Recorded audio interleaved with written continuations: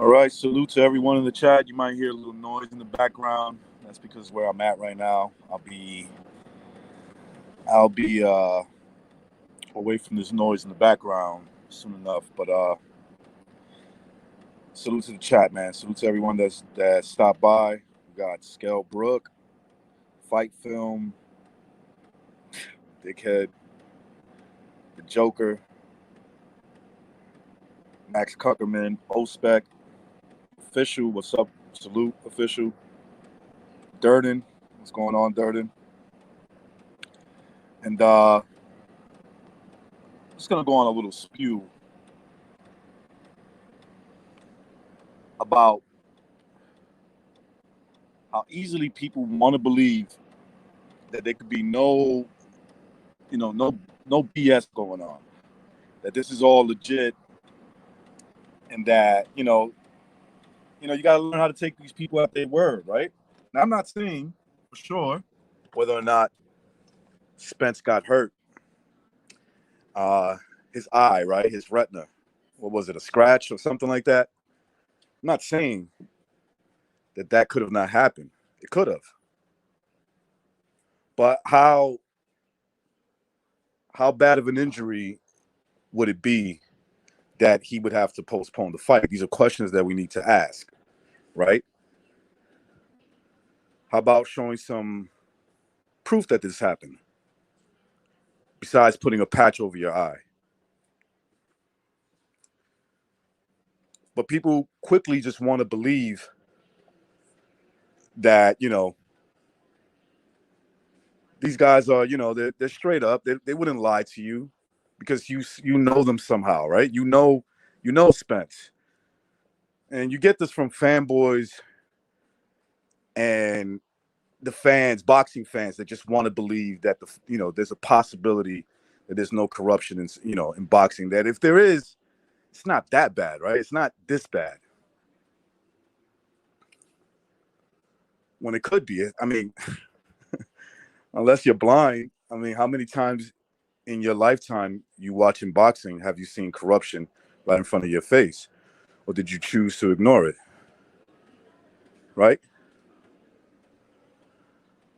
Now think about how stupid you have to be, how naive you got to be, or just a dishonest person, whichever one, take your pick, to believe that Manny Pacquiao scheduled to fight Earl Spence in a week from now. So is Ugas, who's supposed to fight Maidana's brother, and that both Spence and Maidana's little brother both suffer some eye injury, canceling them out of a fight, and where Ugas and Pacquiao now have to fight each other, which could be a decent fight. It could be a decent fight, but for you to just say no way, that's just a coincidence. No way. I mean, you just got to be so naive, so dishonest, such a fucking fanboy that you don't care how stupid you look.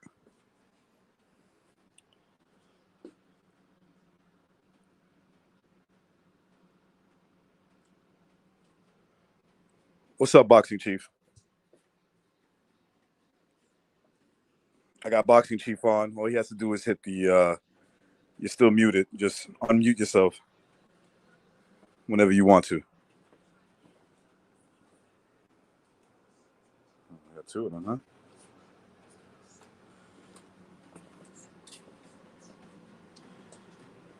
Yeah, so that's what we're seeing on social media. That's what we're seeing on YouTube. YouTube is social media. We're just seeing a lot of people in denial. A lot of people just in denial. They can't accept this. This is like this is something that they can't. I guess maybe they can't sleep at night, right? For the fanboys, just the fanboy's a bitch, right? Excuse my language. It's that girl that gets smacked around by her dude and she got bruises all over her face. She tells you, "Nah, I fell down. You know, it was an accident. I fell down a flight of steps. Not that she got pushed down a flight of steps. You know." And the dishonest fans, right? They're not even fans of boxing. They just, whatever you think, whatever you can prove, they want to speak against that, right? They just want to speak against that. They don't care about, the truth. It's all about denying anything you believe in. Right? And the gullible fans, they just want to believe. It's like government lying to you and you can prove it to them. And they still, they choose to deny it regardless of the proof that you have right in front of their face. And it's too hard for them to accept. All right, so I'm going to drop the link in the chat. See if anybody wants to jump on. I definitely just don't like talking on the stream by myself.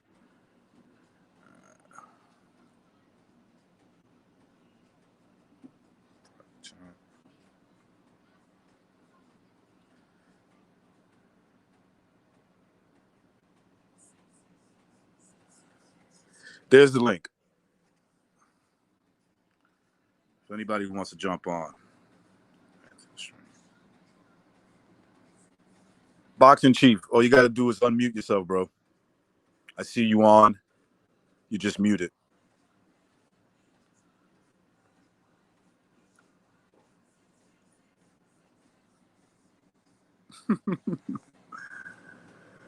Nah, man. That's my AC unit, Triple JJ. Triple JJJ. Sounds loud as fuck, right? I gotta get out of here.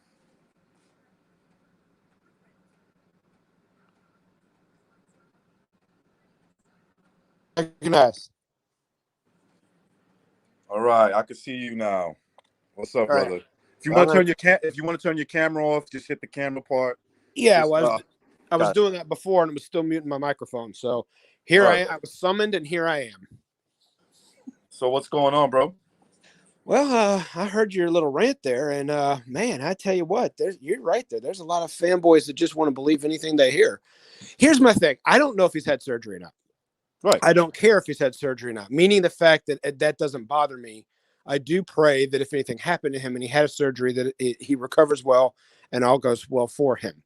But, and I'm not a PBC fanboy, but God tells me to forgive all and love all. Therefore, I hope he does well. My take is this. You're going to tell me that you're going to elevate a guy to super champion who was never high on your radar before, but you're going to do it anyway, meaning Ugas. Mm-hmm. And then you're going to give him basically 5 days to prepare for Manny Pacquiao because they're not going to be training the last week there in Vegas, and we're already about 2 weeks away from the fight. So you're going to give him 1 week to train for Manny Pacquiao, and then you're going to give arguably TBE or TBE A or B, depending on how you do this whole thing with Manny and Mayweather, the same amount of time to prepare for Ugas. One name and one name moneymaker, because let's face it, Ugas doesn't bring any money, but he is a name. People know who he is. And you're going to give each of them only 1 week to prepare for each other. And you didn't know this a week and a half ago that this situation was happening. And you expect me to believe this and still going to carry on with the fight on schedule. Right. You're telling me that Ugas took this fight and there's no possibility, okay? There is no possibility that he always knew he was going to end up fighting Manny Pacquiao in the end. No. That can't be possible that scenario could exist, right? But that's what these idiots are trying to like convince people of. No, this is just straight up. This is just an injury that happened, and that, coincidence that Ugas is scheduled to fight the same night against a guy that Maidana's little brother, and he suffers the same injury. Oh yeah, that does make it a lot more fishy. Here's all right.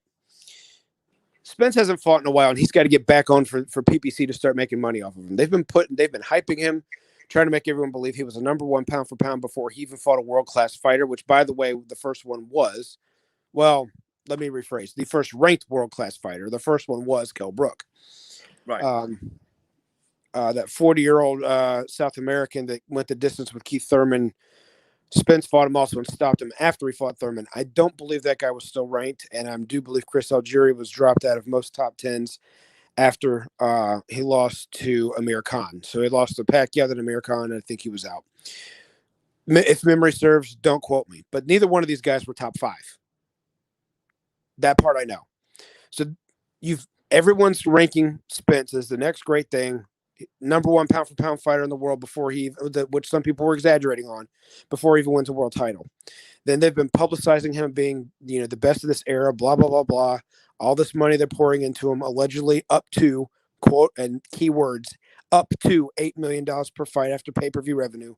They got to get some money back off of him, because even if those numbers are right, of 300,000+ buys each, and they're paying him $8 million a fight, they're not pocketing a lot. PBC's not. Their company's not paying, because a third of it to a half of it goes back to the cable company. You got to pay the rest of the card, and then you've got to pay the opponent, and then you got to pay Spence. So they really need to recoup their money. Plus, he's 32 years old, so they really need to recoup it. They publicized this fight from nowhere, comes out the last minute. If you really think about it, we knew about it ahead of time, but they didn't drop it until when? June or July? That's right. I think it was late June. Well, all right. Or was it? Yeah, it was. If my memory serves me right, I think it was in mid to late June. If you remember, we did a show on PBC's cards on all the ones that they released for Showtime. We did this on BDA, and we talked about all the ones we were really excited about was the Charlo card, which ended in a draw. And then Jimmy was saying that the rest of them were going to come out later, and they're all going to be pay-per-view. That's on the Fox side. If I'm correct, have you heard any other major fights from the PBC Fox side at all? No. This is it. This is their big shebang coming in August. And then we still have September, October, November, and December, 4 more months of nothing else planned. So I believe that they really were trying to make a fight with Spence. What it was, I don't know. If it really was this Manny fight, but it was originally going to be Ugas. If you remember, that was all. It wasn't listed on BoxRec, but that was all but signed. And then all of a sudden, from nowhere, Ugas. Yeah, Spence and Ugas. Yeah. And originally, the rumor was it was going to be a co-main event with him and Charlo. Charlo's unified junior middleweight with Spence, but that didn't happen that way, because remember, Charlo's fight got announced for the Showtime PBC. So out comes the Fox side, and I think they were probably going to put Wilder Fury on that one, which fell through. So that's I'll give them that grace. But then the only other fight they've listed is this one. And there may be a lot of circumstances behind it, but they were going to have to do something with Spence, because that's their moneymaker. Yeah, I agree. What's up, Proletariat? What's going on, brother? How you doing? Recognize?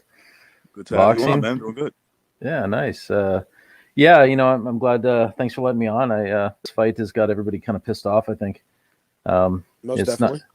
It's not like it wasn't expected though, right? I mean, listen, like the whole thing for me, Proletariat, is this. Like, yeah, I'm a little pissed off that the fight is not going to happen. Kind of like I got build up for for this fight. I was pretty excited that it was getting closer. What pisses me off is these weirdos. And that's what they are. That there can't be a possibility that this was a plan. It's like, no, this is how it happened. I can't even entertain the idea that there was a possibility that there was some bullshit going on. Who knows? Maybe Earl Spence was always aware of the eye, and he gave it a go at training and said, I don't think I could do it. Is that a possibility? You know what I'm saying? Is that a possibility? No, that's not a possibility. Everything is just authentic, and. I think that's the amazing part, is that these fans actually believe that this isn't entertainment and it's not a show to some extent. And this, as much as we all wanted this fight, I think the biggest stress here is that Pac's 42 years old. So getting that fight was exciting enough, but we wanted to see it with Spence, just like Pac wanted a top guy. We don't really want to see Ugas. I watched maybe a couple of minutes of him before. I wasn't interested. And then I checked him out last night. I was like, oh my God, I couldn't be, I can't get up for this fight. I'm not interested at all. Probably watch a Marquez fight that day. It's just no excitement at all. The guy is, I don't like to call guys bombs or whatever, but Pacquiao needs a guy of Spence's caliber to test him and even get him up for a fight. And like you said, he just looks bummed. He looks pissed off. He's not even interested. This guy just doesn't get him motivated at all. I mean, the only motivation is to try and stop. Yeah. It's a tricky fight because, maybe, he was just motivated for this fight. And maybe he comes in there a little, mentally lackluster. I don't think so. I think he's going to come in there. He better, because last time he came in somewhat not motivated, he got robbed in Australia. He's not coming back from another robbery loss. He's 43 years old.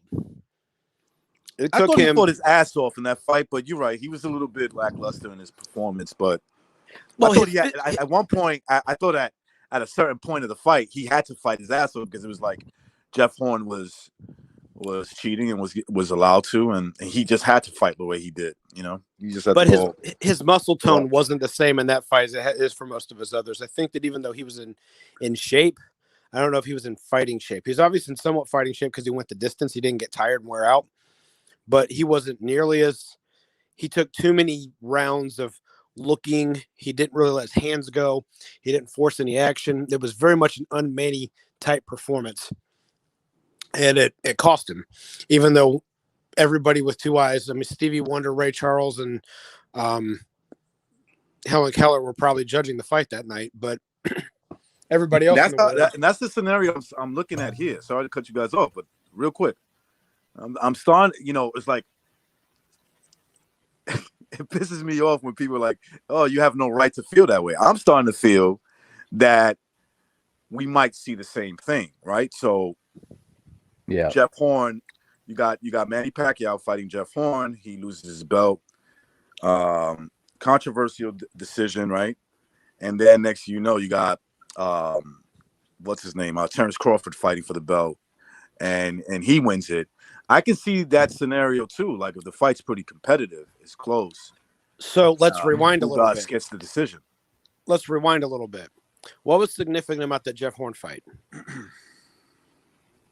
It was headbutts and elbows. It was Manny's last fight with Top Rank. There you go. Right. That's right. And even though Bob, all promoters are crooks. I get that. I don't think Bob is as bad as the people try to make him out to be, but he's nowhere near a saint or a star or innocent. Therefore, do you really believe that since he had Crawford in that very next fight that he wanted Manny to walk away with that belt? No, he didn't.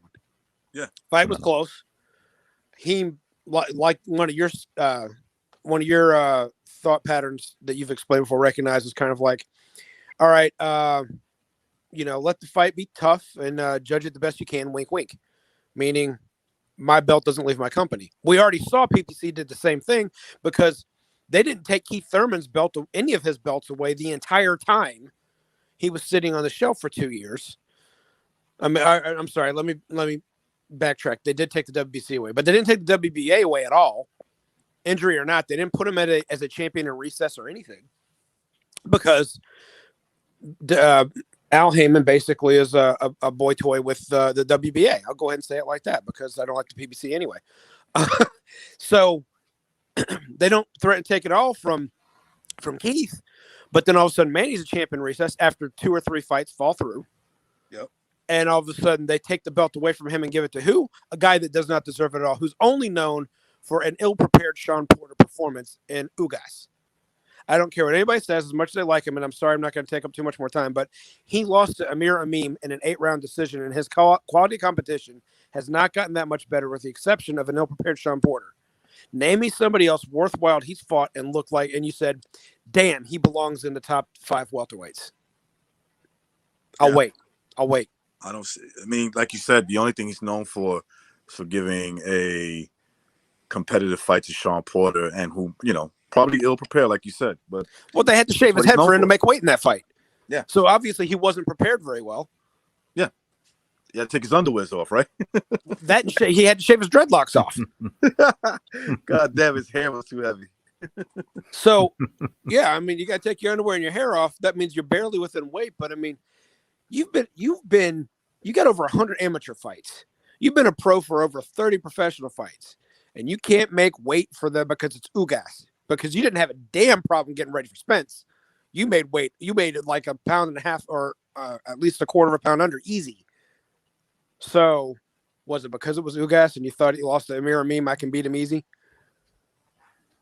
Yeah, but that again, it's nothing that I don't think Ugas is not a talented guy. That's the best that he's ever shown up in his career. And what has he done since then that made you say, "Yep, he still belongs in with those guys"? Nothing. Yeah, he's very boring, man. He's very limited fighter from what I see.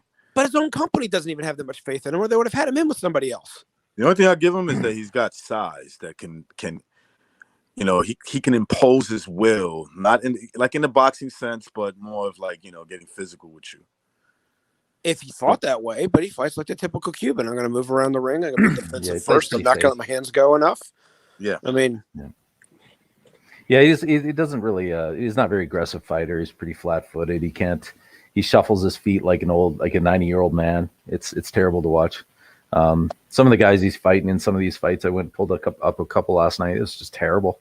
These guys are, I think Porter was I think that was just a play fight, like you said. There was nothing real. It wasn't a legitimate fight. And a lot of these fights aren't real. I mean, when they're in-house fighters, they need both fighters. They need a stable. They need guys to mix and match. And that fight was just silly from the get-go. It was Porter should have attacked him harder, and maybe could have easily got him out of there, I think, or something.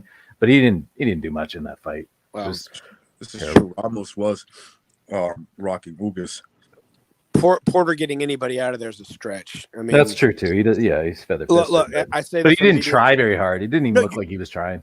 I don't know you yet, and we'll get to know each other. But I agree with you 100%. But I've got a saying that I always put out there when it comes to Porter on BDA, is the fact that the only thing you need to know about his power is a shot lightweight with a shaky chin, and Julio Diaz. I think it was Julio. Antonio Diaz's brother. I think it was Julio. Went the distance with him twice. You're a middleweight in the amateurs, and you went the distance with a shot lightweight with a shaky chin. Twice. 20 rounds. No, I don't have any faith that he's going to stop anybody. I mean, give him a good fight. Give him something. It didn't look like he was giving him anything. It just looked like it was just a show fight, something to put together. Yeah, tune up until his next big fight. Yeah. Which was Spence, if I'm correct. Yeah. Yeah, it's really interesting though, this whole how this went down to. I mean, because this is some shoddy shit. I mean, obviously we had two guys with pretty identical injuries. Is that what they're saying? At the moment. So Fabian Madonna, who's the little brother of Marcos, has the same eye injury. Oh, basically, he hurt his eye, right? I don't know if it's the exact same shit, but yeah, it's an eye injury. Detached retina. I wonder if they sparred the same guy. I'm wondering. Honestly, Pacquiao should fight the winner of that fight, and then fight the sparring partner. Fuck Spence and Ugas. Fight the guy who beat the guy. Like that mysterious guy that didn't exist that hurt Mayweather's ribs in the Marquez fight. He said he didn't get it from sparring. His original paraphrase, I'm not going to quote everything because Mayweather fans love to go against me, and if I don't hit the quote exactly. So I'm going to say paraphrase was, it didn't come from sparring, but I tell you one thing, it didn't come from a featherweight. Well, it didn't come from any weight if it didn't come from sparring. So, anyway, I love to take jabs at Mayweather. Oh, there's no point. Oh, man.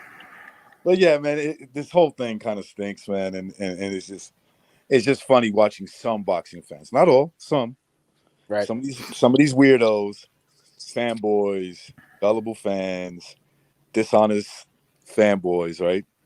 Boxing fans, they're not even really boxing fans. Just try to come up with some BS. Like, there's no way this could be, this could be like just pulling a fast one last minute. Get the tickets in, get everybody buying the tickets, and then, they talk to Spence and like, how do you feel about getting in the ring with Manny Pacquiao? And he's like, yo, I think I need a little bit more time. Don't worry about it. We got it. Well, I mean, he was getting pieced up pretty good in that league sparring. Given it's sparring, I understand that. But this close now to I know why he leaked that. Now I know why. yeah, because now he can just say it came from that sparring match. Yeah, that's it. These guys are corny, man. Well, we all saw how he matches up with southpaws, right? He does match up well. He's getting striked with ease. He's in the amateurs, even And I know Larte was a long time ago, but it's the point that he just doesn't match up well. And Pacquiao, being the extreme southpaw he is, it's southpaw versus southpaw, and in no fucking look, if Pacquiao is an orthodox, he still beats 99% of the guys out there. It's not because he's a southpaw; it's because he's dangerous, and he's fighting a guy that's slow and flat and so draining so much since Brook. What was he, like 165, 167 pounds back then? I mean, this guy's been lean. We've been looking at this guy all year, and he is so lean. He's got veins popping out everywhere, and you guys know when you're that lean, you have no energy. You're done. You're spent. You're drained. Your body's weak. And he's been sparring like this and training like this for the last year. Well, something. Take it to this extreme. Also, he was 152 pounds in the amateurs, and now he's a 31-year-old man still fighting at 147. That takes something out of you. By the way, what's up, guys? I hope you all. What's going on, Gerson? Hey, bud. What's up? We got Boxing Chief on, and we got the Proletariat on. I'm not trying to be a conspiracy theorist, but there's something that some people have been mentioning, and it's that, ironically, Ugas's opponent got an eye injury as well. I don't know if it's just a coincidence. No, Gerson, let me correct you. You're not the conspiracy theorist. No, the ones that believe this nonsense is okay. Their theory, because that's all it is. It's just a theory. It's not proven. Like, here are the medical facts. Here it is. Okay, that their theory is more of a conspiracy theory than you coming up with just an obvious observation and just pointing it out. Go ahead. Well, I don't take credit for it. It's not my observation, but it was partially mine because I observed it too. Like, I saw it when they saw it.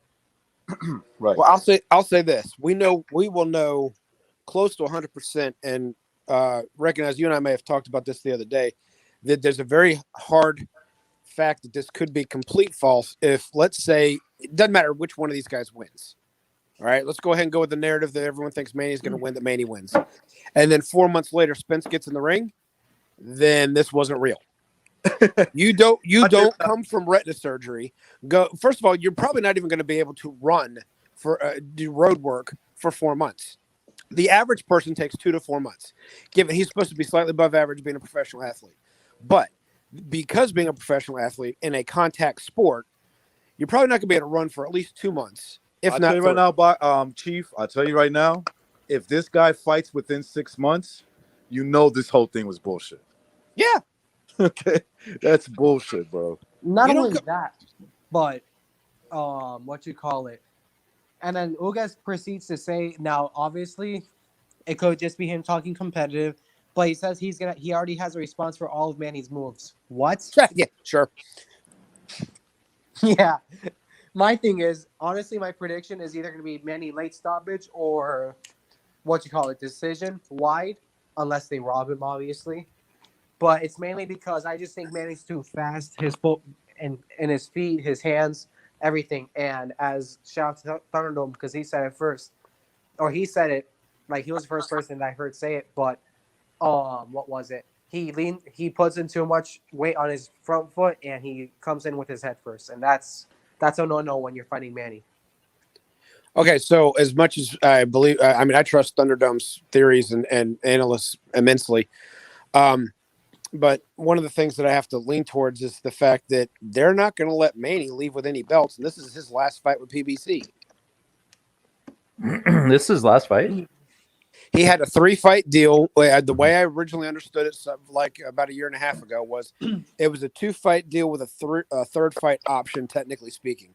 So he fights Broner, he beats Thurman, then he's kind of free-ish agent to where he can experiment with, say, Mikey Garcia or somebody like that, because Mikey only had a 1-fight deal with him. What if Let me wrap up real quick. But now they took the title away from him to enforce the fact you're not leaving with this belt. We're going to exercise the third option.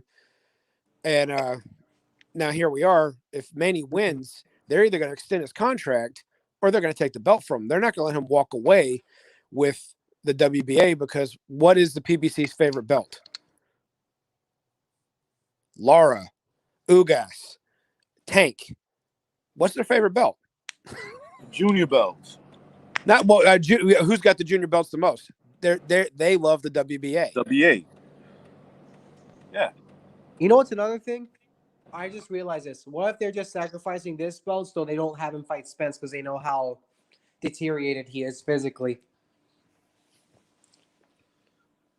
Well, the only reason why I agree with the fact that Spence may be deteriorated is the fact that I said, and Recognize knows this, that a fighter of his caliber at his age, if he was still at his peak, should have beaten the daylights out of and had the corner stop his fight with Danny Garcia. I just don't think Danny Garcia is anything for a fighter of his caliber to worry about at 147. Yeah, Danny's tough. Danny's never been hurt. Danny's never been stopped. Danny's never, sacrificed 10 virgins. I don't give two shits. We're talking about the big, strong, natural 154-pound Spence with the power punching and body punching that he's got, had to go on the boxing, the ring technique use against Danny Garcia. I'm sorry, he should not have had to do that. And so that to me is a sign of the fact that he's slipping. I'm not sure he's slipped, to be honest. I think Danny's a different fighter, but then again, yeah, he was very on-off with Brook. I mean, if he wasn't punching, he was defending, and then he immediately be on the aggressive again. And how long? Front foot constant the whole time, and that pressure and that work rate was always there. And with Danny, with Mikey and these other fights, it's just not. It's not there. I'm not. The killer, the work rate's decent, but I don't know. Errol Spence is in his prime and past his peak. His peak was Brook. He's not out of his prime, but it's like Tyson Spinks. That was Tyson's peak. What happened when he started fighting Frank Bruno and lesser fighters than him? They were stretching him in distance. They were able to push him a little bit. Even though he could clearly beat them on his worst days and he was better than they were, he was past his peak. His peak was 21, 22 years old. 23, he started to slide. If we talk about Spence, though, at 154, a lot of people used to say he would be this great 154-pounder. I don't know. He's big. He's big at welter. He's able to hurt the smaller guys. But at 154, 160, he's pretty basic. 160. He's not doing well at 160. He's not doing well at 60. He's getting the crap beat out of him by many. But at 154, I don't even know. I mean, if Jermell Charlo, well, I should say Castano, the unified champ at 154. Yeah. But that's a good fight. Until he loses to Tim Tszyu. Yeah. You think he's going to lose to Tim? What's that? You think Castano's going to lose to Tim? I'm pretty sure he's going to. I mean, yeah, he's big. You're big on Tim Tszyu. I'm big on the Tszyu family, but I also like the way I like him because he's like 26 years old. He's in his prime and at his peak. And now, we're going whether Charlo or Castano. Castano, yeah. Both 31 years old. They've had some ring mileage on more Castano because of the way he fights. So you're going to go from Argentina to Australia because you're going to have to go there because that's where the money is. They're offering $10 million. You're going to go to Australia in that environment, and you think you're going to be able to take that fight to a guy that hits worlds harder than Charlo ever believed he could. And you get hit pretty easily. Okay, I don't know. I'm not positive. I'm not going to be surprised if he does win, but I'm not going to be nearly surprised if he loses either. Yeah, that would be a tough fight. I think he should take that, man. I mean, to me, he's undisputed. He has to. It doesn't matter. He has to. They both have to fight their number one contenders. Tim Tszú's been number one contender since before Castano got his title shot. Castano was not the number one contender when he got his title, when he got that title shot. So the WBO is behind on their title defense against the mandatory. Tim Tszú's been the mandatory since last year. It has to happen. He can't fight anybody else until he fights Tim Tszú. We want to see a rematch for unification, everything else like that. I understand that. Legally binding, he has to fight a number one contender. I don't want to see it. I don't want to see that fucking rematch. I don't want to see it because he already beat him. And what's going to happen is he puts up a better performance than in the first one, and he wins on points. I already know what's going to happen. This has been done plenty of times before. Yeah, they just rob him. Recently. I mean, we've seen this recently. Triple G, Golovkin, and Canelo. Yeah, and we saw a fight where he clearly won the first time, and then it was a better fight the second time, and they gave the benefit of the doubt to Canelo. The favorite. Yeah. I'm just looking at who all Charlo has to face, depending on how quickly they're going to try and push mandatories. And not a single name. Actually, I have Erickson Lubin, and not a single name can I pronounce. And then, of course, Sebastian Fundora. That's the tall, undefeated kid, right? Yeah. Yeah. Who's he with? PC. Yeah, that's going to be – he's going to get a regular shot. They're not going to risk Charlo against him unless they're going to send Charlo out to pasture. No, they'll save him for a rainy day. Yeah, well, Lara no longer has the regular belt. Well, he may still have the regular belt. As far as I know, I thought Lara gave it up to go to 160, where he has the regular belt there. Another regular belt king with the PBC. So Fundora, Israel Madrimov is the number one contender in the WBA for Jamel Charlo's title. Sebastian Fundora is number 2. It's not going to take long for people are going to see Fundora in a title shot because he's an exciting kid. He's in his 20s. And it seems to me like the PBC is killing their up-and-coming talent because when's the last time anyone's seen Ennis in the ring? 5 months ago? Almost 6? When's the last time we saw Gary Antoine Russell in the ring? 3-4 months ago? When's the last time we seen Fundora in the ring? Just so you can keep the paychecks going to these aging fighters that don't excite anyone. Next thing you know, your young crop is going to be 29 years old just getting title shots where you're handling these older guys out to pasture. You're only going to get 3 years out of them. The PBC, I swear, this business plan they've got, they're geniuses. Sarcasm intended. And heard. Yeah, man. Sorry, I digress. So on a higher note, what do you guys think about this fight coming up this week? A couple of fights coming up this week. You got Casimiro Rigondeaux and Virgil Ortiz versus Aveluskas. I've never been as high as Rigondeaux as everybody else due to the fact that everyone thinks his only loss was a weight that was when he climbed 2 classes out of his best weight class. And he's known for fighting a guy who was 2 weight classes out of his best weight class. And Donaire.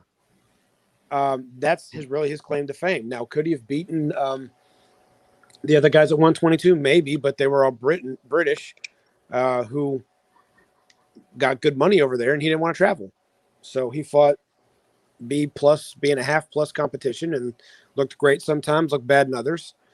And I'm not as sold that it's going to be an easy fight for him or that he can win against a guy like Casimiro. But I can't see Casimiro doing something stupid and walking into a shot. That's what I was going to say. For the most part, though, I do think Casimiro's just going to walk him down. Sorry. Because okay. because it's true from what I hear and from what I've seen in highlights. Diego has been struggling with nobodies, so imagine what Casemiro is going to do, unless he does walk into something ridiculously. You know what this Yeah, fight started? Go ahead. I'm sorry. I've been talking too no, much. Go ahead. I was just gonna say I noticed Rigo's obviously because he's old as fuck now. He's a lot slower. He's a lot stationary. He could get hit with a big shot, man. Easily, I could see Casemiro walking into something, but I think that Casemiro could get him first. And This I don't think reminds me of Casamayor versus who was that Australian kid? Castidis. Oh, Where- Michael Castidas, yep. Yeah, so Castidis got off to a rough start because he couldn't time the southpaw stance.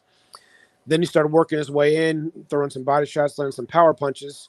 It looked like Casamayor was getting old, and then all of a sudden he went in for the kill and walked right into a left hand and got knocked out. And Yeah. I remember that fight. It was a good fight, too. it was a great fight. I downloaded that Which immediately fight? afterwards. Say again? Which fight? Which fight? Yeah, I'm saying which fight were you just talking about? Joel Casamayor Castidas versus and- Michael Castidis. Yeah. At 135, I believe. Yep. That was a good fight. Casamayor was doing his thing in the beginning, and then like Casillas made an adjustment and fucking took him out. It was a good fight, man. Let's see here. Let's look at Casemiro. I did look at that stoppage that you were talking about on your show the other night. I don't know what happened there. He pointed to the top of his head and walked away, and the referee jumped in and stopped it. I don't know if that was a quote unquote quit, but something, and I didn't see what caused him to do that either. You talking But about Casemiro's last fight? No, not his only knockout loss. Not okay, his last yes. fight. Okay, yeah. Look like I thought he quit, man. I don't know. I'm not arguing with you. I don't see what, because he walked, he was doing the whole character Camacho, I'm going to walk away and then pivot, but he pointed at the top of his head, and then he pivoted and went the other direction, and the referee stepped in and stopped it. I didn't see anything to make that, but he didn't argue with it. So I don't know what made that happen, but I'm looking at everything he's done since then. He's lost twice since then. Was it twice or three times? I'm looking at his record right now. Give me a second. Yeah, he'd already had a loss on his record. He lost at 108, went up to 112. It's the fight we're just talking about, the knockout loss. Goes back to 108, wins some title fights. Goes back to 112 and loses. Finally wins the title at 112. Eventually loses at 115. Wins at 115. Now he's at 118. Yeah. Listen, I mean, you can lose a fight, you can get stopped, and maybe you even like kind of just gave up. But once Casemiro looks like he's coming into his own. He's gotten stronger. That does a lot for your mental state when you're in a fight. That could do a whole lot when you know you're stronger. So he's just a different fighter today. Well, on top of that, he's hungry. The Philippines are coming into their own on producing champions. He wants to be in there with Donaire and with of course I know that Anoy's not Filipino, but he is of Pacific Islander Asian descent. And I think there's a lot of pride in that little ethnicity there on who wants to be the best. Not to mention just be the best in the world, because who doesn't want that? What's up, Matt Chad? Hey, recognize the Matrix. How's everybody doing tonight? God bless you all. I hope everybody's doing well. We're doing good, man. Just here talking some boxing, some of the fights that are coming up. I see the thing. Always a great talk.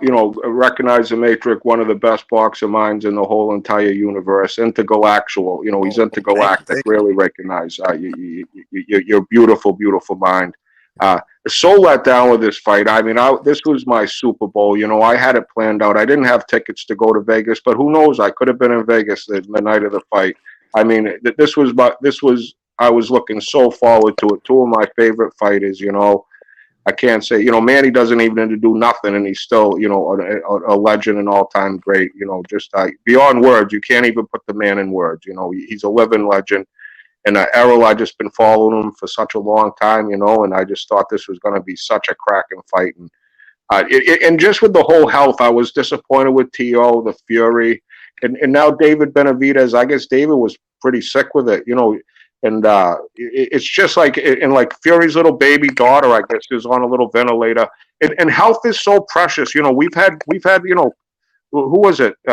Sanchez, Chileno Sanchez, no, Salvador Sanchez, right? And I mean, a lot of them are just gone before your time, and we just have to enjoy them for what they're worth. And I think the boxing world and everything, I think it's a big letdown, and recognize until it all comes out. I think he has an injury, because I don't think he'll ever get paid again like this. I think this is the biggest fight of his career. This was Errol's shining moment.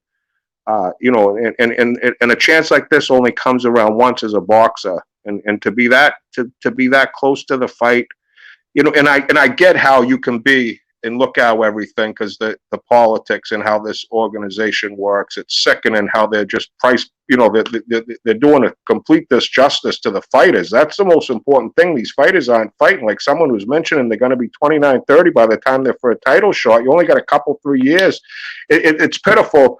But I think the boxing world with Errol Spence, I think, give him the benefit of the doubt. I mean, if he fights in 2 months, I mean, yes, there's something suspicious. But, hopefully he fights again. I mean, I know we have laser technology and everything, but hopefully he fights again. I mean, if you wanted a way out, I mean, I think we saw it with David Benavidez. I think you could have pulled the COVID fucking trick. You know what I mean? I don't think you fuck around with your eye. I mean, that's just a part of your body that gets punched, and we know the ramifications. I don't doubt, Matt Chad, that could have happened. Look, I had a similar injury.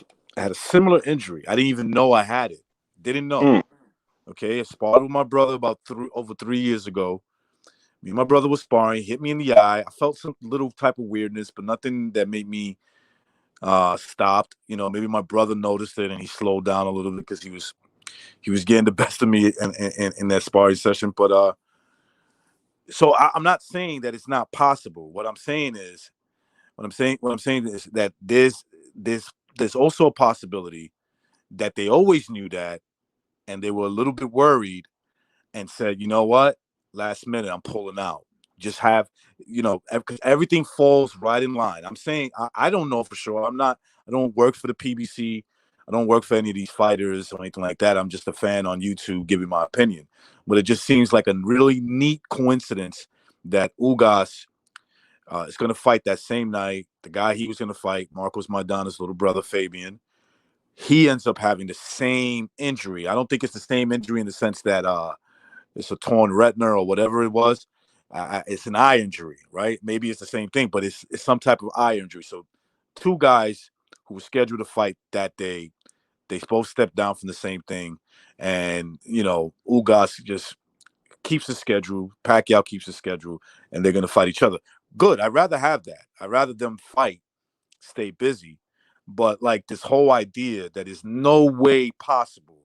And I hear these fans say there's no way, as in boxing is a clean sport. Everybody in it are just clean individuals that will never deceive the public. I think that's being naive. Well, look at that is 110% facts recognized. Yeah. I mean, there's so much shady shit going on with everything, and I get it. You look at you dot the I's, it smells of shit. But and I'm not saying I'm a fanboy, but Errol was kind of like my, coming onto the scene, talking boxing. This was a kid that I've been rolling with since 2000. He was part of the Olympic team. I liked him. I liked his amateur style. I thought he fought a Mexican style. When you got dirty, he got dirtier. I mean, I just like the little drawl. I like the kid. I like his style. And, just to be that close to the Super Bowl, you know what I'm saying? Recognize, I think kind of all know this is Manny's going away party. He's going to be president. I mean, he's running for president. He ain't a spring chicken. He hasn't fought in 2 years. I mean, I'm glad that he's fighting Ugas, because I think he has a great chance of beating Ugas, because I think Spence is a better fighter than Ugas, Ugas, so however it is, but I think the whole thing is, however the shadiness goes, you can't miss out on this this fight that you've been fighting your whole life to get. Because a Manny Pacquiao only comes around once, in a million trillion years. We're never going to see another fighter like this. Errol Spence is never going to fight another fighter like Manny Pacquiao again. I mean, this is a major blow to Errol Spence. I mean, he's got to be feeling hard. Hopefully, he's not on a bottle of Jack Daniels right now. I think the bigger concern is that this is Pacquiao's last fight, because Spence really hasn't had that much of a career quite yet, anyways. And this is Pac's. This is the fight that he got up for, and he's 42, and the next year could be just brutal on him, and he just steps away. And this is the last fight we get, Ugas. That's a travesty. That's terrible. Yep. That's just shit. So I think that's where boxing fans are pissed overall. And Pacquiao hasn't got the credit he's deserved these many years with robberies, like in the Horn fight and DQ'd. Like Horn should have been DQ'd or at least minus points. I mean, to anybody honest and stoic, they would say that fight was absolute trash, and Pacquiao that fight should have abused. been stopped in the 9th round. That should have been a knockout, let alone that too. Absolutely, it should have been stopped. And it's just more ammunition against Pacquiao, and it's like all these other guys haven't done anything. I mean, you think of what Pacquiao did, but by the time he was 23, 24, these cats haven't done anything in their 30s. It's no comparison. It's just we're never going to see another Manny. He's a freakazoid. He's an all-time great. He's a living legend. I mean, he's the best. I mean, and we're never going to see anything like him again. But this might be all nonsense. Like, wow, this is sad. We get to see him going out against Ugas.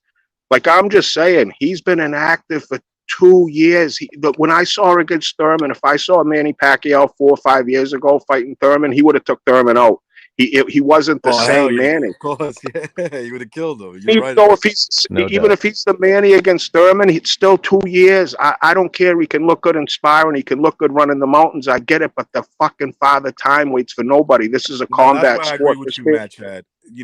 He did look great in training, and it made me say, I think he has a really good shot at beating Spence. But training is training. Fighting when somebody's trying to really hurt you. He's trying to go for it because it's like, it's a fight. It's a fight. Two men trying to knock each other's head off. That's two different things. And, and that's why I said this fight was becoming very appealing to me as a boxing fan, because I saw the way he looked in training. And I said to myself, man, the way he's looking, the way his body form is, the way he's throwing those combinations, he threw like a 50, maybe I'm over exaggerating, but something like that. He just it could have been 60. It could have been 60. But all of them had the same zing. All of them had the same zing. From 1, 2, and 3 to like 58, 59, and 60. They all had the same zing to it. So as much as I agree with you, I've got 2 words to say. Mike Tyson. How many times was everyone getting excited for a Mike Tyson fight because he looked so great in the gym, and then Danny Williams and what that other Brian, whatever his name, McNeil, or whatever his name was, stop him in his last 2 fights. And then I'm with you on that. That's why I said I agree with Mad Chad. When Mad Chad said, it's one thing looking good in training, it's another thing doing in the ring. Now, 5, 6, 7 years ago, Manny Pacquiao, you don't even question it. Recognize 5, 6 years ago, right? If Manny fights Ugas, right? Manny's minus $2,500. Manny's so big a favorite if he's fighting this kid.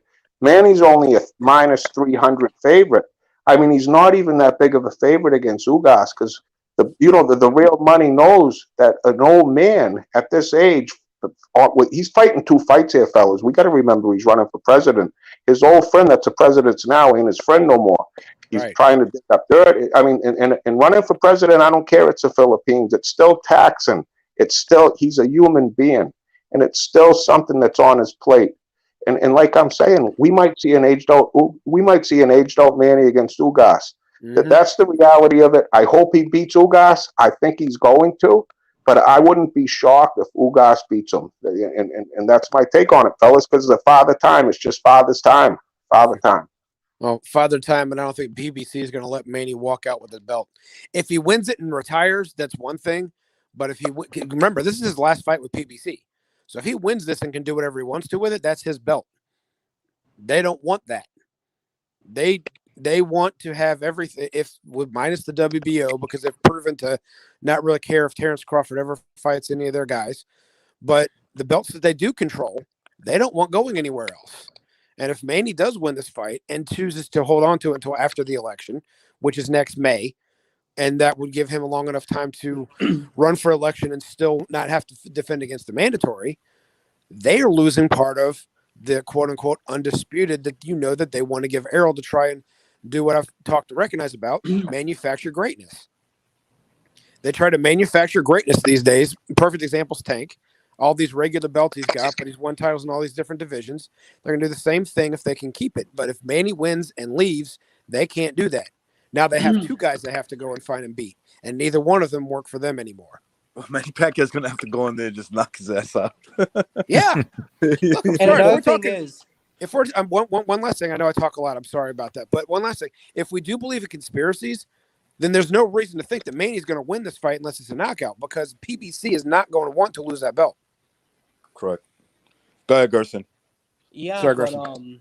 if we're going to talk, but Ugas has been inactive as well. He hasn't really fought that often either. Or that great a competition. Yeah. That too. Well, Ugas is younger, right? He's 35.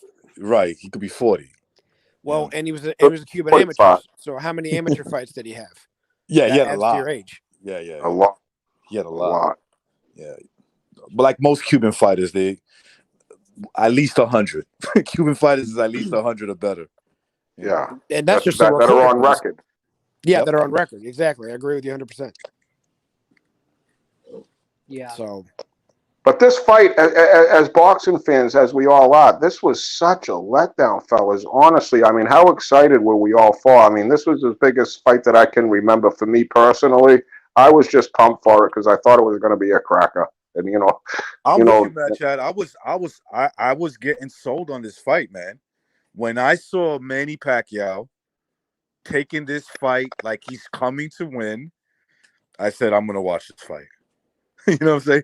I'm definitely buying this fight. I'm watching it. That's how excited I was about the fight. I thought he was in great spirits, which is the first thing. Training, right? His spirit was showing through his training, his shape, his punches that he was displaying. He was an open book. He's like, come watch me, prepare for this fight because I have nothing to hide, right? I want you guys to see how good I look, and selling the fight. Basically, he's selling the fight. I'm coming to win this fight. Do you know what he reminds me of? Evander Holyfield. Not fighting style, but when Holyfield was at heavyweight and it was a fight that people thought he was going to lose. The second Riddick Bowe fight, the Mike Tyson fight, the second Michael Moore fight. He's in the dressing room singing. He's praising the Lord. He's laughing. He's dancing. He's happy. He wins the fight relatively easily almost every time. When he goes in there with that mean look, he loses. That's a good point, man. When Manny goes in with that mean look against Marquez, he struggles every time. He laughs on the way in with Cotto and makes Cotto look like he never belonged in the ring. He's smiling from ear to ear, taking on a guy who's world's bigger than him naturally. Well, that's got to be De La Hoya, and he retires him. That's got to be kind of like a mind fuck a little bit when you're ready to fight somebody. He's smiling at you. You're like, what the fuck does he know? Well, someone remind me, was he smiling a whole lot going into the Mayweather fight? I don't remember. He was just like, regular. He smiled coming in. Once he got in the ring, he had the normal look. But the last fight where he showed a mean face, I don't know, maybe you guys know a fight where he did a meaner face. I thought that was the meanest face he did when the referee was giving instructions to Thurman. Yeah, to Thurman. And he came out like a fucking, you saw that first round, he came out like not a Tasmanian devil, but a well-timed Tasmanian devil, and just like almost got him out of there, Recognize. Thanks for having me. I'm going to take off. It's a pleasure having you on, brother. I like talking boxing with you, bro. Facts. Let's go, Manny. Let's go, Virgil. Who else here? Maloney. Well, I'm sorry. Jason Maloney. Franco. Not the Franco that you guys may know from Spain. The other Franco. The other Franco.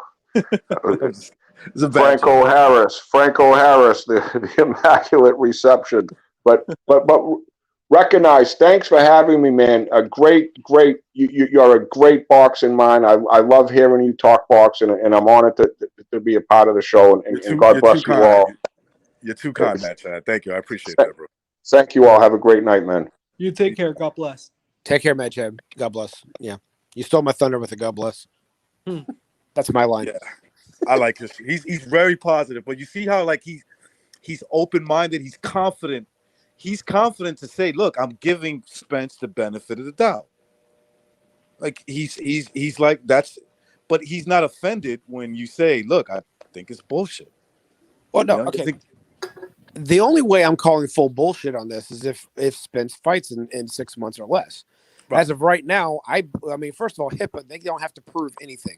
They claim eye injury, then you have to prove it. You have to release his medical records, and most people aren't okay with their medical records being released. Therefore, you don't know if it's real or not. However, I have no reason to believe, like Mad Chad said, this is an eye injury. You don't mess with that. It's not like, oh, Tyson broke his thumb before the Bo Holyfield 3 fight. Okay, you can fake that, and there's nothing about that because it's a thumb. It's going to get better. It's going to get jammed. It's going to break. It's going to heal. This is an eye. It's the entire part about it is soft tissue.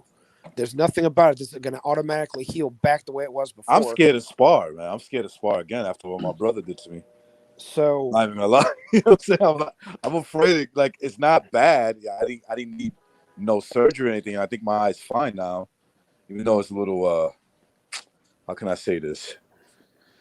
A little bigger than the other one. Like I have like really chinky eyes. Like I got you. I hope that didn't come out like racist or anything. But my eyes are real, like kind of like Asian looking. Gotcha. But the eye that got fucked up is a little bit bigger now. So, weird, oh, that happens with eye injuries. That happens sometimes. I don't like it, man. Right? I feel weird like that. I'm like, what the fuck? Well, so a friend of mine, 60-something years old, and had a detached retina from nothing. It hasn't grown back, and they can't have surgery on because he's too old. Nothing caused this, and he's lost sight in one of, I think it's his right eye permanently. Oh wow! Damn, so now we're talking about something that's allegedly, and we have to take it as word for now, detached due to force and has to be LASIKly repaired. I don't know if I'm using the correct terminology, but I'm not a doctor. So it has to. They got to take a laser, reattach the thing, and hope it heals back to where he has full vision again. He may never fight again. You guys think this injury was an old injury? They just didn't know about it? I think, that's what I was thinking. What you just said. I've heard people say, like, there's no way it had anything to do with the car accident. I'm like, are you sure about that? Are you exactly sure that it had nothing to do with the car accident? Oh, but then it would have showed up in the Danny Garcia fight. I'm like, dude, it's like. All right, he was given a clean bill of health for that. Now, that doesn't mean that there wasn't damage to the eye that eventually led to the retina being detached more easily from sparring. If that's where you're going with that, I can believe it. Right. The fact that it was detached all the way back from the eye, from the wreck, no, I don't buy that for a second. Because he had to go through a full physical top to bottom to make sure there was no. Now, they were probably mainly looking at the brain. I'll take that. But I'm pretty sure they were going to make sure there was no further damage from that wreck, because of the lawsuits that would have come thereafter of giving a clean bill of health and then letting him go into the ring, and not just go into the ring against Danny Garcia. Because again, I'm not worried about Danny detaching my retina, but I am worried about sparring and everything else getting ready for the fight. So yeah, I think that it could have been a situation where it weakened the tissues around it. And this is what happened as a result. Yes. But I don't think that it was detached from the wreck. I think they would have caught it. Because when exactly did they even find out about this, and why? I mean, suddenly, a week before the fight, right? We're hearing about this. I mean, it's maybe, they go through their usual checkups and that sort of thing, and suddenly, was he irritated? Did he suddenly? It's a lot of it. It's pretty sketchy, And I think that's the problem with this whole thing. And if it happened in sparring with the headgear and all that,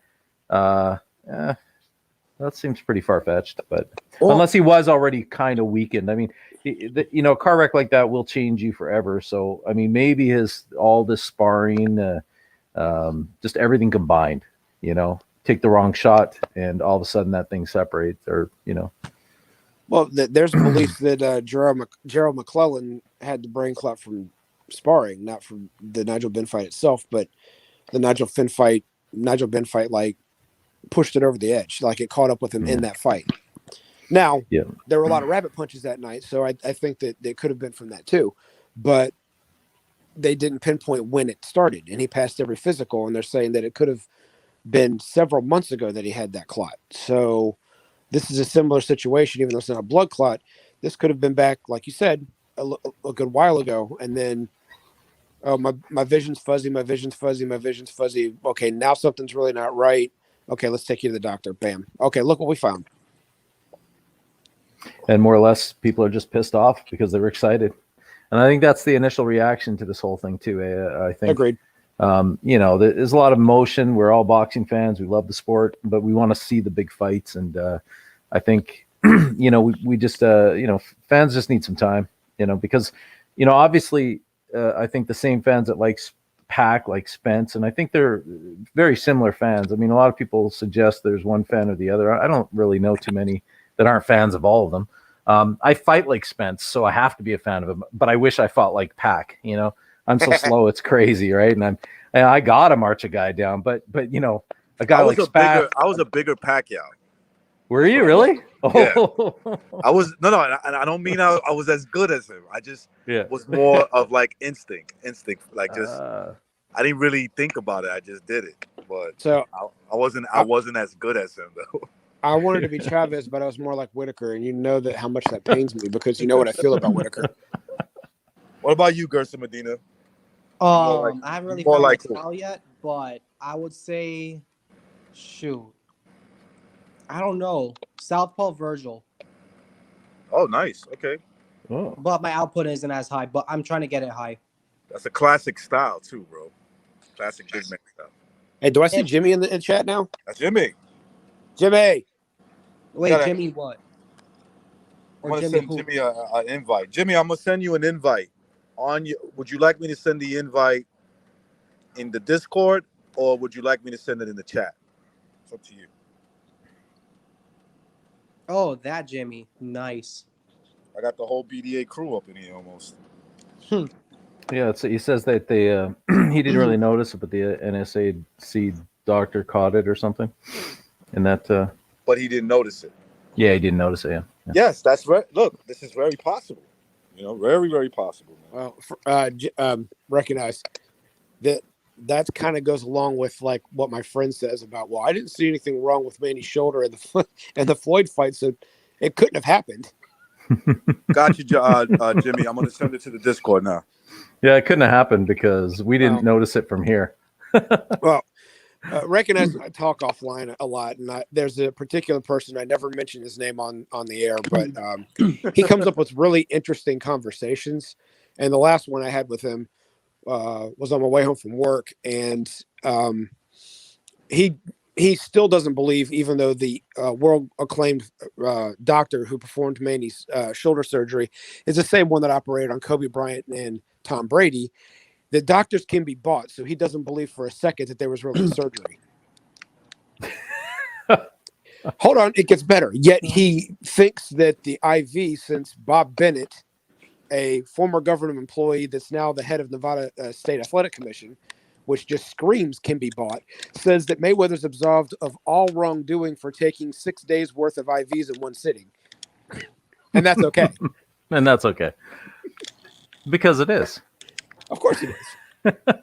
Because the guy found him innocent. Sure.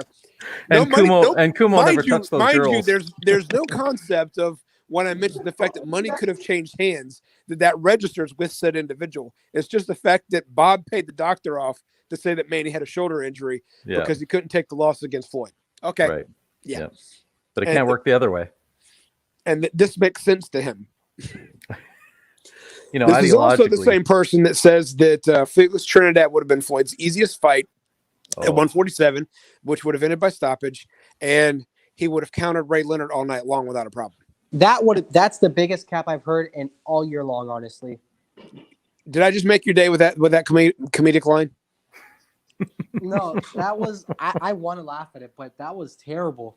First of all, let me tell you this: if Roy got stung by Maidana at 47, what do you think Tito's left hook would have done, or his right hand alone? That Yeah, not people only forget that, the fact. What did he finish Maurice Blocker off with? 2 consecutive right hands. Okay, he had a right hand. yeah. And then who else? Shoot.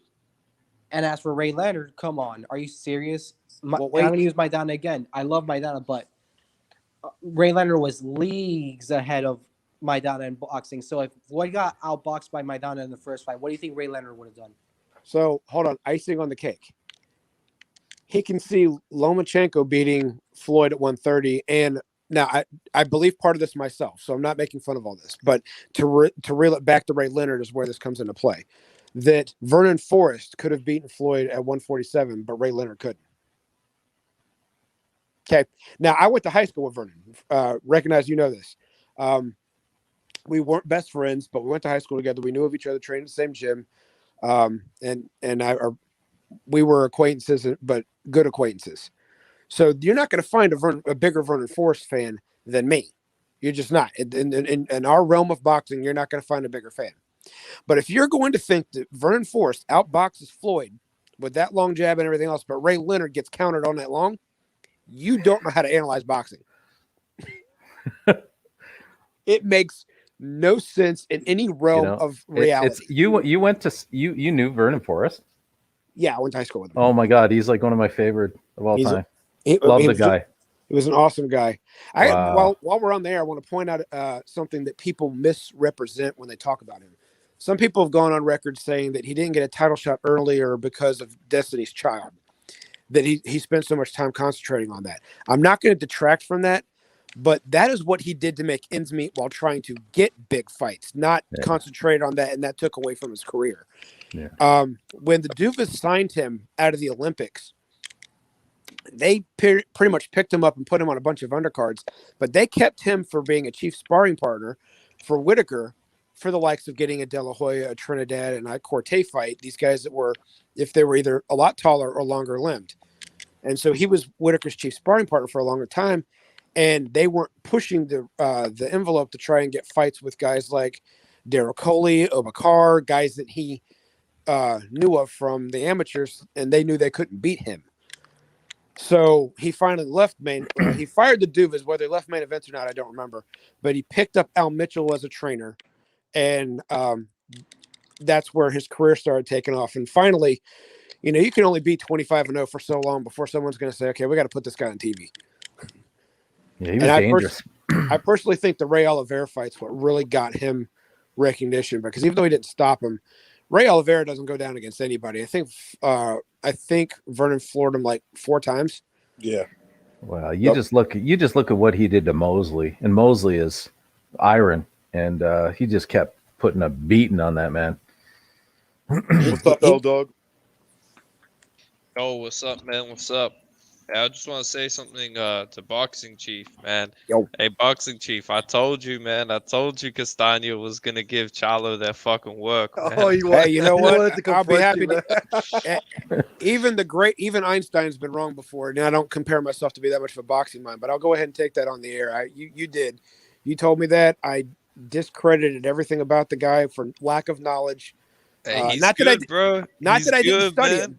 It wasn't that I didn't study him. I didn't take the caliber of fighters he beat seriously enough to think that he stood a chance in that fight. And I take my hat off to you. You definitely called me out on that, and I got to take I got to take my lickings. Yeah, man. But I just came on because I heard Jamal Richardson was gonna jump on, so I'd like to hear from Jamal Richardson. Well, I dropped the link for him, but he didn't. He said drop the link, and he didn't hop on. I believe he said drop that link. He did. Something like that. Oh, wait. I might have him here. Hold on. Nah, it's not him. Sorry. It's 150. It's 150. Yo, what's up, man? Hey, salute to the panel in the chat, man. I just started my channel and shit. It's first successful day, man. That shit was jumping, man, already, man. First day, man. Yeah, You I know what I'm already saying? We had subscribed. hella people in here. Bro, I was at 30 something subscribers. Now I'm at 55. Are you fucking serious? Yeah, I mean, That's I already crazy, $50 bro. subscribed. still is good. Hey, that's pretty 150. good, I'm man. about to. That's pretty good, bro. What the fuck? Send a 150, link I'm on about Congratulations. to. send a link of your channel on the private chat so I can subscribe. I'm gonna send it. I'm gonna send it to his. I'm gonna send it in the chat so that people could. Oh yeah, man. I appreciate that. But yeah, nah, I just ended it. You know, I just came on here, man. You know, just chopping up with y'all, man. What's up, though? Not Bro, much. I'm fucking hyped for this weekend of boxing, man. I can't even lie, bro. There's so many fucking good fights on. I I'm mean, there's that Buatsi Bolotniks fight. I mean, that should be okay. That's in the UK. But then there's fucking Franco Maloney 3. There's Rigo Casimiro and Ortiz versus Mean Machine. I mean, those are Yep. fucking good fights. Great Yep. fights, man. I'm looking forward to Ortiz those versus myself. Me Machine is going to be fight of the night. Yeah, I agree, man.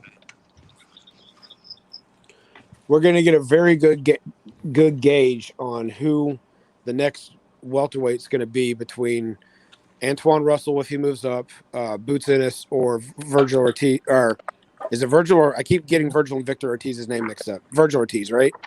Ennis is going up to middleweight now. It's already official. What, he's jumping 154 and going straight to middleweight? Yup. Good on him. Yeah, but Victor Ortiz coming back too. What the fuck? She's crazy, bro. Another He's reason why I'm about to getting fight the their names ghost. mixed up. Yeah, Yeah. I was busy early at 150, so I just went by, subscribed, hit the like, man. You know, shit. Even if I don't catch a stream, What happened? What the fuck, dog? What just happened? You know, he went off mid sentence and just stopped talking. Yeah. Is he there anymore? Or we just dropped the name somewhere. There's me. Yeah, I think I don't even know. Nah, but L dog, if you still here, bro, it's cool, bro.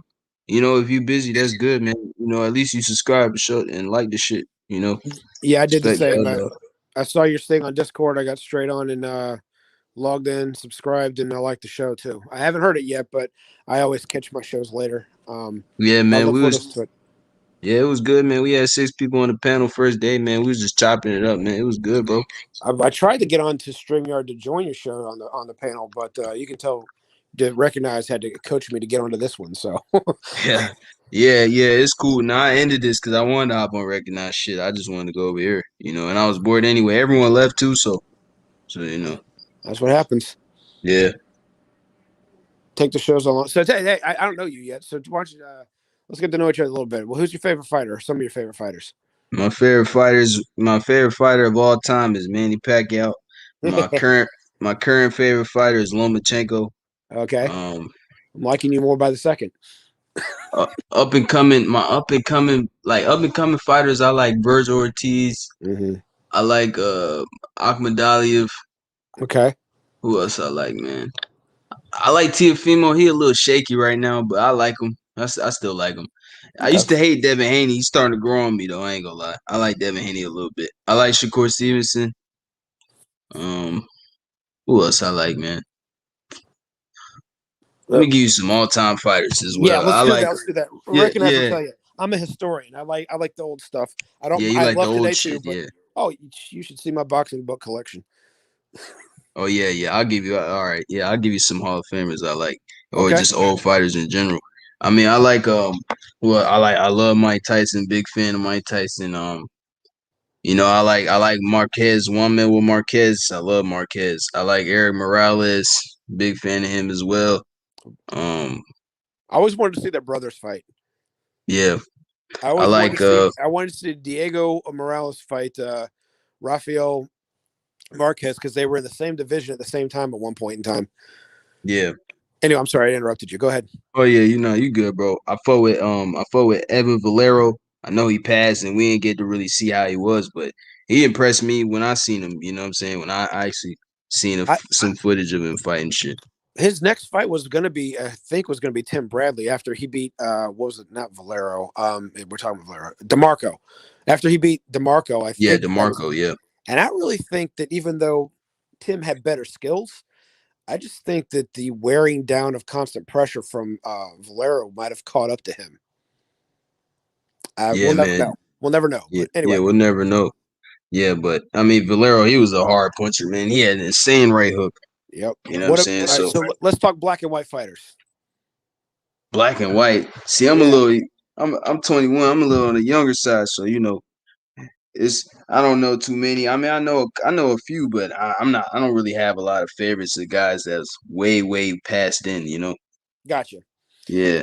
I'm gonna give you the name of a book that I got that I'm still working on. It's called In This Corner by Peter Heller. And what it is this goes all the way back. He interviewed fighters going all the way back to 1912, and Mm. it's just a good read to get to know the history of some of the boxers. I'm going to read off some of them that I don't even know a lot about. I'm not going to sit here and say, "Oh, I know this guy." I'm not. I'm not going to be a pompous ass and make stuff up. But we're talking Willie Ritchie, Gumboat Smith, Jack Dempsey, Mickey Walker, um, Jackie Fields, Tommy Loughran, Jack Sharkey, Jimmy Braddock, Lou Ambers, Joe Louis, Henry Armstrong. And I just read from the 1912 all the way up to the 1930s, and it goes all the way up to the 60s because it's an old book. So, yeah, I mean, we're talking. Some of these are Hall of Famers, some aren't, but they were good for their time, and it's a really good read to learn about the history of stuff other than what we can watch. So, just a little thing for you if you want to dig deep into the rich history that we've got in the sport. Yeah. Yeah, man. But there's a lot of fighters I like. I can give you a list all day. Yeah, I like Sugar Ray Leonard. I like Roberto Duran as well. Mm-hmm. You know what I'm saying? There's just a lot of guys I could throw. The list goes on and on. Name me. I've been chatting with you. Oh, sorry. I've been Go chatting ahead. with you for a while, 150. But now I'm really getting like into like what you're a lot like me is what I'm saying. Like I already like this kid already. Like you said, boxing chief. Yeah. I didn't hear the last part of what you said. Yeah, what did you say, bro? No, I Garrison? said just I'm on the same boat as boxing chief. Like I like this kid already. Yeah. Yeah. Oh yeah. Just by listening to, I like. Was it Minimax also? I like him a lot too. He's a good Oh yeah, kid. Mini I Max. like Yeah, him. that's my guy, man. Yeah, he's so young. He's smart as fuck, man. He knows his shit, bro. Yeah, he Yeah, does. shout out Mini Max, man. That's my guy. I think I was on Unrivaled's channel one time, and he jumped in, and we had a small chat back and forth. And he started a Discord chat room for a little bit, but he may have picked up another one. But I know the one that he had was just getting filled with too many knuckleheads. So I think like I said, he may have started a new one. I don't know if he's got his own show, but if he does, I want to subscribe to it because I like listening to that kid. Yeah, nah, he has a channel. You talking about Mini Max, right? Yeah, he does. He's got a show. Mm-hmm. Yeah, he does. All right, I'll have to get on to that little bastard and tell him to give me a link. Yeah. Once he gets on, yeah, he be on sometimes. He don't be on StreamYard like that. I mean, he do, but he don't. Most of the time, he just makes videos like just predictions and shit like that. Gotcha. Yeah. You got a fight collection? You said, do I have a fight collection? Yeah. Nah, I actually don't. We get to know each other well enough. I might hook you up with something. Oh yeah. I got 5,500 fights in my collection. Damn. So wait, if what I'm do you ever mean fight collection? like fights that I have either VHS, DVD, or hard drive. Oh, nice. Yeah, that's what's up, man. I was supposed to give a list of BDA of everything I've got. I just don't have time to type it all up. Yeah. One particular folder I have on my hard drive, it's just called Great Fights, and not all of them are great fights. They're just they're fights that I had in my collection. But so most everything I have is career sets, and most of my career sets I've taken the time to put in numerical order from the dates that they took place. But there are certain guys like Muhammad Abdullayev and Philip Holliday. They fought back in the early 2000s. Abdullayev was the last guy to beat Miguel Cotto in the amateurs, if you don't remember him as a pro. He was a decent prospect. He didn't make it very far, but that was a pretty good fight between those two. But I don't have either an extensive career collection of either one of those two. So that's where that folder's for. Is I just take fights like that and throw it in there, like Obakar and Daryl Coley. Great fight, but I don't have a whole bunch of fights of either one of them. So that goes into that great fights folder, and that one's so extensive. I just don't have enough time to type that one all up. Yeah, I gotta. Yeah, so who are some of your favorite fighters? Like all time and current. Current, all right. Prospect wise, Ortiz and Ennis and Antoine Russell are my three favorites right now of up and comers. And they all fight around the same division, with the exception of the news that it's said. I only say allegedly because I haven't read it myself. Not that I discredit anybody saying this. That Ennis is going straight to middleweight. I haven't seen that yet. I do believe you. I just haven't seen it myself. But right now, they're all in the after their last and current fights. They're all in the same division. So I don't know how that's going to play out. Obviously, I like the Four Kings. I love some Salvador Sanchez, Ricardo Lopez. I was actually at the Hall of Fame when Duran, Pernell Whitaker, and Ricardo Lopez got inducted. Damn. Yeah, it was a good time. Yeah, it's another one of my favorites. Pernell Whitaker. He's a fucking monster, man. I can't stand him, but I was there when he was inducted. Nah, you don't like Pernell Whitaker? Nah, he's a beast, man. He was a jackass. I actually heard that. Hey guys, I'm back on, man. I was having so when I went to go invite Jimmy, I blocked myself out. I couldn't get back in. Way to go! You're an old man technology, just like yeah, exactly. Whitaker was ranked best winner and worst winner and worst loser more than once by Ring Magazine. So if that tells you what his personality was like. And then at the Hall of Fame, he was toxic at the gym. Well, not toxic, but he had a bad attitude. Yeah, well, I mean, all right. So I've been recognizing I've talked about this. I've said that I thought that he had a quitter's mentality of the fact that when things didn't go his way, he always wanted to quit. And that goes all the way back to the box office. That I actually read an article after he turned pro. So you go through the Olympic boxing trials, and back then you had the box office. So what happened is there's a winners and a losers bracket, and the winner only has to win once, like Fernando Vargas did against my friend Brandon Mitchum, and they go to the Olympics. The loser has to beat the champion, which is the winner of the boxing trials, twice. Like Floyd had to beat Augie Sanchez. Floyd was in the losers bracket to go to the box office. He was not the champion. So Pernell was the champion of the Olympic trials, and he lost the first fight in the box office. And he even said himself, he has bags packed, ready to go, and his wife and his trainer had to talk him out of quitting boxing forever because he lost one fight. Then he did the same thing after the Ramirez fight. Then he did the same thing after the Chavez fight. He did the same thing. And when things didn't go his way, now a lot of guys are like that, but when you say you want to quit, I was pissed off or, life wasn't, because they're very competitive people, and I understand this. But when you're saying you want to quit because things didn't go your way, and you're a 20-year-old man, it makes me wonder how tough you are when things have to get tough. Because when the De La Hoya fight was close, some people think he won, some people think he lost.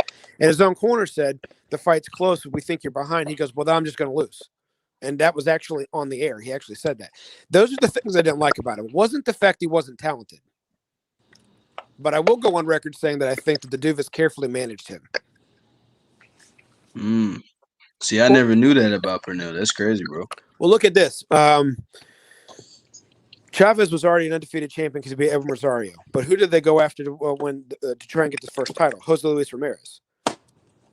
Guy 30-plus years old with over 100 wins. They didn't go after Chavez right away. They went after what they thought was going to be the easier fight. And it backfired because even though Pernell should have won that fight, it didn't work out in his favor. He didn't fight Hector Camacho at lightweight or ever. And Camacho called him out, mind you. That would have been a great fight. Yeah, that would have been an amazing fight. Real quick, man, I just want to see if hey, Jimmy, salute Jimmy. Jimmy's on. Yo, what's up, hey, brother? Jimmy, what's how you on, doing? guys? What's happening? Haven't talked to you in a couple of weeks. What's happening? What's going on, gentlemen? You guys, talk. Good to have you on my stream, Jimmy.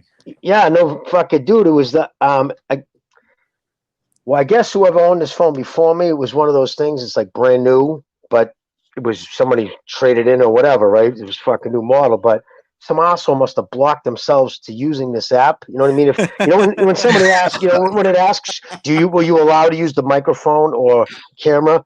It didn't even allow me. It didn't even allow me to answer. It just automatically said, "No, you've already blocked it." Like I've never tried to use this app before. But anyways, that was my gig. So the old lady had to fucking go clean it out of the browser. Yeah, it took me a while to learn this shit, man. Don't feel bad. Trust me. No, I just clicked the link, man. It just instantly the phone said, "No, fuck you, dummy." It just wouldn't let me in, man. But yeah, no, dude, the Spence thing, dude. I mean, listen, a torn retina is no joke. You get a torn retina, but I know two people who've had them, and they knew instantaneously. I mean, the things that surprised me is he was walking around with it. Not only walking around with it, but sparring. It's like you didn't see any blurry double vision. Yeah, you know what I mean. And you get a lot of floaters too, because what it is you get like a viscous gel in the back of your eye. The light comes in through your cornea and on the back of your eye, it's almost like a movie screen. But it's a gel it goes through. As you get older, the gel becomes more watery. But so, anyways, the retina is the back of it, and if it's a tear, you automatically get like floaters. I don't know. A lot of people have one or two. Like if you're just looking, you see this little thing floating across your vision.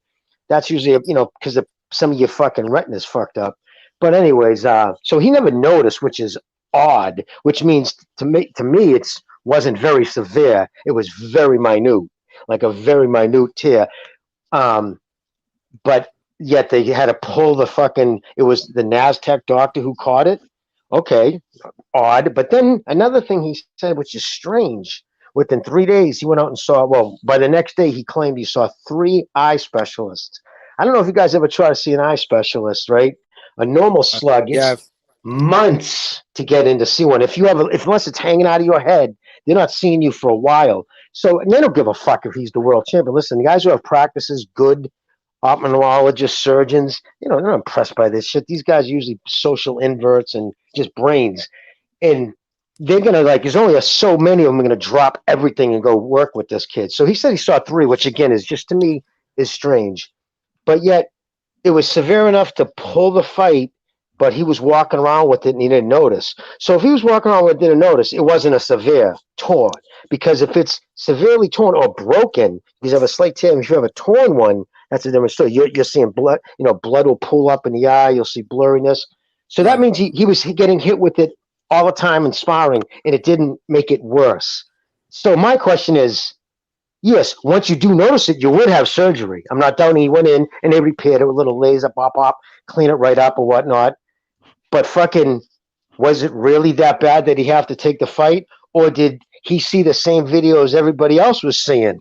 In my eyes, that Pacquiao was looking real sharp and got spooked. Because, what the fuck? Because, listen, let me ask you guys this.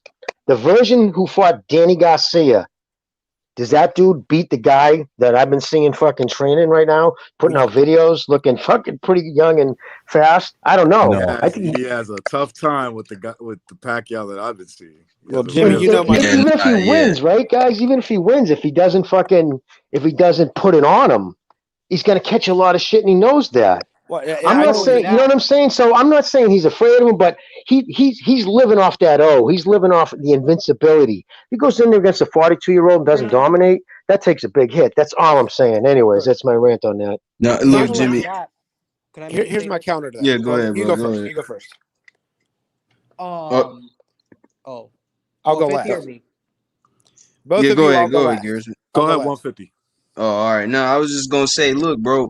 I was talking about this shit earlier, man. Hey, Al Heyman is happy as fuck right now. Earl Spence is not fighting Manny Pacquiao. You know what I'm saying? Because Manny Pacquiao has a chance to beat Earl Spence. Earl Spence has a legit chance of losing.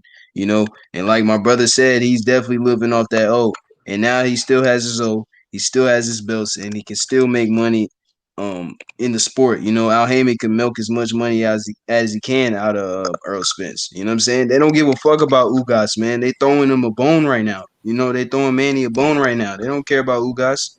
Al Heyman's happy. Trust me. He definitely is, bro. He don't give a shit about Ugas, bro. Fuck Ugas. This dude already has 3 losses on his record already.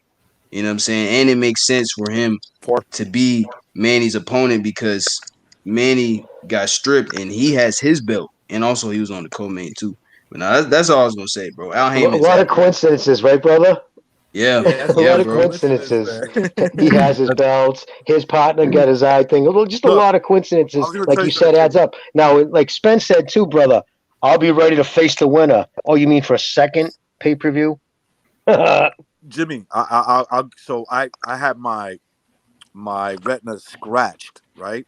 Got it diagnosed, looked at it. It took me like probably about 2 months to go get it looked at, right? Um, and it was scratched, right? And to this day, I have an effect on it, right? But it never bothered me to the point where I'm afraid of like, some like a glove coming to my face or anything like that, coming near my eye. It's not like that. Um, and the one thing that keeps happening for whatever reason, I tear a lot. Like tears come out for no reason from that eye. Never had that issue. You ever see people that get tears that come out of their eye? Yeah, So that I could be a think, light sensitivity thing Yeah, from the yeah, I tear, seen that. from the Yeah, yeah, scratch. but I never had that issue before. Never until like after me and my brother But he must even have sparred. had that, dude. He must even have had the tear thing, right? I mean, he must have had no side I'm effects. It's thinking he just must have odd. had that at least, at the very least. He claims he didn't notice anything. So my point is, if it wasn't that severe where you didn't notice anything and you were sparring, why was it suddenly so severe the fight had to be canceled?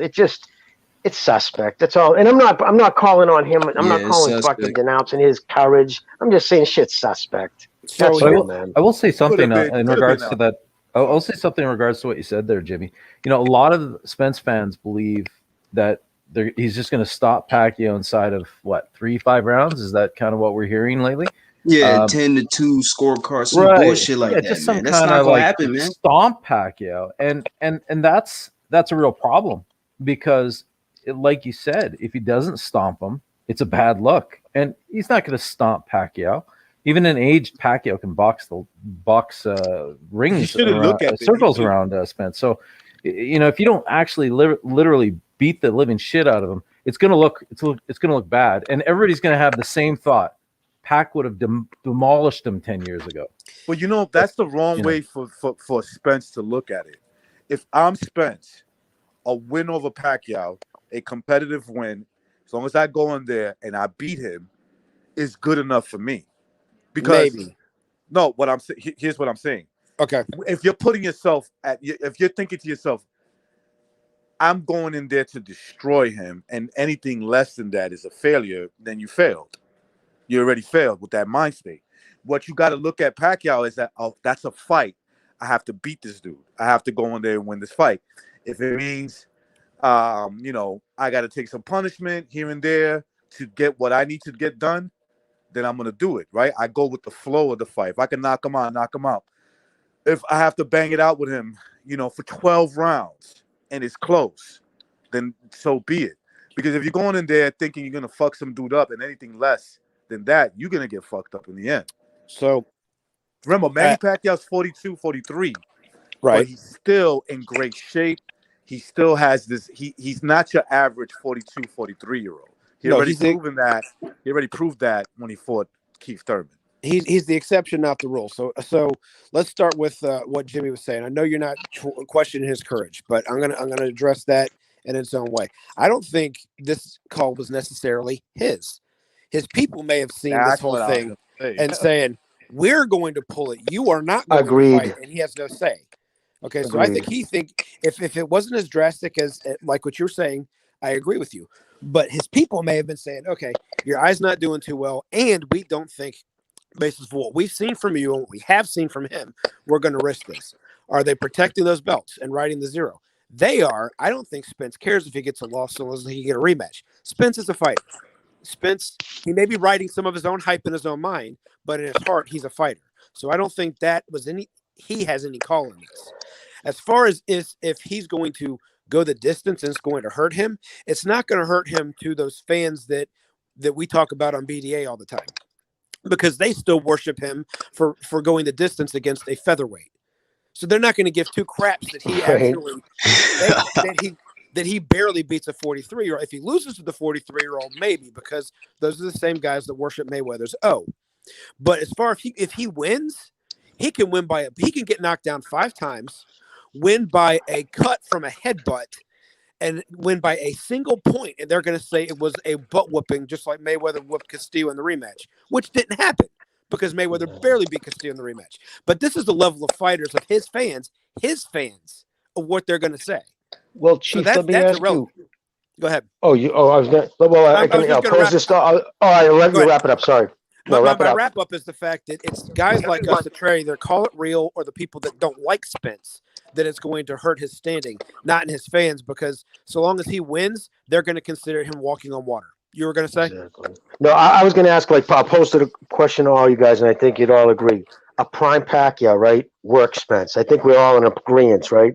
Like a 28-year-old Pac. Fucking come on, right? Or the young Pac. So what's the essence of this fight? And as a fighter, right, that's the thing that there's always an essence of a fight. What's the essence of this fight? The essence of this fight is, has Manny Pacquiao got old enough? Has he finally passed the prime? That's what this is about. Think about it. So when you know your prime opponent works you, you're basically hoping for, he's finally old enough, I can beat him. How is that a good look? Well, look, that's what that's my yeah, you know what I mean. That was my thing with Mayweather for a long time. Was everyone was like, "Oh, you think Canelo's going to give him a good shot?" I'm like, because Mayweather was like 36 in that fight, if I'm correct, if I did my math right. I was like, if Mayweather's not he was pretty old, yeah. I said, if Mayweather's not too old, he's going to win. I said, Canelo's not ready, and it's at 152. He's going to hurt himself to make weight. So if Mayweather's too old and Father Time shows up, then he loses. Other than that, he should win. Okay, it's the opposite. Well, no, it's not the opposite. It's the same thing with Manny. 2009 Manny, first of all, is undisputed welterweight champ and winning every fight dynamically by what do they used to say in Mortal Kombat? With fatality. Fatality. Well, not only that, fight. Go ahead. But as for Manny and Spence, here's my thing. First of all, he had the eye. If this eye thing wasn't noticed, Manny would have blown his eye out. He probably would have punched the eye out of his. Amen. I fully agree. Not only that, but here's the thing. Stylistically, yeah, maybe Manny's too old, but stylistically, he's a nightmare for Spence. And you can check out Thunderdome's all the streams that we did that aren't taken down of all the film study that he did. Spence's forward defense is either the turning in some angles. Sometimes that was from BDA actually, but these two things I'm about to say is what Thunderdome, me when I was on the stream, and a handful of others that are on here notice. It's either jabbing or covering up, like basically covering up, like shelling up. You don't do that with Manny at all. Shelling up is a big no-no. Look at what happened with was it Joshua Clottey? Right? Joshua Clottey, Brandon Rios, they was all in the high guard, man. They couldn't do shit. Yeah, that's true. If they would have opened up, it wouldn't have been any good for him. That was the only place. That was the only place those guys could be. Real quick, guys. Precise joined the panel. What's going on, Precise? Hey, Precise. What's up, bigots? Precise. What's up, dude? Is it bigots? Yeah, Black Eyes Matter. Oh, that's wrong, man. That's wrong. Come on, bro. Besides, I'm gonna kick you out. Besides, I'm gonna kick you out. Don't do that. Did he again. just say "Black Eyes Matter"? That's right. Yes. That is the quote of the weekend. I have not heard that. I'm taking that to work on Monday. Yeah. Man down should have manned up. Oh, I like that. Oh, hey, recognize. Which eye is it? I'm texting my friend with that one. When I say my friend, we know who I'm talking about. Oh yeah, I know who he is. What a scam, huh? What a Some people call him a Blinky on Twitter. Isn't that one of the Pac-Man characters? Yes, it is. Yes, it is. Inky Blinky. Oh my god. Yep. Pacquiao just needed some power pellets, and he would have had them. Just like Mayweather accused him of taking. So what do you think about this? There's no way, Precise, no way possible that this is a scam. That everything is just authentic. Totally real. It's totally legit. You guys have been drinking too much fluoride. You don't know what you're talking about. Look, I think personally, that eye has always looked funny to me, and it's that funny looking eye that's been bandaged up. I think you know, a lot of boxers have all kinds of different nagging problems, injuries, things. It was one of them things that a lot of fighters fight with, but because, as you guys all pointed out, Pacquiao was looking good. He wasn't looking so good himself. The odds were tightening. They decided to pull this get out of jail card as he's been had forever, in my opinion. And because, you know, it doesn't take a lot to convince a doctor to diagnose him with something, even though it might not really be there, right? So I think he did have some kind of a lingering problem, and they just used this to get out of this fight. It was something he just fought through, basically, in Yeah, I advance. agree. Mhm. I One agree of them precisely. things, you know. Yeah, Okay, that makes sense. It was his droopy eye too, wasn't it? it Right, he is the has Yeah, kind of droopy that. eye. yeah, it was the Yeah, he droopy kind of has one. that Yeah, droopy right eye, man. yeah. It's Right, he could always have been had like that that. thing. He could have been walking around that motherfucker forever. It's But just, Yeah. it's here's the just thing, weird. If he right? didn't Like, notice, man, it just doesn't seem severe enough to suddenly call the fucking. And then if it was that severe, why did he need to see 3 other doctors? It's either a tear or it isn't. You know what Right. I Exactly, mean? There's bro. no, you know what I'm saying? It's just weird, Exactly. weird shit. They needed a second, a third opinion to validate the fact that it wasn't just a minor injury; that it was major. Because he The wanted to the fight it first two that bad. doctors said the first two doctors said it was all good to go. That's why he went. that's what happened. That's Yeah. fucking great. Of He course, saw Yeah. bro. four Why would you doctors. Yeah. think about it? Think about it real quick. Why would you need to see three? Okay, so one doctor sees you. He says, "Nah, it's I'm on my nothing way. really there. You know, there's nothing really there. You're okay." And then he goes see the second doctor, and the doctor's like, "Why don't you go see my buddy? I'm not sure, right?" So that the second one says, and the third one comes along. He says, "Yeah, yeah, you got like a little slight tear, that you probably had, if it really exists. You probably have had it for a long time. Like, let's say the car accident you had, and then you fought Danny. But you want to use this as an excuse to get out of jail card? Okay, you got it, buddy. I got you." I mean, it's crazy. Like, that's not possible. That these fucking weirdos on YouTube, man. I saw this one particular video that just irked the shit out of me. How everything these people have talked about corruption in boxing. They've seen it, but they don't see anything wrong with this. They don't see nothing. No. There's Yeah. no coincidence here. There's nothing here. The Ugas fighting on the same night on the undercard. His, Marcos Maidana's little brother, eye injury too. No, they don't. Nothing's wrong with that. They don't see no coincidence. You know what I think Get it the fuck is? out of here. I just think they're trying to the PVC is trying to mess around with Manny, but I think it's gonna I hope and pray, and I also believe that it's gonna fail miserably because Ugas I don't think has the style to compete with Manny because he comes in head first, like Thunder said, and along with being too heavy on the front foot, and he just throws. He's just a brawler, No, and what they saw. You know what? Listen, Gerson. What scared them, or what had them concerned, was that Manny Pacquiao was looking good. He was coming to win the fight. I'm not saying that he doesn't come in to win fights. Obviously, he does. It's just like, yo, this guy for 42 is looking good, bro. You got to see him hitting the pads. They're scouting him. There's people watching him. His trainings. And then on top of that, you don't have to be in secret to watch him training. He's doing it so you can see it. publicly. You can see. You can watch his training. So I think they saw that, and they had some concerns. They I had don't some. know. Go ahead, I Chris. don't know that this was. You could pin this on the PBC because this is a major blow for them to get Ugas instead of Pacquiao Spence. I can't imagine them being happy about that because I think they it's not are. gonna it's not gonna sell as well. They're not gonna make as much money. It's a big letdown. And another thing, I mean, go ahead. I What if lost my they're train just of. trying to protect Spence, let Yeah, yeah. Manny age even more, so Spence can keep that O, and it probably But will the feel. PBC, they've proved time and time again that their matchmakers suck. So they were thinking this is in my opinion, this was a pretty easy fight for Spence. He was gonna beat Pacquiao fairly easily or not get knocked out, and they just give him the decision. If that's what the PBC is thinking, what are the chances that Pacquiao knocks out Spence? Like very, very, very slim. So they had this one in the bag. I It mean, you wasn't don't gonna. know because First of all, it's two things, and I've always said this forever. Well, I mean, you don't know either, so let's not let's No, I'm saying obviously. Yeah, I know. Obviously, we're having a hypothetical conversation here, so I don't know the same way you don't know. But it doesn't make sense for me to think that the PBC wanted this. If anything, it was Spence and his team. And the reason why I say that is because the PBC have proved that they can't.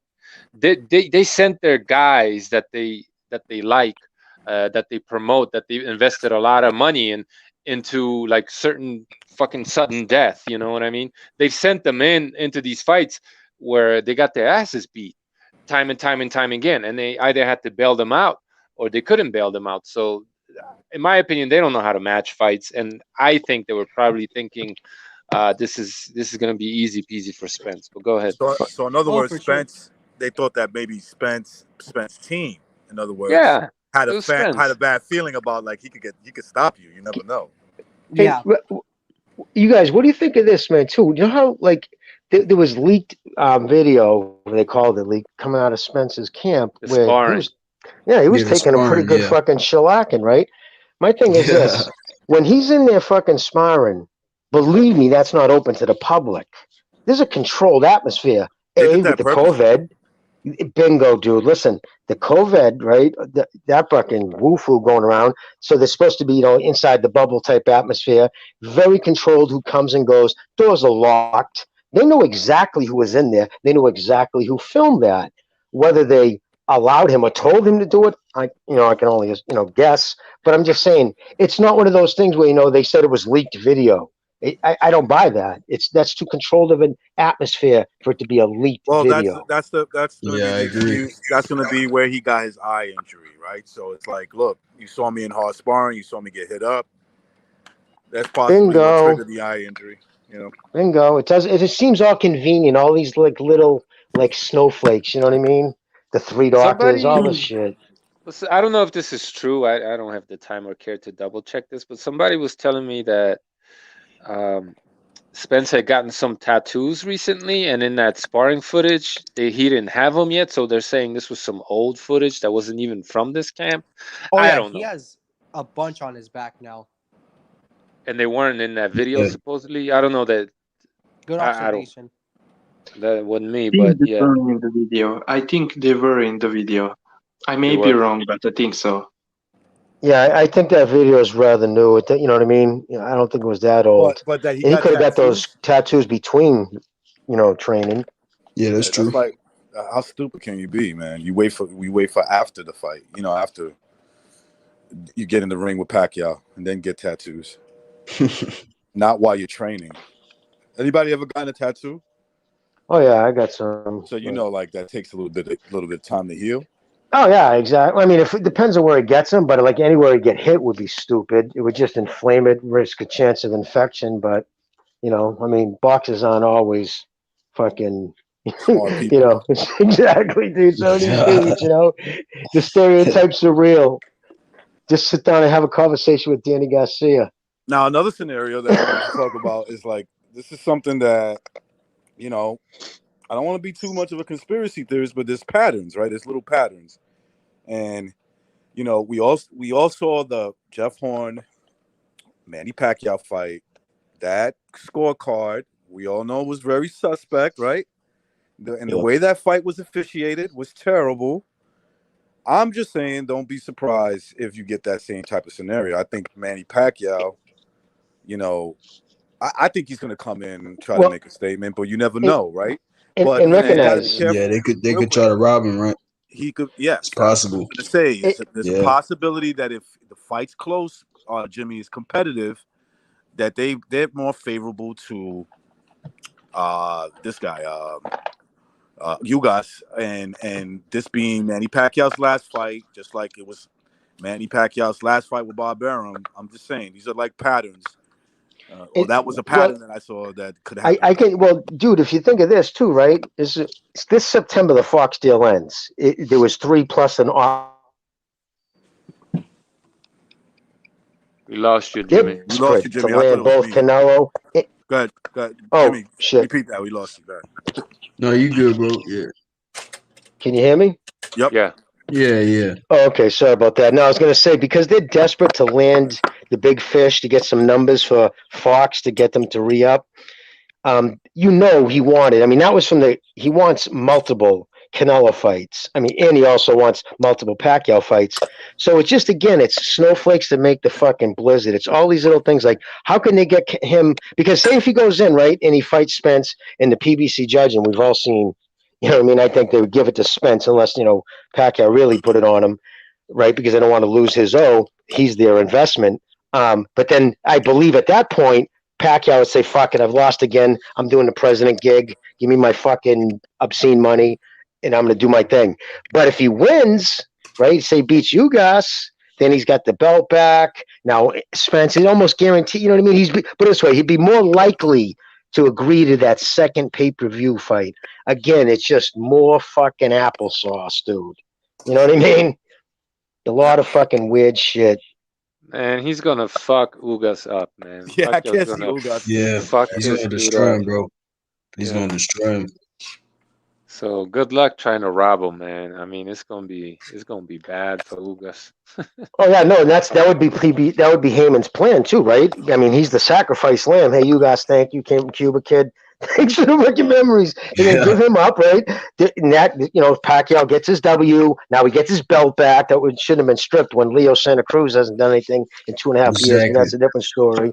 But fucking, you're right. And then so there you go. Now you got Pacquiao. Spence comes back, healed up. Now there's a reason for another pay-per-view. If Ugas wins, that's no reason for fucking, that's not going to whet anybody's appetite for a Spence fight. So again, this is perfect. They're giving up a fucking welterweight. I think they've always treated as the second tier. He's not been one of their fucking main Heyman guys. So I don't think he has any problem, sacrificing him and setting it up for the second one.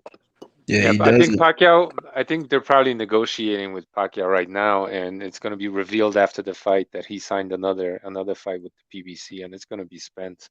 That's just the feeling I get. And Spence's already, his last comments were what?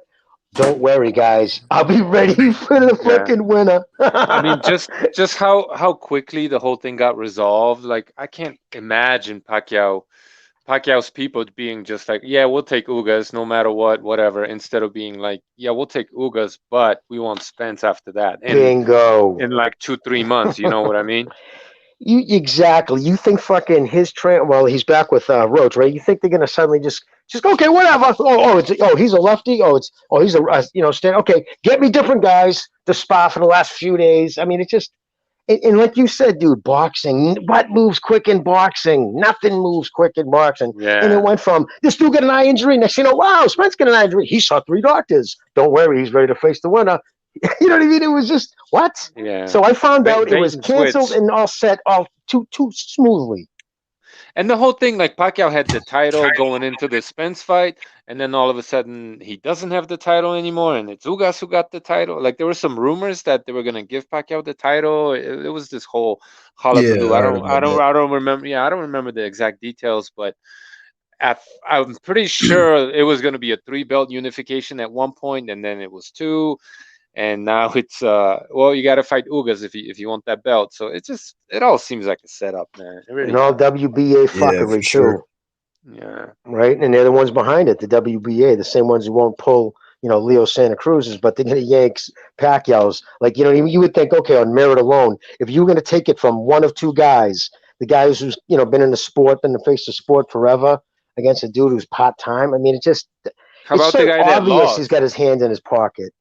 Strip the guy that got knocked the fuck out. You know what I mean? I know it wasn't in his division, but still, he got knocked the fuck out. So take the belt from him. They've done it, and other sanctioning bodies had this rule: if you lose even at a different weight, you lose your title. Like they strip you. I forget who it was. They used to do that too back in the day. That was one of the reasons I think they used to try to keep people from fucking bouncing around champions because of that. That was almost the guarantee. Like they would pull your belts because who wants to be like you're a sanctioned body?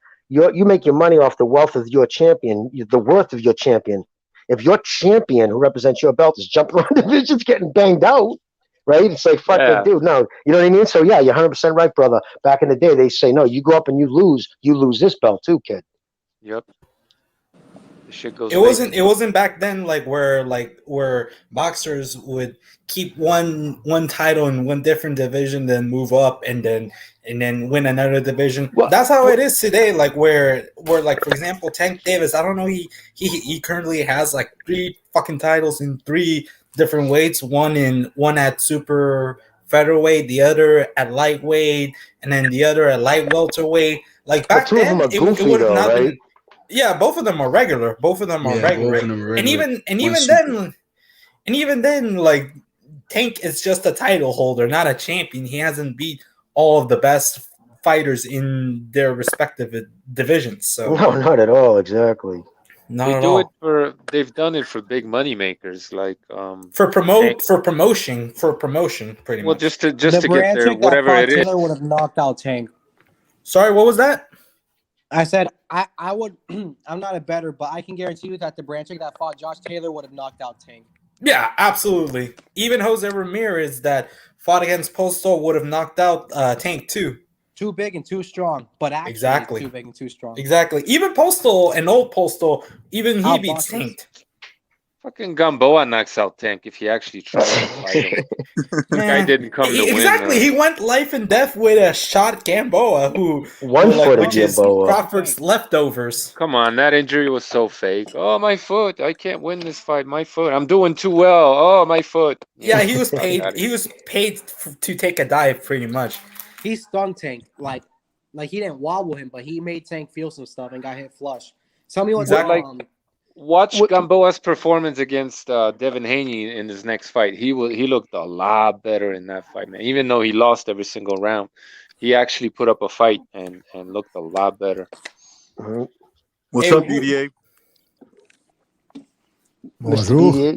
BDA. First, BDA. BDA. I'm Who here, the fuck is that? I'm here to name names. That's what I'm here to do. Drop names. Kick ass. Names. Brandon. What's up, Mr. BDA? What's up, Mr. BDA? Is that a face reveal? The avatar? Yes. That's really Oh, it.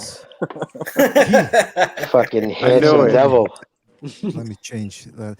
Yeah. Well, what are we talking about here? Oh, come Bullshit. on, man. we're talking about like boxing in general, and how back then like you would have to drop a title to go to one division, but now today like people could, like boxers can have one title in a separate division and the other, etc. Like I was using Tank Davis as an example. And now we're just Okay. roasting his career and what fighters would actually beat him. Well, sure. Remember, Sugar Ray Leonard? He beat Tony Lalonde for this 175-pound title, while at the same time 168. fighting. Yeah, while at the same time fighting a 168 and for a 168 title. I mean, it was bizarre. So even back in the 80s, they were doing that, and nowadays, that's why I went. Listen, whenever this fighter is better than that fighter because he's undisputed. What does that mean? You won 4 belts, but who did you win them against? Could have been against 4 bums. Well, I mean, I don't want to use the word bum, but I mean, it could have been 4 You subpar guys. Scrubs. Somebody that Tomato are light, cans. that are light on, they're light in the ass, right? And Hobos. also, I was gonna say, like, derelicts.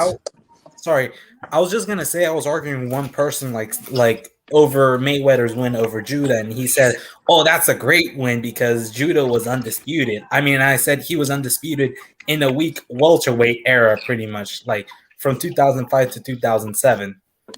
Well, you know what? Somebody posted a great tweet. I don't know who it was, but they were saying about all the bad things that fighters do nowadays, all the backdoor deals and all taking the easy route. And not for nothing, but what he was trying to get at was that was a PBC plan. And now, not for nothing, but look at the PBC, man. The Pacquiao fight falls through. Canelo's playing hardball. The Fox deal's about to go out. I mean, it's their own fault.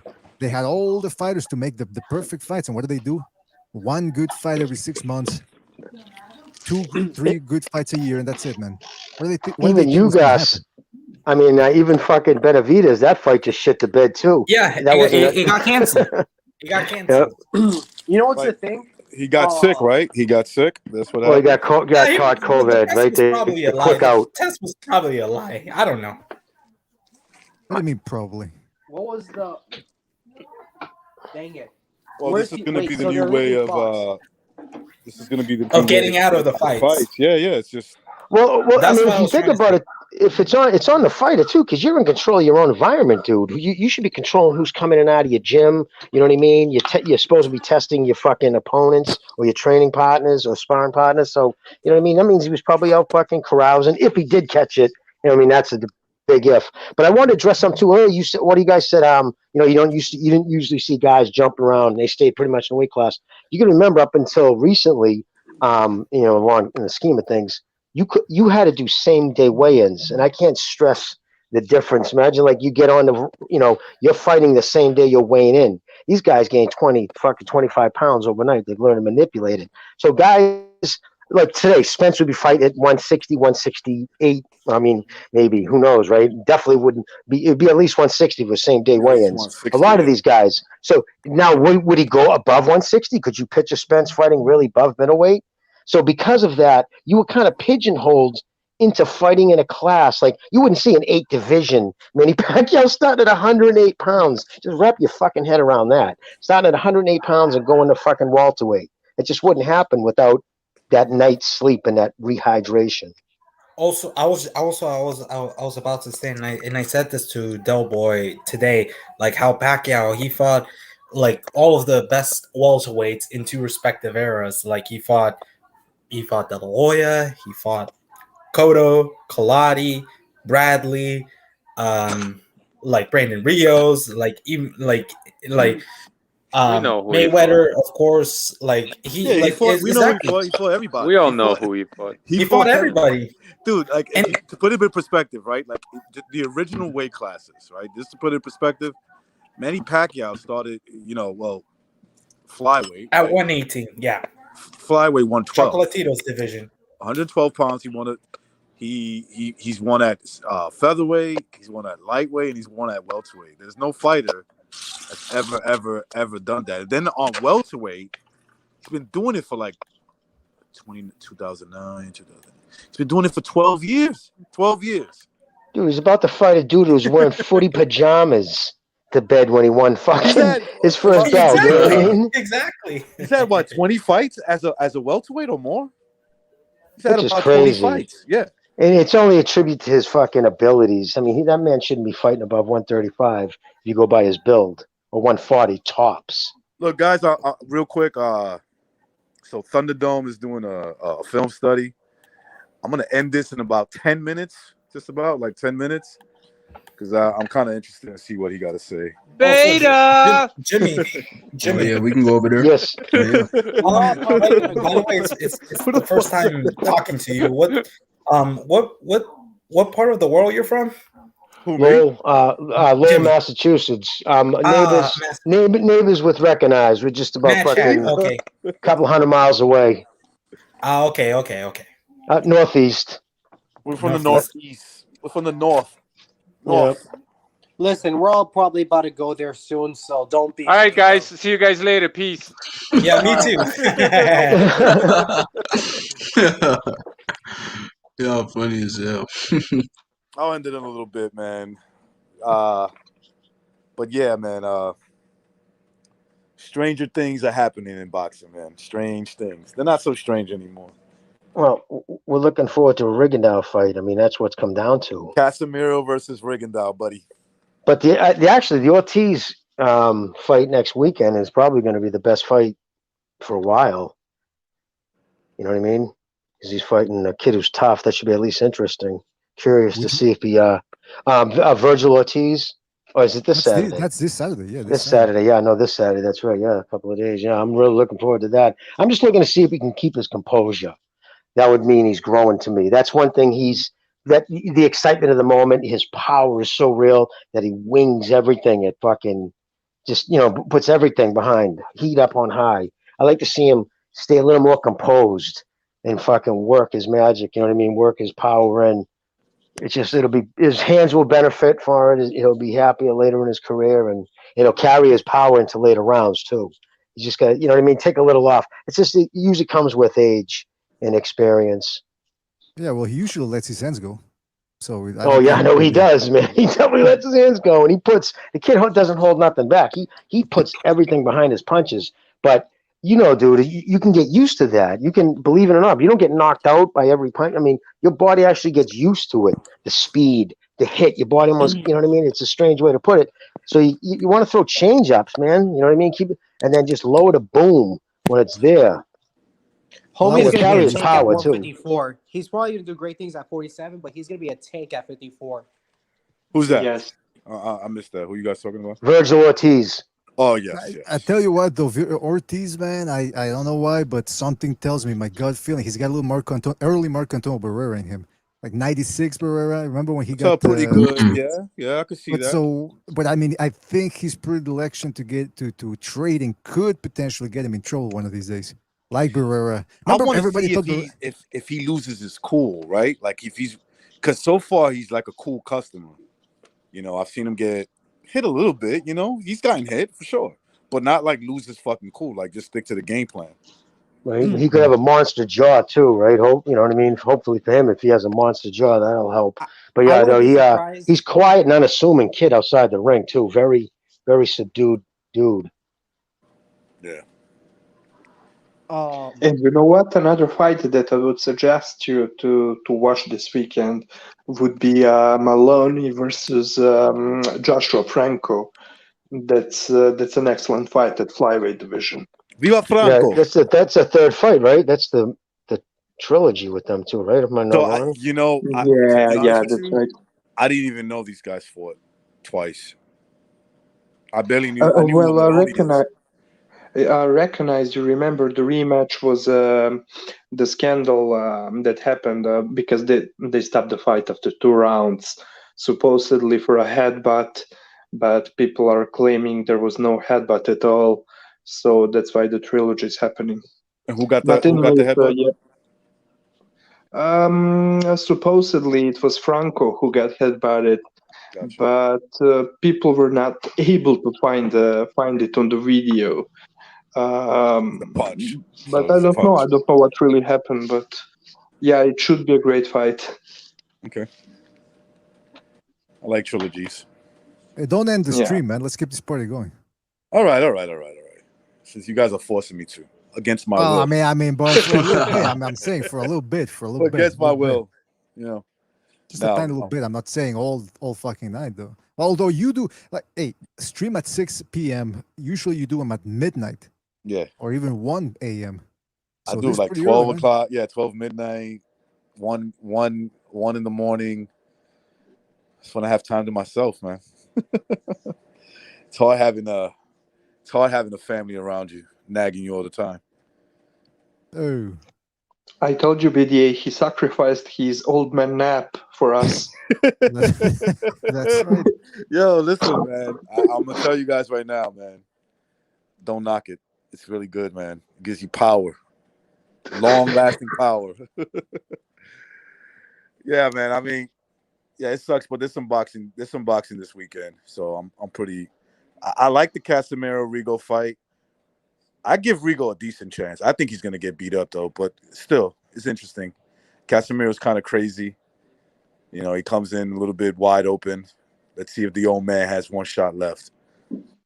That's the only shot I give him. You know, he could have one shot left. And My then, only thing is, yeah. as for this weekend's fights, is that I wouldn't be surprised if Virgil gets hurt by Mean Machine. So, and if he does or has a rough time with Mean Machine, I don't think people should knock him down. Well, this is a litmus test, right? This is, you know, he can compare this to what many people believe to be one of the best, if not the best welterweight. I don't think so, but in Terrence Crawford, right? So they're gonna like, if he goes in there and he does just as good, he's just as good as Crawford. A lot of people are gonna call for that fight, man.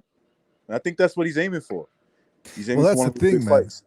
That's the thing. Since Crawford beat Kavaliauskas, people are expecting. The logic is since Crawford beat Kavaliauskas and Virgil Ortiz is just as good, if not better than Kavaliauskas, then he's gonna beat him up. But yeah, like Kavaliauskas is a tough cookie, man, and he's got. Let's not forget, he's built like a tank, probably on the best supplements that Eastern Europe has to offer. So you never know, man. This guy, and if Virgil Ortiz can back him up, like Crawford did, then we're gonna be seeing something interesting happen, and the hype is only gonna grow. Did you see them standing next to each other? Did you see? I was kind of shocked how tall this guy is, Virgil Ortiz. He's He's a beast.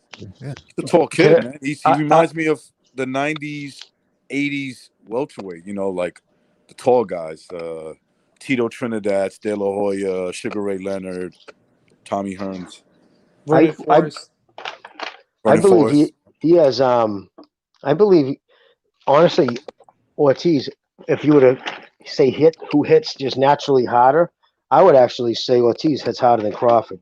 Crawford's a Oh, better for sure. boxer, but I would say Ortiz got more raw dog power.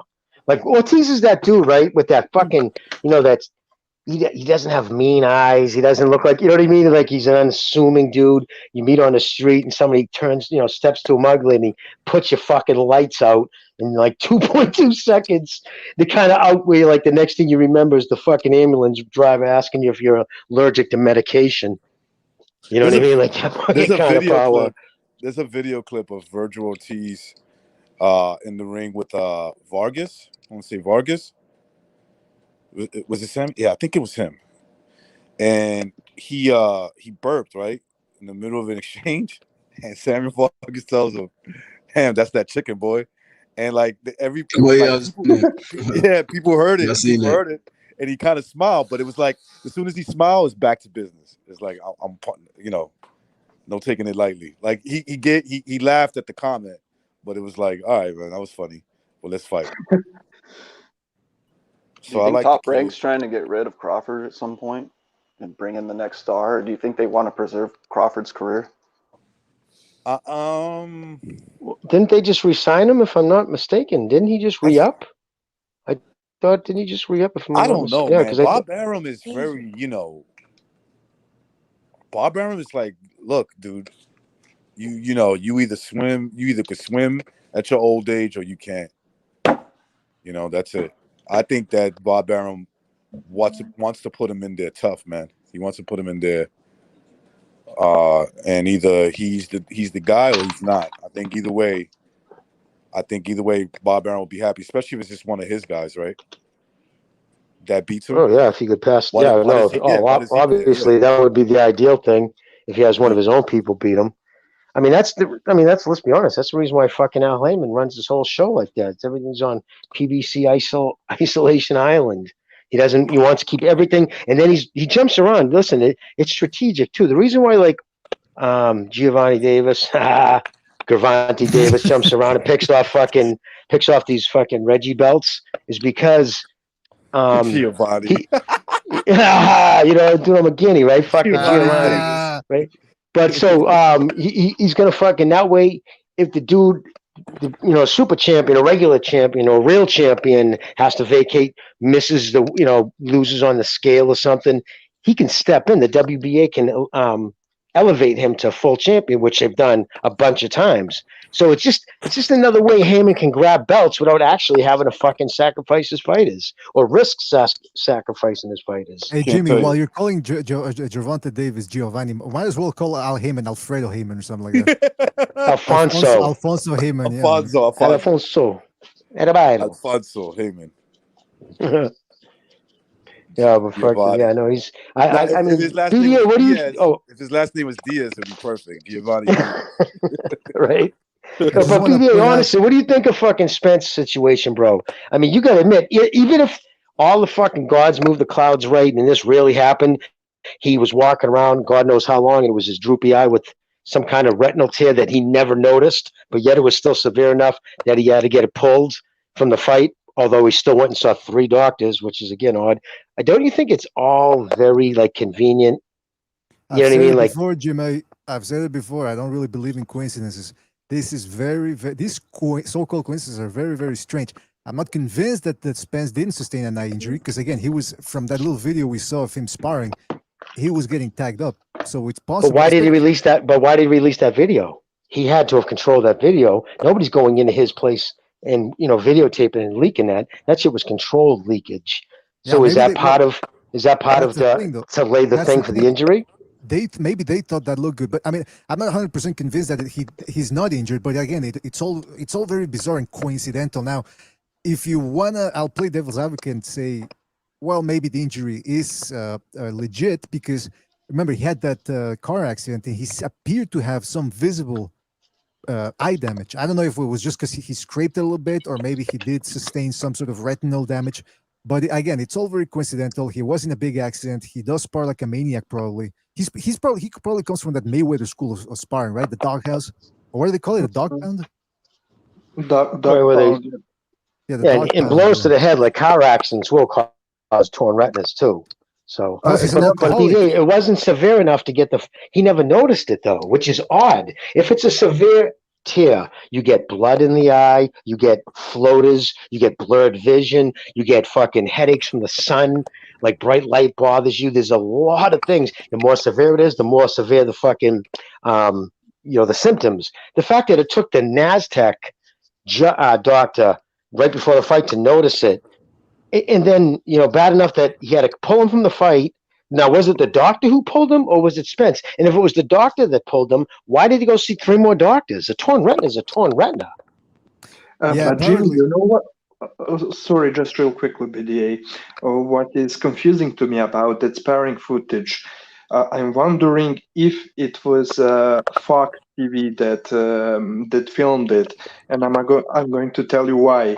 When that footage first appeared, we didn't know the origin, but then when PBC on Fox made a 20-minute episode, kind of like 24/7 for this fight, that footage was included there. So I'm wondering, is it the case of Fox filming the session, or was it just did just Fox took the video that somebody put on the internet? That's what I'm wondering. Yeah, that's what's unclear at this point. It's hard to delineate what exactly is going on. But I will say this: I want to give him the benefit of the doubt. I'm willing to do so. But I mean, one thing I don't understand is how, like Recognize said, how it's impossible to believe that there might have been some shadow play going on, some sort of horseplay, and some sort of just essentially behind the scenes trickery going on. Because I'm looking at an article here from, and if you even want to call it an article, from Boxing 24, and it says Errol Spence presents proof of eye injury. And then I'm looking for it, and I'm thinking, okay, maybe he showed a scan of one of his medical reports or something. It's just a photograph of the guy with a fucking eye patch, like a pirate. That doesn't. What does that tell you? I mean, it's very. Well, it's impossible to fake a fucking eye patch. I know it's so impossible that Fight Scout sent on the Discord him bandaged up, and it looked real. It looked like somebody fucked him up. Did you see Team Madonna? Fucking, they put out, just to show you no fucking around. They put out a pre and post op pictures of the gash under his left eye, the meat you can see, and then the surgery after him all stitched up and shit. Man, he must have been doing sparring without headgear, right? Well, he was probably using one without the cheek pieces. Probably. Just to fuck, because I hated the cheek. I never used those either. They fucking blocked my vision. I hated those things. Man, look, the eye patch is the oldest trick in the book, man. It's been done since '82 to get out of jury duty, and I think Errol Spence, if you want to go down that route, he might have done it. At the end of the day, it does seem another piece of proof, if you want to go down the conspiratorial route, is the fact that Fox is very desperate. I mean, the PBC is very desperate to have some sort of leverage to rekindle their deal with Fox. Pacquiao and Canelo would have been they would have snatched that deal up. But now with Canelo playing hardball and Pacquiao, I mean, I don't know. It just seems weird. Maybe they wanted to extend the Pacquiao. And if they want to get if they want the Canelo BDA, right, they have to actually re-up, because that fight's not going to happen till when? November. But their deal ends this September. So the only way they can get it is they have to re-up. There you go. So if not, it's going to end up probably on Showtime. But that means Showtime's going to have to offer that $40 million, which I don't know if they're going to guarantee it. Supposedly Fox did. They have that kind of money. They could. But you know what, man? Listen, I haven't badmouthed the PBC in a long time, right? That's usually what are you waiting for? What I'm saying is, because I try. Look, when the PBC started, I wanted it to work. But one thing I don't understand as well is when I listen to other podcasts and they go, they prefer to give the PBC passes and they rather focus on Bob Arum and Al Heyman. I mean Eddie Hearn. But those guys, they usually tend to make the fights that people want. The only fights they can't make or that they have difficulty making is when they have to deal with other promoters. The PBC is the one that has a roster of about 160 fighters, or more or less, I forget how many, and they're the ones that take 2 years to make the fights we want to see.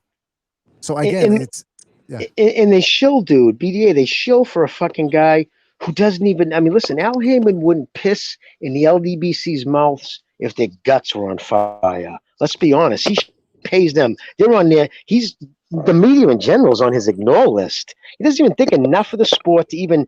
So there's zero transparency. So you got to go after the guys who are willing to fucking actually even talk to you. Fucking 78.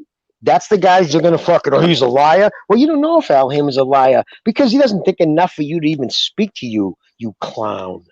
Well, that he's shit got pisses he's me got the off. complexion for the protection. Bingo. Hey, by the way, I like Gonzalo. Can I just point out Gonzalo's avatar? He went with the old Christine scene when it's on fire, the car's on fire, and he's chasing that John Travolta-looking motherfucker. Good choice, Gonzalo. Good choice. Wait, where? Yeah, thanks. That really happened.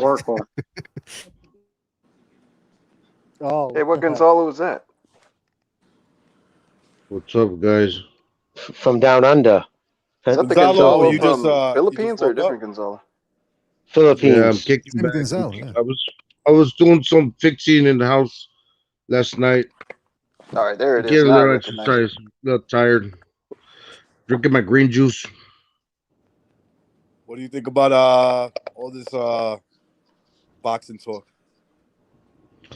About Errol Spence.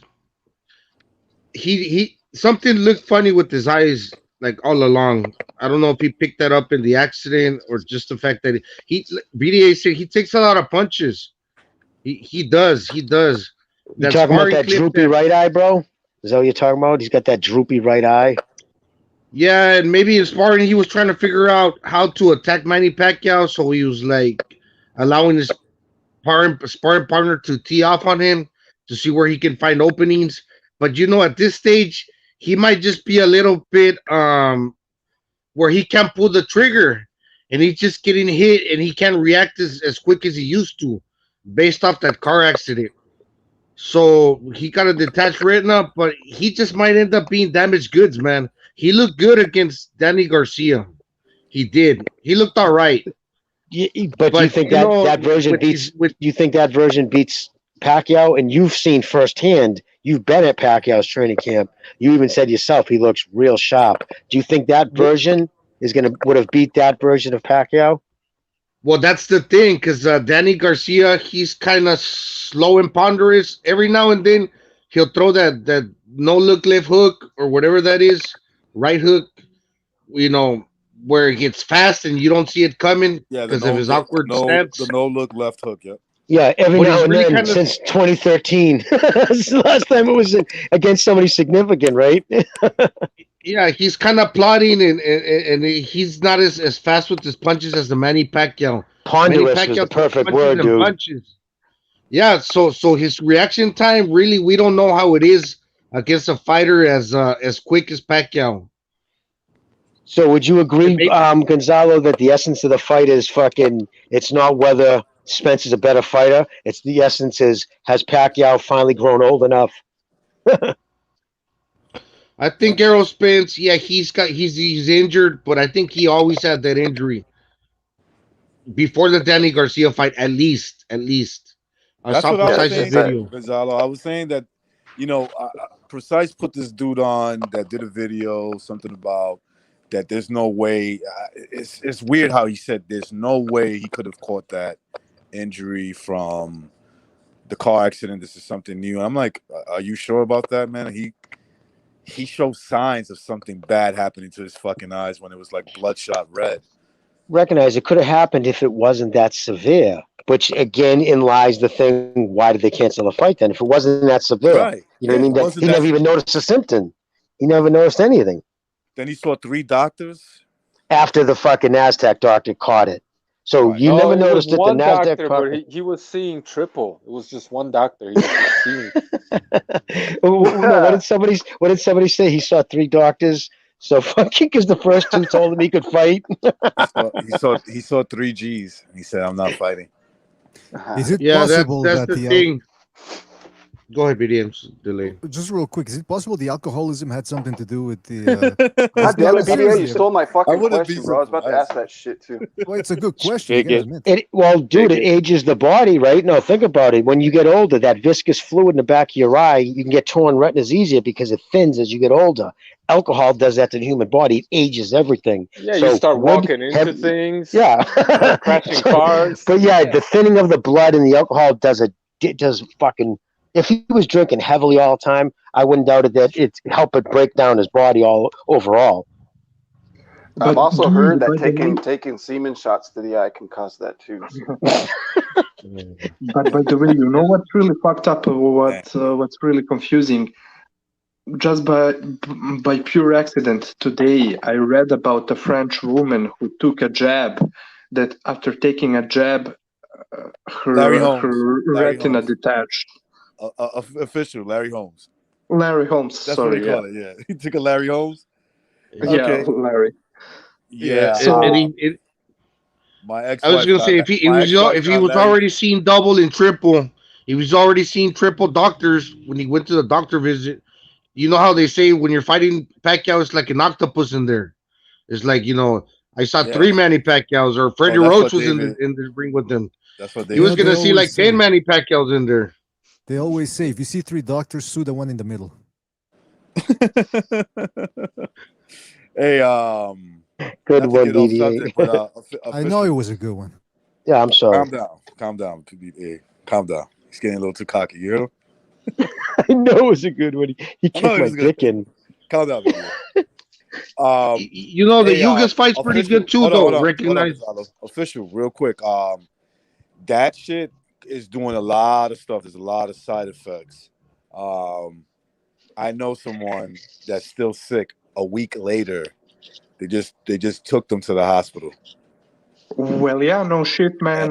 22 years old guy who was healthy, and many others here in France, they're dropping dead. I mean, they're estimating there is over 100,000 of deaths because of Larry Holmes. But yeah, just by pure accident, I read today that a woman had her retina detached after taking a jab. Okay, that's insane, dude. That's Oh, so you're crazy. blaming it on the COVID test or the COVID shot? Jesus Christ. Durden, we call it the poof on this channel. And Larry Holmes. One of the vaccinators got him. According to a lot of official statistics, like depending on what country you're in, like between 80 to 90% of all the new cases are people who have are not scared of needles, basically. Yeah. So, Yeah. so I don't know. Yeah, so that's what I'm hearing too. I think in the States it's something like 60 something percent, but I believe it's more than that. That's what I believe. And that's people who took the double jab. And I what the fuck, dude? You maniac! Oh, sorry, guys. Oh, but fuck, I'm just shocked that what the fuck, man. Yeah, no, my just oh man. But my thing is this: I've grown up, I'm older, and I remember with the FDA, one of the thing was, so many of these you heard these miracle drugs they just couldn't get, like especially during the AIDS epidemic, right? They had AZT and they had other drugs that people had to go to Europe, who could afford it, into Mexico because the FDA didn't fucking regulate it. They didn't say it was all right. So that's how strict it was. They were letting thousands of people die because the FDA. So this drug never got approved. This is still on trial basis, and they want to mandate people to take in essence, a fucking unproven. It's just, I don't want to say too much. But Jimmy, but it's crazy, man. But Jimmy, like I take my vitamins every day, but they're not going to work unless you take your vitamins too, okay? It's nuts, dude. It's authoritarianism, dude. This is the type of craziness that they're saying, and it should make sense.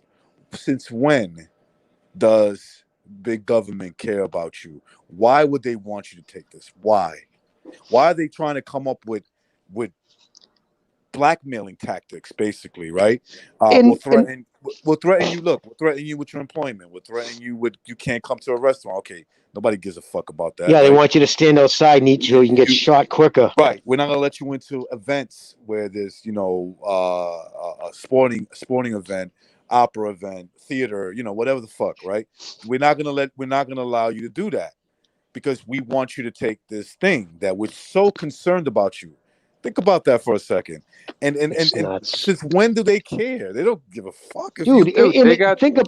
Oh, sorry, Precise. Go. It's probably Real all quick, money. they got I think like 700 military, 700 soldiers walking the streets of Sydney enforcing the lockdown. I mean, it's like how That's fucking nuts. how fucking stupid do you have to be to not see what's going on? You know what I mean? Yeah. New World Order. That's what they're trying to Of impose. But course. and the fucking thing is, what's fucking mind-boggling? It's the same left. We all know who's pushing what political party and which ideology is pushing this the most. Is the same ones who screamed for the last 30 years, "My body, my choice." Yeah. I mean, isn't that been your fucking vacuous slogan? You know what I mean? For slaughtering millions and millions of babies, Oh, but when it all of a comes to these sudden now civil you liberty, fucking, when it comes to it these goes out civil the window. liberty, when it comes to these civil liberty defenders, just notice they're nowhere to be found when it comes to shit like this. Right? What the fuck is the ACL? What happened to those fucking groups? Like, it's such a joke. What's I mean, the listen. goal of all of this? What's that? Like, what's their end game plan for all this? But I mean, listen. you already told you what end game is. You become dependent on it. You know what I mean? Because your antibodies get weakened. If you're getting booster shots all the time, you're not naturally immune to illness. So like you're going to need shots to just keep from getting sick because your white blood There's cells no aren't going to work. evidence. There's no evidence that you could catch it. Like it doesn't exist. There's no scientific evidence that you could catch a True. virus that gets you sick. But Bill Gates told you like what this is about. Like he had a TED talk in 2010 or something like that about. NWO. Well, no, he said it's called Innovating to Zero. It's a TED talk by Bill Gates. He basically said, let me translate for you. There are too many of you on this planet. We need to use vaccines and other things to get our CO2 production down to as close to zero as possible, right? And so he had this whole talk about how there's too much CO2 in the air and how we need to get that number down to zero as close as possible. And the number one producer of CO2, and when he said this, the audience laughed, obviously are people, right? Because that's what we exhale. We exhale CO2. And he said we need to get that number as close to zero as possible. So basically, without saying it, he told you what this is all about. Depopulation. That's it. I tell you what Very I found kind interesting people about that that care because I about us. think it's just real quick. I think I saw that TED talk. I don't know. It might have been another one, but what was surprising was I was reading the comment section, and somebody goes. One of the top comments was a guy who said that he says, "Hey, basically, he's right there." He put the timestamp. He said, "At this minute and 50 seconds, he's telling you that the more vaccines people use, the less people there are going to be in the world." And the same guy who said that got into a long discussion with somebody who I suspect was obviously a shill.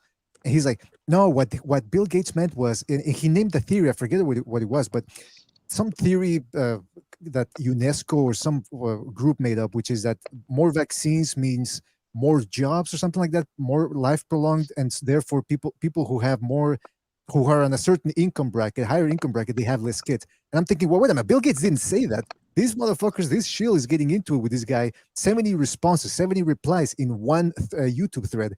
And he's going back and forth 80, 90 times. And I'm thinking, Bill Gates never said that. This guy is the guy saying, no, Bill Gates, this is what Bill Gates meant. But Bill Gates never said that in the actual fucking video. He just said, hey, more vaccines, less people. How are we supposed to extrapolate from that? Exactly. Yeah, these are the people that like Bill Gates is like, I'm gonna I'm gonna start shooting people in the head, and they're like, that's not what he meant. Come on, he didn't mean that. Like, he said he's gonna shoot you in your head. Do you guys? Is it like, I don't know if it's like that in the U.S. or wherever anybody else is, but when you go into like big box stores, do they take your temperature on the wrist? No. No. Like they have a thermometer. Yeah, no. Wait. They do in New York for sure. Yeah, so some places they do this. It's business. It's business here. It's up to the individual. Some businesses do. It's not So, mandated yet. but what they're getting everybody used to is a chip that's going to be implanted somewhere in your hand, and it's going to get read everywhere, basically. So they're already training people to use some kind of a scanner device to basically read a chip that's going to be implanted And, in and you your know what hand. they're gonna how they'll sell it too, brother? They're gonna say, "Listen, it's gonna be perfect. You can put all your banking on there. Nobody can rob you. You know what I mean? Yeah, You can just you go to the store, just scan your arm. They can take it right from your bank. No more worrying about It's so they'll try to sell up like that's. I agree. That's exactly where this is all yeah. going. They're gonna It's eventually gonna have microchip everybody. all your medical information on there, Well, your bank, everything, did you see everything, what all they your just passed last week?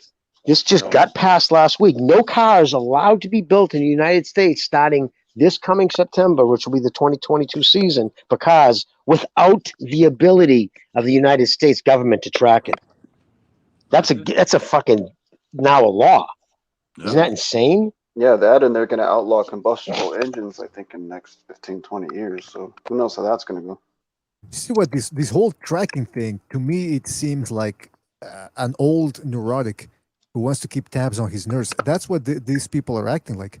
They want to keep track of everybody. And why would you want to keep track of somebody? Because you're scared. Because the elites, exactly, brother, you nailed it. They're afraid. Listen, the elites, that's what it's all become, dude. I mean, Obama, that fucking clown had, what, 500 people cruising at his, they all flew their private jets that pump out more CO2 than, you know what I mean, more emissions than Smoking 10 weed. homes, right? Smoke with Jews, all hanging out. And CNN actually used this term.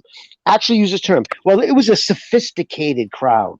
Oh, so, but then Dude, they're in the telling next you. episode, they started going after Jimmy, Sturgis. They started Jimmy, saying that was you a know what they're super doing? spreader. You know what they're doing, Jimmy? They're telling you these people are better than you. They can do Bingo. that. They can do Dude, the that. next thing they went after Sturgis, the white biker people. They said it Yeah, was because just the cat. they're like, no, we don't give a fuck if you're vaccinated. We don't give a fuck if you have a mask. Just come out here like a biker, Bikers What do don't you give a fuck. guys think? What do you guys think Eddie Hearn's fight camp is all about? It's about making boxing exclusive for rich people, and it's going to be happening in places like rich motherfuckers' backyards. That's what it's going to be relegated to. All sports. There's not going to be stadiums full of people anymore. It's going to be all done virtually, and only the richest of the rich are going to get to go to the live events. It's going to be exactly like Hunger Games. The So us and them has never been greater. It's yeah. actually getting the elites, and they are recognize 100. They're afraid. BDA, they're right. That's where they want to track us. That's the reason why they keep using that nebulous term, white supremacy. It's the biggest threat. In essence, what they mean is Trump supporters. I mean, Did I let's walk cut the in? bullshit. That's exactly what they mean. Did I walk into the second Renaissance? Yes. I Yeah. wanted It's to slipped ask into to that. recognize this was an awesome boxing stream for a good 2 hours. As soon as I joined the panel, I think as always, some sort of political discussion comes up. I don't know if it's Yeah. the dirt and curse, It's your but it's on I you. didn't start it. If I get taken down, it's on you, Dirty. Let's talk about Ugas's bum ass getting bashed up by a 43-year-old Pacquiao you in a did do couple of a days. film study, right? Like I didn't watch it yet, but you did a film study of Yeah, Ugas. he's a bum, guys. I'm sorry, the guy's a bum. Without missing a beat, Pacquiao was like, "No problem, let's go. Just get lefties in here or righties, because Spence is a southpaw." So I mean, without even like you said, I reckon precise. When does anything move in boxing that quickly, that seamlessly? You got Yeah, replacements. You got everything was just like, wow. Could that have Perfect. worked Yeah. out any perfectly? I It think just those Yeah, are did come on. Ugas have was he like told like, hey, you're gonna be a backup replacement, get Of course ready? he was, man. Of course he was. Well, his guy, I think what happened, honestly, brother, I think his guy got a legitimate injury, right? And Heyman was right away on the phone with Spence, who I think we've all admit I think they're honestly in my heart, I have no proof. This is all my own opinion. I think watched the fucking Pacquiao training videos and got spooked. It's And called fucking when he had it's an just opportunity to get out, he took it. That's all. you're just So, using your common sense. That's all that is. has anyone so far mentioned the fact that this is probably going to be the launching platform to send Spence to 154? It could Probably. be. I wouldn't be surprised. Yeah, I would not Yeah, be but surprised if he We moves all up. know that they don't want him to fight Crawford.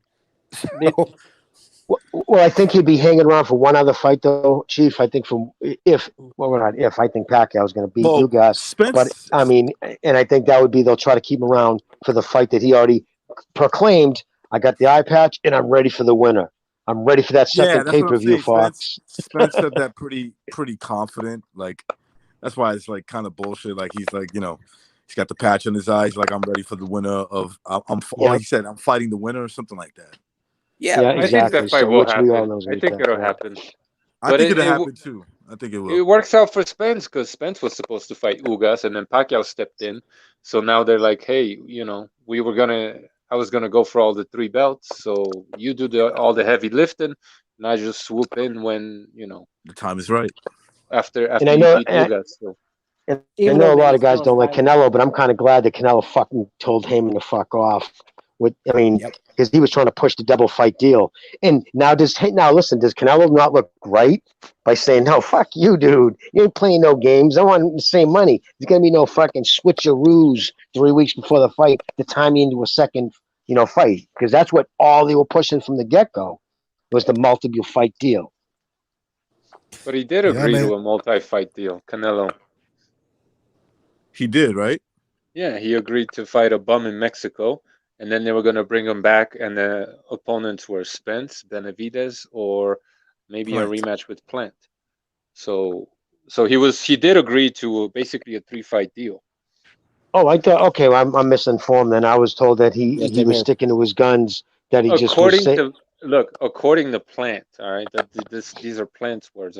We don't know what Canelo has to say about this, but according to him, because at first they wanted, like, I forget how many fights, but eventually they basically settled on just two real fights, Plant and one of the 3 guys I mentioned. But in the interim, they were gonna send Canelo to Mexico to just have a stay busy fight, so that doesn't really count. So wait a minute, precise.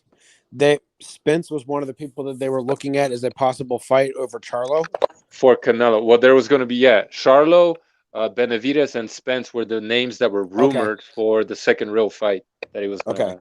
And you said this is according to Plant, and with all due respect to you, because I respect you, that is kind of like listening to Danny Garcia saying he was never made an offer to fight. Well, yeah, I get it, but this was report. I read a bunch of articles that said this. I mean, you could always question. Hold on. You could always question the sources, obviously, but he said we got the papers to prove it. And nobody pulled his whole card, so that's where it stands, right? I can tell you. I just remembered my sort. Oh, sorry. We'll do it BDA one at a time. BDA one at a time. One at a time. Go ahead. I didn't say anything, man. One at a time. Well, I was gonna say it was. I can't remember. That just means they're name. expecting you to say something, bro. It was what's his name? Eddie Reynoso. It was his trainer. He was in Eddie Reynoso. Eddie Reynoso. Yes, he. I'm trying to find the thing. Was in a tweet. Then I went to an article, but he said that the sticking point was the multiple fight deal, which is what you're saying too. Precise that they were going through all these different fights, and he was I'm not. He doesn't want to be tied in to multiple fights. And then when it got to the point where they were really pushing it, that's when he came back with, okay, but I want $40 million, and I guess what it is, they both had to agree on who he fought, and he didn't like that either. So meaning so if he said, okay, I'll fight Benavidez, and even though Heyman wouldn't have offered him up, I don't think. If Plant said no, that squashed the fight, and I guess supposedly Canelo didn't like that either. He didn't want Plant saying who he could fight. But it's all pretty much the same thing. I don't think any network would have given Canelo undisputed money to fight Durrell. That was the replacement opponent in the case. But this is like standard procedure. Anytime there's a big fight, there's some guy training, waiting in the wings just in case somebody flakes. And right, like Eddie Hearn does this. Like they do it all the time. Povetkin had someone when Wilder flaked. If you guys remember, Eddie Hearn had Takam when what's his face? Whatever. They tend to have a replacement. So this was pretty standard operating procedure. The sticking point was that Canelo wanted the same money as he was going to get for undisputed to fight basically a Durrell level fighter, and no network would have given him that kind of money. Now, exactly this theory that maybe they wanted to tie him down to like they wanted to do a bait and switch on Canelo. I mean, yeah, I suppose that could be true, but if you know, he knew he had to have known this was going to kill the deal if he asked for the same kind of money he was going to get for Plant to fight Benavidez, or not Benavidez, but whatchamacallit? Darrell. You know what Heyman could do Darrell. though, right, to save the pay per view? Because I think honestly it would sell. I understand it's not as significant for Canelo because it eliminates the belt if Plant was to come up injured. But as far as worth to Fox, it is in number of pay per views generated. Maybe I'm wrong, but I think that Canelo Benavidez would generate more pay per view buys. What do you guys think? Yeah. Maybe the Two same. I don't know. Mexicans I on don't. one card. Probably because they're Hispanics. Yeah. Yeah. Two Yeah, and they Mexicans on both one hit card that hard. don't like each I- other. Mexican American, right? Benavidez is Mexican. I don't think Canelo wants to fight Benavidez personally. That, From in my opinion, he's in that's why. Arizona. That's why I think that's why Canelo killed the deal, because he wasn't going to have a pick of opponent, and he likes to cherry pick his opponents. So Canelo said he doesn't want to fight him because he's Mexican. I think it's because he knows he could present some form of trouble. I don't think he'd beat Canelo, but I think he'll give him problems. well, but you're You give him a dictating hell of a to lot him, more right? of a fight than Plant. Canelo's a diva. Like, he's not going to let anybody dictate to him. That's the problem. You can't just tell him who he has to fight, right? He's never going to agree to that, because, in my opinion, anyway, because he's a diva. Like, you can't tell Canelo who to fight. He's beating this dead horse like to a pulp. I mean, you should know by now that Canelo's not going to take a fight unless he's guaranteed to win. He just won't do it. The problem with Benavidez is he's a big kid. If they don't make the Benavidez fight now, and he fights Benavidez later, that's gonna be a weight gain Benavidez because he's It's a getting real bigger. fight. The problem is that it's a real fight, and Canelo doesn't want to have any real fights. That's the problem. Do you think that shot he took at the last, and you think that shot he took at against Triple G that in the 10th round, which I don't give a fuck what anybody says, really hurt Canelo? Do you think that was like the last time he wants to feel like that? Yeah, like, because he, even at 40, whatever old he is right now, Golovkin, he doesn't want to have anything to do with that. Like, I'm supposed to believe he went up to 175 and walked through Sergey, right? But he doesn't want to fight Canelo? I mean, Triple G? Why? Because Triple G will actually come to fucking win. And he doesn't want any kind of work. Canelo probably wins the third fight legitimately this time, in my opinion. But he just doesn't want to work that hard. He just wants these guys. He just wants them to quit before the fight ever starts, and just he's had some wear and tear, man. He's had some wear and tear. He's not. I don't think he can sustain another fight like Triple G. I'm not saying that it has to be Triple G. Another fight like that, where that probably takes some more years. I think those two Golovkin fights, especially the second fight, I think it took some years off that boy. For me, Canelo has deteriorated. The best Canelo was the Canelo in the first and second Triple G fight. That was Canelo at his peak, and ever since then, in my opinion, he's deteriorated. Yep, I see it too. He doesn't. People talk about his great improvement. I'm like, what? No. Like, what's the improvement? I don't see it. Other than the improvement, he's got more money to pay boxers to take dives. Yeah. And not only that. Well, look, maybe that's what's happening, but the improvement thing is like, I don't see it. That I don't see that at all. Not only that, but honestly, he didn't look that good against Billy Joe. Like, I'm not saying Billy Joe was gonna win on the cards, or but how do I say this? He there was moments where he was letting stuff on Canelo. It's just like, bro, what if an actual hard hitter was letting out Canelo right now? So, yeah. Well, that's the thing. There's not that many big. Like, there's Benavidez at 168. Uzcategui was kind of a hard puncher, but he's way too slow. He got beat by that. Yeah, definitely one hit one. So 168, it's very uneven. Like Benavidez. People are saying, and I used to think that too. But then I started rewatching a lot of Benavidez fights these last 2 weeks. He's very good. He's got very good instincts, but he's never fought a puncher. Ronald Gavril, on paper, it says he's a puncher, but then you watch him fight. He's got that classic style where he doesn't put his weight on his shots, and Benavidez just didn't respect him. He was having his way with the guy. Durrell was a guy that could crack a little bit, and you saw Benavides be a little bit more hesitant in that fight, then ultimately broke him down. But he hasn't fought anybody either. I mean, Caleb Plant's best win is Uzcategui. Uzcategui is inconsistent. Benavides is inconsistent and unproven. So at 168, I don't understand why. Like, I know Canelo wants to just have those accolades of saying, "Hey, I won titles in this many divisions, that many divisions." But if he really wanted to test himself, it's either Triple G or 175. Now, Because does Canelo- he unify the division if he was to beat Plant? Does he become undisputed unified champion? Yeah, I Yeah, think yeah. he I has, personally, he has 3 belts. He has 3 belts, and yeah. So we get to have and them he's all. got the So other ones. So that's a good accolade, even though it's see, but let against me tell you Plant. what I I think don't. happened. I think the zone told Canelo, here's your next two fights we want. Bivol or Triple G. We want those 2 fights. That's why he's interested in. I think that's why he's interested in negotiating a deal But with Plant. I think that's the reason why. Look, I don't have to knock. I don't have to diss Canelo, but like, okay, Plant's the easier fight between the 3 guys in his mind, and then he gets the undisputed. He gets all the belts, so it It's makes the sense. easiest fight the greatest accolade on paper, Yeah, and the most money he's ever gotten.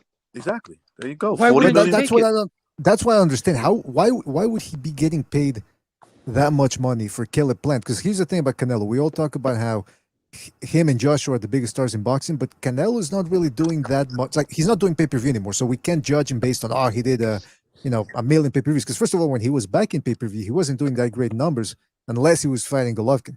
Right. He can fill up his share of venues, especially if he's fighting in Texas or if he's Yeah, fighting in maybe Los Angeles or Mexico. the zone But did good Caleb, views. Remember, the zone yeah, did the good zone did views. good views, Yeah. but But he's not that's doing why. any But that's why it was blockbusters. gonna be a multi-fight deal because that's the only way Fox could make money off Canelo. The first fight, they're gonna entice him, bring him in. It's gonna be a big fight. They'll probably break even. Everybody gets paid, and then they get to make money with Canelo off the back of that fight, having some bum in Mexico and another fight. Because Canelo isn't that big of a seller. Like, people exaggerate how much money he makes. He doesn't sell that What well. I think for analytics, what Fox is going by, because you said it's hard to gauge because without the pay per view numbers to really actually gauge. They go, I think, attendance because actually, and this is weird too, because it's actually literally Spence's backyard. I think he grew up 20 miles away from the arena, if that. He put in 11,000 more people in that stadium than both of Spence's fights combined when he fought Saunders at 73, broke an indoor record. And also, that fight sold 400,000 new subscriptions for the zone. So I The think zone, that's yeah. the analytics that they used to I think that really whet Fox's appetite, seeing the crowd and Well, think hearing about about the what boxing was 400,000 at. Think subscriptions. about what boxing was at that time, right? It was not too long ago. It's like you're coming off the pandemic, right? People are Yeah. now they could go to stadiums. Canelo's fighting. The zone makes out like a bandit because everybody wants to see boxing fights, and you get what was it, 400,000 subscribers? I heard the same thing because he did a lot of views. And so it's like, okay, so now it's like the zone is like, okay, now is our time. What they Yeah, really but wanted dude, was the zone doesn't real have him quick. under What the they really contract wanted right now, was bro. no, but I'm telling you what the zone wanted. The Oh, zone oh, oh, wanted oh. him to fight Triple G always. Of That's course they always did. been the plan. They Of wanted the third fight, course. so they're like, dude, we did really good numbers. We It need you to was the fight. last $1 million fight, Yeah, bro. we need Well, you to fight. We need you to fight Triple G. they also signed Triple G to a large dollar contract to join the Yes. zone also. So this has always been their plan to begin with. Now, whether it was De La Hoya behind the scenes manipulating the whole thing, or Canelo calling his shot saying, "I'll fight him when I'm ready," or De La Hoya was telling him to say that when they were together, we'll never know. But the obvious thing is that the powers that be behind Canelo wanted them as far away from Triple G as possible for the longest time. The zone didn't want that. Triple G didn't want that. They wanted it immediately. Right. But That was gonna everything be my around next question. How many people everything here around believe? Canelo wanted as far away from Triple G as possible. How many people believe? How many people think Triple G says yes right now?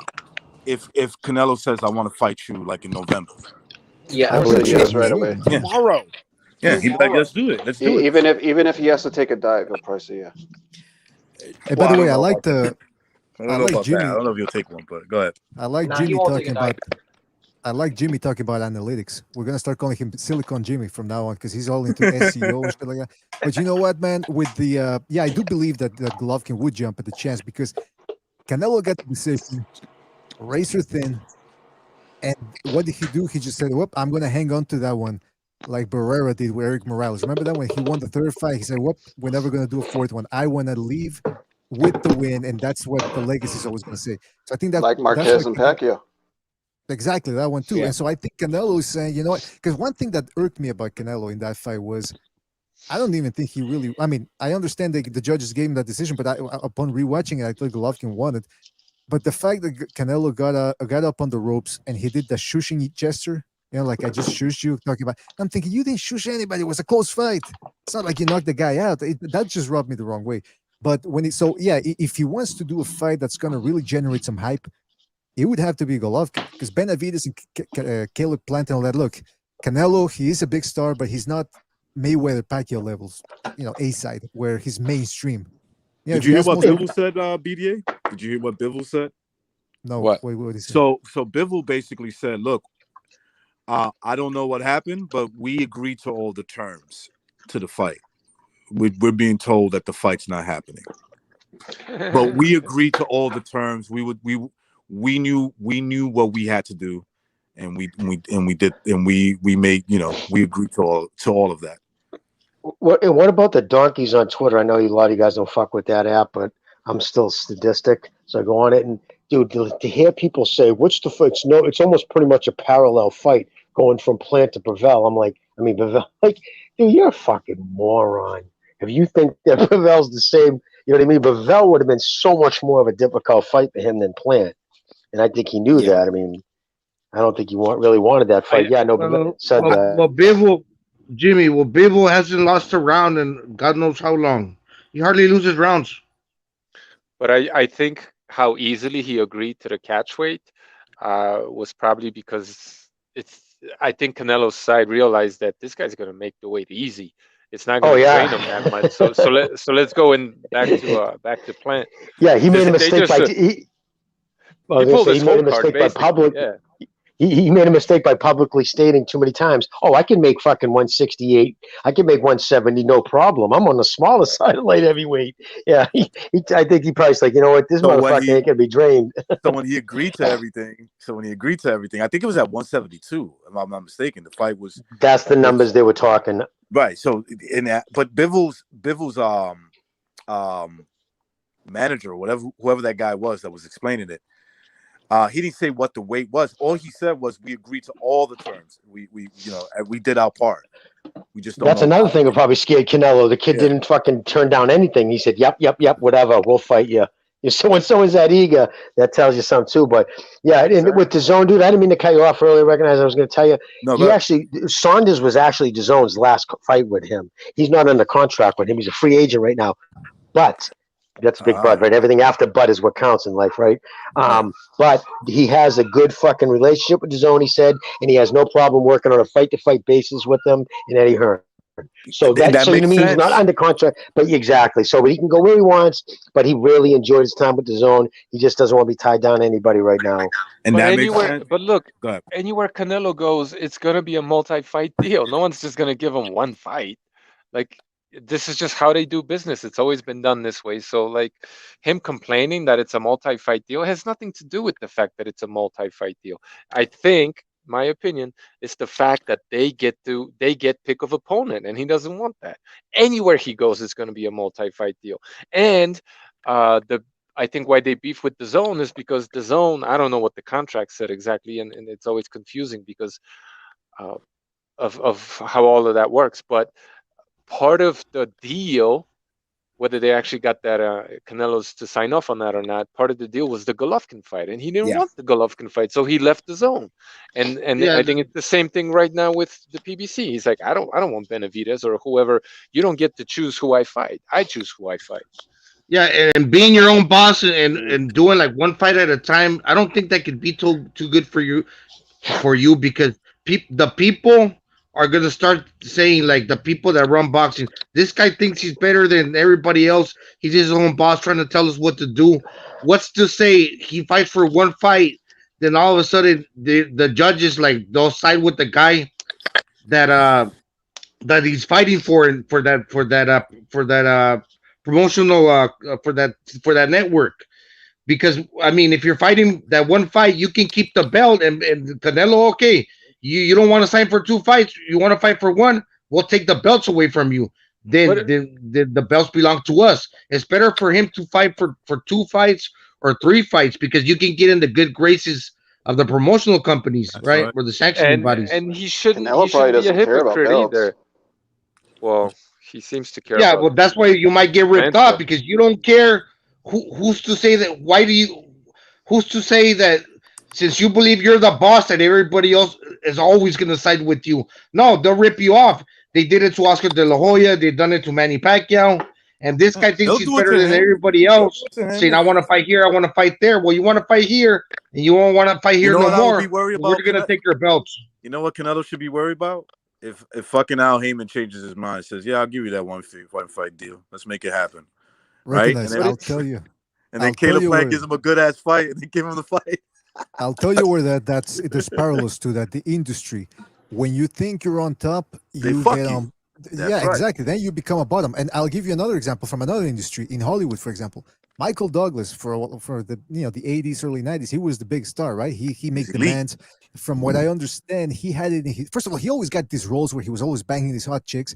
Meanwhile, he was bloated as hell. And I heard a rumor from around by my contacts that this guy used to swallow salt pills before he was had to take his shirt off something because he wanted to shrink down and look as thin as possible. So, but what happened? He's the diva, right? He makes the demands and everything. And then what happens once he loses clout and he becomes close to a B-lister and he still needs the job? People come back with him. They say, "Okay, we'll offer you a role."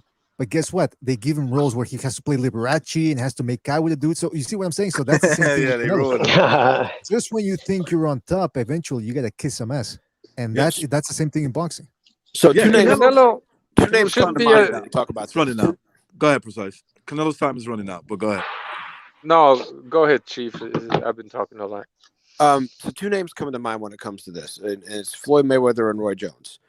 First with Roy Jones. Roy got to pick a lot of who he wanted to fight. Not everybody, because there were times that he would pick an opponent and HBO would say, "No, we're not letting you fight Otis Grant for the undisputed light heavyweight title because he's a freaking middleweight and he doesn't belong in the ring with you."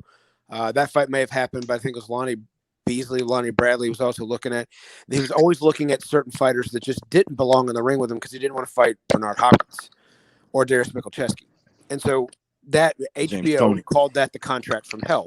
And Steve Kim on BDA, your show, noted the fact that a lot of boxing writers started something called the Roycott because of this. Fast forward to the 2000s. The Roycott. Yeah, Roycott. The Roy what? The Roycott. Roycott. Instead of boycott, Roycott. instead of boycott, it was Roycott. Oh. Like boxing writers were purposely not going to some of his fights because he, instead of fighting Michalczewski or Hopkins, he was taking on Derek Harmon, who did nothing to deserve a title fight. New York police officers. That guy was a mandatory contender. Frazier was his name. He was a mandatory contender, but Derek Harmon wasn't. Fast forward to Floyd.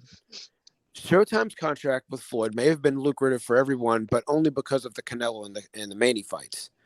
He failed to sell 1 million pay-per-views against multiple opponents, and they thought he could sell over 1 million versus anyone. He got a guarantee of $32 million no matter who he fought, and as this fuck you on the way out the door, pardon my French, he fights Andre Berto, and that fight doesn't even make enough money to pay Floyd's payroll, let alone the rest of the card off of pay-per-view.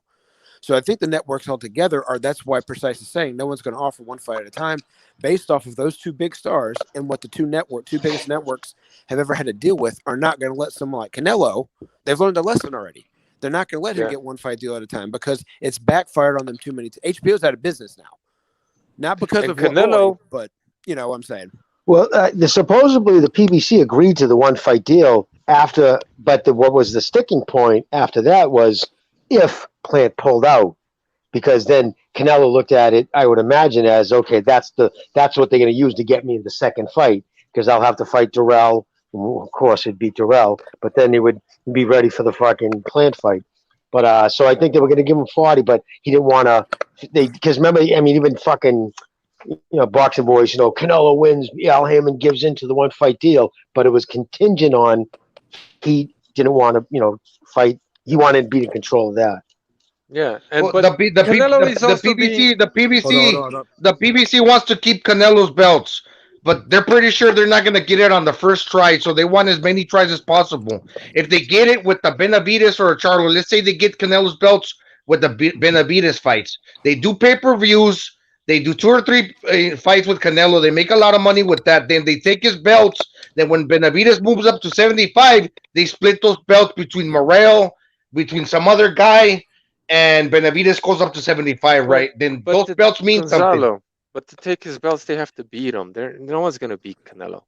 But look, Canelo's being a hypocrite because whomever he fights, assuming it's a real fight, he has a rematch clause. But he doesn't have a network to take the fight to. So, and say Plant does beat him, right? Because it's a real fight. And Canelo exercises the rematch clause. Well, where's Plant gonna fight him? On fucking Fox anyway. So to this whole basically it's a bunch of bullshit to me, this multi-fight deal. It would have to be on Fox, right? Because they're not allowed to go off the island. But everyone's concentrating on this multi instead of just saying 2, because it's really just 2 fights. That's not the problem. Canelo needs networks to put his fights on. That is not the problem. The problem is, again, for the last time, the fact that he's going to be forced to fight a real fucking fight, and he doesn't want to do that. I'll agree with you to the point that he doesn't get to name his own fighter like Roy did and like Floyd did, and he wants to be able to do the same thing. He thinks he's just as big as they are. He thinks he's just as powerful as they are, and he wants the clout of thinking he's the face of boxing, which I'm not saying he's not, but he believes he is. So if he's the face of boxing, he should be able to decide whoever he wants to fight. He believes, actually, he does believe he's the face of boxing. He said it. Yes, he did say it. Okay, well, so he's putting up the biggest numbers right now. So I mean, if that's the criteria, right? But so having, but it sounds like it comes off like cheap. Like, listen, you nobody gives a fuck what you think about yourself. Just go in there and have the fights. Like it's like shut up and dribble. Look, in many ways, it's like that. I don't care what the fuck Canelo likes to eat. What he thinks of himself, if he thinks that he's a 10 out of 10, that doesn't concern me at all. Canelo is what Canelo wants to do. He wants to pick his fights, and he wants to pick fights that he knows he can win. That's what he wants. He doesn't want to fight guys where just like Roy did. Just like Roy did. Just like Roy did. In other words, he wants to do it all. He doesn't want to fight a fight like we like to say back in the days, off the rip. I don't know who the fuck this guy is. Oh, I do know him. He's pretty fast. He's pretty good. He's gonna give me a good fight. Let's see what happens. But that's the thing, though. Like, we shouldn't be surprised at Canelo's making demands because, like you were saying, that's what A sides have done throughout history. Right. Sugar Leonard did it. De La Hoya did it. Pacquiao and Mayweather did it. Now it's Canelo's turn to do it. So we don't have to like it, but I mean, if we're gonna be, let's not act like surprised. Like, oh my god, he's making all these demands. Like, this guy has fought a lot of people, and he feels like, well, I should call the shots. Again, we don't have to like it, but let's not act surprised as if this is the first time that's ever happened. No, it's not. But I'm not surprised. But he got the biggest payday. Right, but it's not only that. It's like, okay, so because those guys did it, that doesn't make it okay that he does it too. Look, Mayweather got ripped for it.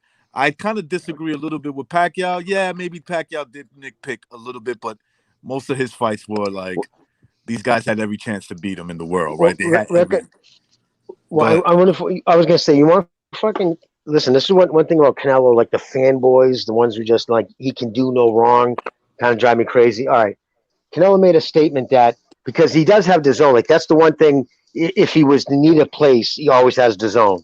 There's an open door policy. Whenever fight you want to put on, we'll do. So, I mean, so he can always pull someone there. Obviously, PBC guys can't leave the island. So he has to fight there. To Precise's point, he has to fight a Fox. That's the long and short of it. But Canelo made a comment last week or a few weeks ago. He said, I don't want to fight on pay-per-views behind a paywall. I don't want the fans to have to pay. And his fans went berserk. See, he cares about. I'm like, are you kidding me? No. Did you catch the? Remember what I said earlier? Everything after the but, and that's the important part. He doesn't like pay-per-views because it's not guaranteed money. See, when you do a That's right. pay-per-view, Yeah. right, they'll give you $3 million and you get a slice of the pay-per-view. Upside, yeah. Canelo said he wants no more of that. He doesn't want it anymore. He doesn't wants want to have to guaranteed money, depend. right. Thank you. So Yeah. that's the reason why it was a pay-per-view. Even though it was a pay-per-view, Heyman still had to guarantee him $40 million. You see what I'm saying? So this whole I'm doing it for the fans. No, the motherfucker's doing it because he wants money guaranteed. That's why he wants to drag everything to the zone because they cut him a check before he fights. He's not worrying. Oh shit, are the people That's the buying this? best Or are they money, right? stealing it? That's the best money when it's like Is the guaranteed. guaranteed It's just money? like And this is again, what That's I get. weird, man. That's Again, weird that you beat Kovalev and you beat fucking Caleb Smith, two biggest boys in 168, and you're scared shitless of Caleb Plant and Benavides. Yeah. But this is the problem exactly. It exposes him as a fraud. Because me as a fan, I don't give a shit about Canelo, but fans in general, they shouldn't care what network a fighter fights on. no, but hold on. The reason why Canelo became a free agent, presumably, is to fight on any and all networks. So I don't see why fans bicker about where Canelo should fight. What the fuck do you care? He's getting the biggest guaranteed payday of his career, which is what he wants, apparently. And if you believe they're real fights, they're good fights. So what's the problem? Once we get to a point where Canelo gets to dictate weight, how long your training camp is, whether you wear a fucking chastity belt into the ring or not, ankle weights, you just got to call the guy out for what he is, a fucking fraud. The So only thing his A-side privilege gets him is the biggest slice of the pie. That's it. Everything else is bitch made diva shit and makes you a fraud. And yes, Floyd Mayweather was a fraud, and Roy Jones Jr. was a fucking fraud, and so is Canelo. Yeah, okay, well, you just summed up everything I was going to come back with. Well, give it to me anyway. One thing that I wonder now, how much was Oscar De La Hoya at fault or to blame now that this is still happening? I mean, Oscar De La Hoya personality, you can say what you want, but that doesn't mean. Why were you focusing on if you're Canelo, what Oscar De La Hoya is doing personally? Okay, maybe, but he's got a company that's run by other people. Why is these problems still happening with Canelo now that he left Golden Boy? And it's Because the way he acted, because he didn't like to listen. At the end, Canelo wouldn't listen to anything. I mean, it was Canelo's way of the highway, and he was running the roost. And I think maybe Oscar De La Hoya is probably a little bitter. Plus, the way things went, from what I heard, was the reason why he was mad with Oscar supposedly is because Oscar was the one pushing the Canelo fight. I mean, the Triple G fight. He was like, dude, it did 1.3 million. There's nobody you're going to fight that's going to touch that. So it was Oscar, and supposedly Canelo was pissed at enough with the Triple G shit. But Jimmy, how did Oscar become a star? By fighting everybody and taking losses. That's right. So that's what he knows. And he was gonna look. This whole thing about Canelo wanted to fight Lara. No. Oscar wanted him to fight all these guys. Canelo didn't want to fight these guys. And eventually it came to a head where Canelo, in my opinion, obviously, got tired of being told who to fight, period. Because, again, the only way Oscar knew how to build a star, one of the biggest stars ever in the sport of boxing, was by fighting everybody and taking some L's. Yeah, because you could see the L's didn't do nothing to him. I'm sorry, go ahead, BDA. Well, to be fair, he has fought everybody. I mean, he fought Golovkin twice. Let's not make it out to be as if he avoided the guy. No, he did fight these guys. No, I will say he fought these guys, and I'm not saying he didn't, but what he doesn't want to do it anymore. He wants to fight who he wants to fight. Well, let's point out something else. But I want to say why that's dangerous, because again, I go back to the industry days. Because right now, Canelo is hot. 2 years down the line, you never know, man. And he's doing the same thing to Ryan Garcia, because Ryan Garcia has more of an upside. He's got a completely different audience with the whole social media thing. And right now, I can't help but wonder, training with Canelo, alongside with Canelo, maybe Canelo's telling him, hey, listen, man, these people, they need you. You don't need them, man. And so he thinks he's in control. But what happens if Ryan Garcia comes back and loses the fight? And that somehow also affects his standing and his worth outside in the social media world. Because you take a look at Roy Jones, the aforementioned Roy Jones. he was dictating the contracts and everything. He was getting paid millions to fight guys that really didn't deserve to be in there with him. And what happened? He loses 2 or 3 times, and he's still fighting today because he apparently, from what I read, he needs the money, and he realized a little bit too late, like, oh shit, I'm not gonna be in my prime forever. So he's trying to rekindle that that fire, and that's what could happen with these guys who think, oh no, the boxing world needs me. I got news for these guys. There's always somebody new coming along. Just when you think, we got no more stars, another guy pops up. Right. And if Canelo does have that mentality of, oh, I'm the star, he better think twice about it. Yeah, I mean, but look, right now he is the star, and right now he wants to do things pretty much his way. And it's like, I think he's stuck on, well, I mean, he's not undefeated, right? You got 1 loss. He should have more than that, but he's got 1 loss, 2 draws. And he's just trying to milk every fight he can, you know what I'm saying? So he can get the maximum money. And he feels that losing a fight might hamper that somewhat. But I'm like, wait a second, it depends on how you lose the fight. If you're competitive like Oscar De La Hoya, it doesn't do nothing to you. You can see when De La Hoya lost to Trinidad, he got bigger paydays. You know, it was bigger. It was Shane Mosley for another $20 million. And then it was Bernard Hopkins for $30 million, and then it was with Floyd. What's his name? Floyd, where it was like 30 55. guaranteed, and then upside for pay-per-view, which was another freaking 20, probably another 20 million. So he's gotten bigger paydays after losing. Canelo's of the mindset he doesn't want to lose. That has to do with image, right? He's very stuck on himself. He doesn't want to take a chance where he could take an L, and he's like probably gonna feel embarrassed, and maybe. But De La Hoya came up. De La Hoya came up in an era where you could lose and still come back. No, I agree. This was the beauty. Okay, so Canelo. Let's say if Canelo loses. Going. Let's say Canelo loses. Is it gonna hurt him?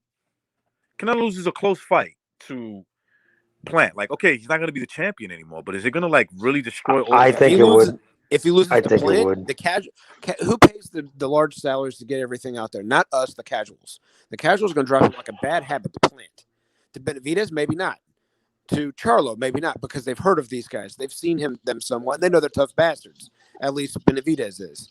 All right. So in other words, you're saying that as long as he loses to somebody competitive, but if he loses, he can come back for that if the fight's competitive. Depending on who it is. Also depending on who it is.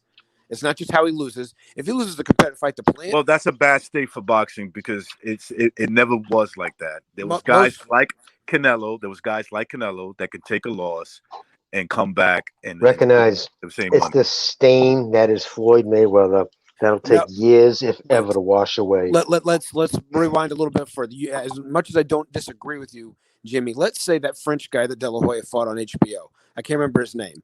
But he blew him out like 3 or 4 rounds, right? You know which guy I'm talking about. Carpentier or something. Yeah, like that? Carpentier. If Oscar would have lost to him, big difference in what happens the rest of his career. It's who you lose to as well as how well you lose. If you lose to Plant, you're going to have an image problem. It's going to be hard to sell because everyone that doesn't like you to begin with is going to say, see, I know you're a fraud. Canelo's not going to lose to Plant. You know, it's a very slim chance. No, you're right. You're right. That's the guy that beats him. Since the question came up, if he loses to Plant in a competitive fight, that was the question that was asked by, I think it was you just a second ago. It's not just if it's a competitive fight with Plant, that's bad. If he loses a competitive fight to Plant, that's a terrible selling point. If he loses a competitive fight to Benavidez or Charlo or somebody they know or someone bigger than him like Bivol, now you've got something you can spin off of with PR. But Plant, no, you can't. I mean, it's tough. I mean, the dude fought guys named like Favanugan. Who was that fucking? I mean, did you ever look at Plant's fucking resume? Holy shit, it's atrocious. You're just I mean, it's crazy. I'm going to disagree slightly here. I'm going to say that even in the extreme in which he would lose to a guy like Carpentier or Plant by wide margins or whatever, the boxing public, they think like that. The average non-boxing fan, they think Canelo's the shit, right? Because they're the only name they know, so they think, oh, if this guy's famous for a boxer, he must be that good. So they're always going to give that guy the benefit of the doubt. So in a rematch, you know how the promoters are going to spin it. They're going to say, well, it's because Canelo was off his game. His grandmother died. He tore a pelvic muscle, whatever. They're going to come up with... Nana died? Was that? Nana died? This is scripted. Yeah, but yeah, like Chief said, there's a script. I mean, let's look at a recent example. Anthony Joshua. He loses to a guy. Thank you. That's a great point. Very bad optics. A fat dude who is not supposed to be in there with him. It's the contrast couldn't be wider. A guy who's chiseled, he looks like an Adonis in Joshua, versus a guy that's you could fit him in a bottle. He's made a blob, and Ruiz goes in there, and not only does he beat him, he stops him. So how did they spin it? Joshua, they leak rumors that he might have been knocked out in sparring. He wasn't himself. Look at how he came into the ring. He sniffing too much coke. Yeah. Sniffing, yeah, that's right. So you add 2-3 things in there. That creates reasonable doubt. And if there's anything that if there's anything my mentor Rafael Shapiro taught me, is you need to create reasonable doubt in the mind of the jurors and the audience. And that's what you do. Shout out to Rafael Shapiro. If the glove don't fit. Exactly. But no, I agree with you, BDA. That's why I said, look, obviously some people disagree, and I understand it. But I think that these guys Canelo already built his legacy. Like, pretty much his legacy is built already. Whatever you think of it, right? But it's still a legacy that everybody will know about. If he took a loss to Plant or fucking whoever, Benavidez, whatever, right? Because Benavidez is not that much proven than Plant. The eye test tells us he's better. If he takes a loss to any of these type of guys, what, his career's over? Is it done? Is it over? No. Big paydays. He's gonna get paid still. He's still gonna get paid, because if you look at, especially after the rematch, right? So Anthony Joshua, maybe he got a unique deal, but nonetheless, when he lost to Ruiz, he got paid way more money for the rematch, right? Maybe you guys know the exact number, but I think he only got like 20 million for the Ruiz first fight, and then the second fight, something like 60 million. I heard 70. So I hear what you're saying. Yeah, there you go, 70 million. Now it was a unique deal, because remember, the Saudis prepared that, That was a large reason for it, and we don't know if Canelo's got that same situation if he loses to a Plant. You guys could be right, I could be wrong. We won't know unless he loses to Plant, which we all say on the board he's not going to. So that could be a moot point. Jimmy said something about him liking the guaranteed money, which means to me he doesn't have the kind of people that Mayweather had of negotiating a conversation to where you get guaranteed money even if we're doing pay-per-view, because that's what Floyd's contract was. Didn't matter what they sold, he got 32 million minimum. So if he could get a pay-per-view contract to where he was guaranteed minimums regardless of what the numbers were, he'd go to pay-per-view in a heartbeat. But they're not guaranteeing that for him right now. Excellent. Man, Canelo just needs to speak English, man. He'll make all that money. It's the piracy, dude. That's honestly what's turning everybody away from it. He does he does know English. Get the fuck out of here. Get the fuck out of here. Yeah, he does it. And listen, I'm going to tell you guys right now, don't be surprised if he retires quickly, like faster than people think. That dude's got a lot of shit going on. He's got a TV show. I guess he's obsessed with golfing now. Like, that's what he's not training, he's golfing. He's got a lot of shit going on. He's got worth hundreds of millions of dollars. I wouldn't doubt it if he walks away younger than we think, than we realize. Yeah, he's a white guy. Well, a couple of years ago, on when I was listening to Boxing Rant, they were saying that he came out and said, "I fight in September and May. Like, those are the days I fight." He was calling those shows. He was still with Oscar at the time, and now he's starting to fight quickly and more often, which leads me to believe that whether the contract with DAZN's renegotiated or not, he's trying to cash in on whatever money's left. So possibly, like what Jimmy's saying is, instead of taking this, because if he was fighting twice a year, that the 12 fights that he had, he'd be fighting until he's 35 or almost 40. Now he's starting to rush these fights in to make sure he's squeezing everything in, get everything out of, even if the contract's renegotiated, as much as he can get out of it as he can. And then, like you said, after this is the last fight with DAZN, right? Yeah, he doesn't have a contract with DAZN anymore. He has one fight at a time. Okay. So, but at the end of it, when it's all said and done, if there's no platform, like Precise is saying, left, he's milked everything he can get from DAZN, which is where he wants to stay with anyway, because they cater to him a little bit more. Yeah, I can see him being done in 2 years.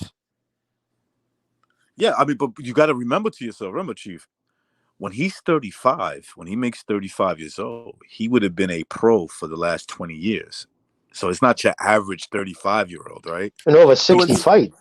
So, okay, but again, when you got guys that only have like 16 amateur fights, like Chavez and like, no, I get what you're saying, yeah, but and him, you can have 60 or 70 fights. The wear and tear is not the same. Tommy Hearns is one. Tommy Hearns, and I don't know what Marvin Hagler's amateur record was, but I know that Hearns had a buttload of fights up in the Kronk. And even though he turned pro at 19, he still had close to 100 amateur fights. He's one of the few people you can see fight into your 40s and have 70 fights and have 100 amateur fights.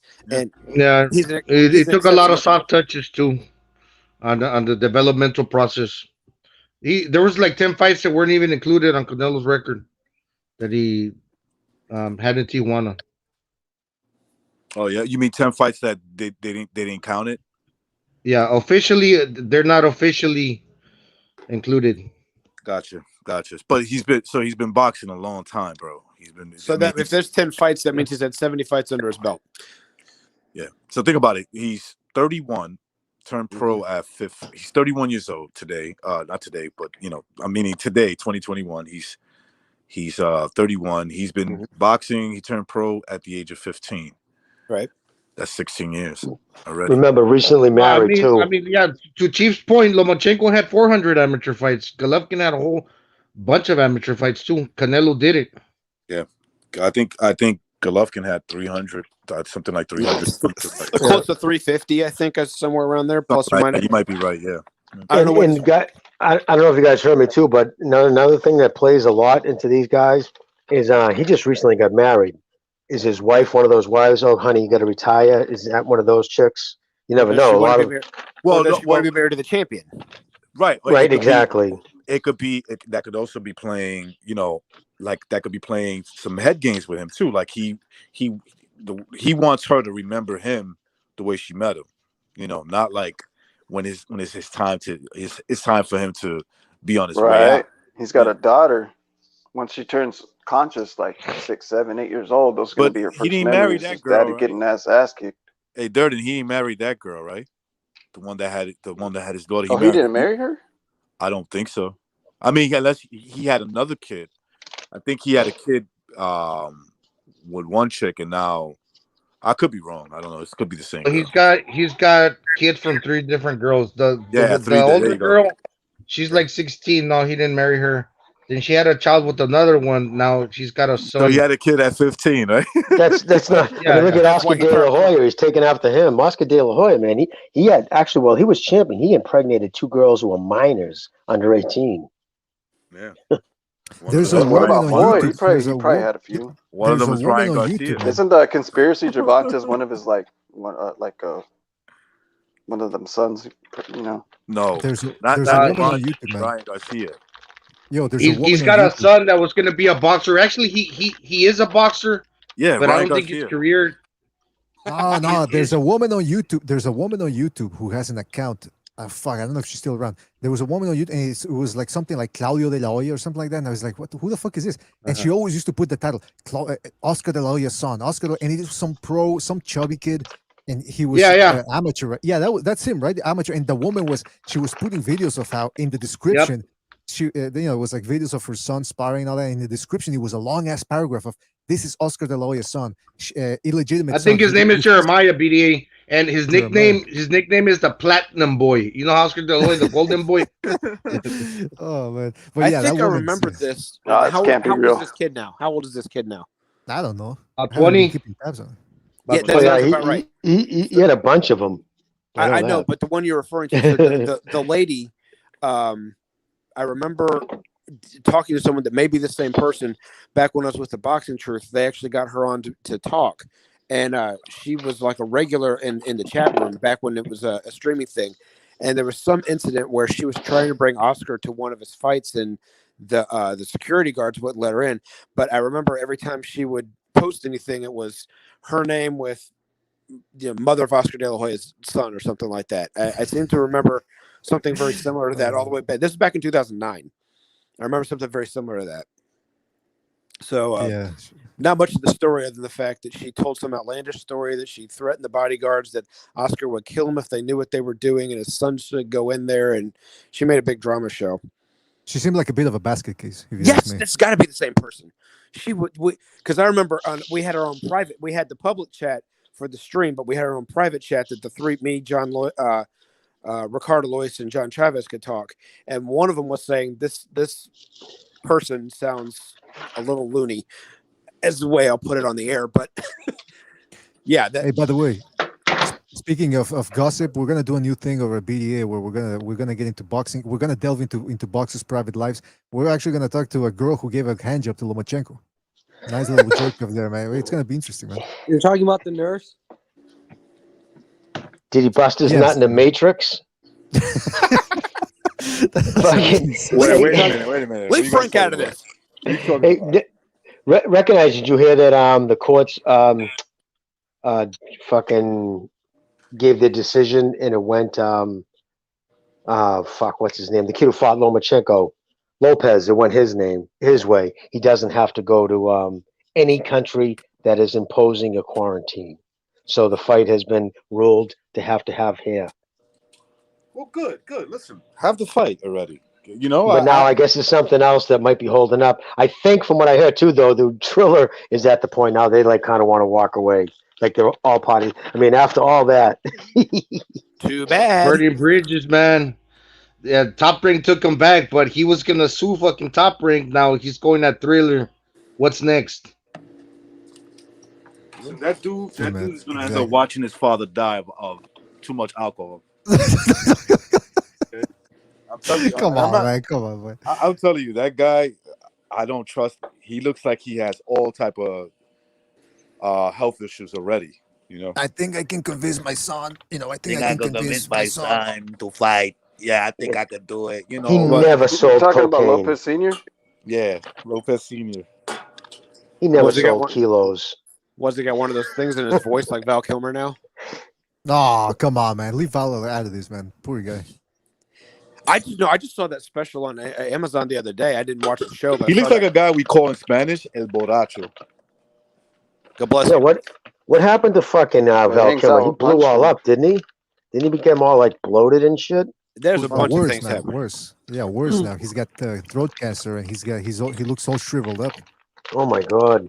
Yeah. No shit, huh? Best movie he was ever in, Braveheart. I mean, not Braveheart. Braveheart. Something. No, it was Braveheart. I think it was in the title. So he was a FBI agent, but he was also his father was a full-blooded Indian. He had to go back to the reservation. Oh yeah. No, good movie, man. Good movie, very good movie. But the best role he ever played was Doc Holliday, and everybody knows that. Yeah, I'll be your. I'm your tinkle.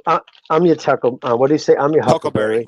Yep. I'll be your Huckleberry. He did. He killed that role. Using that Roy Jones used that to entice the movie Heat Heat is pretty good. I'm in my prime. Yeah, he that was definitely I would agree, Chief, with you on that. I think that he stole the show. Like he made that movie. He was the best character. In my opinion, an Oscar-winning role or an Oscar-nominated role is if you take that person out of the movie, it drastically changes the outcome of the movie.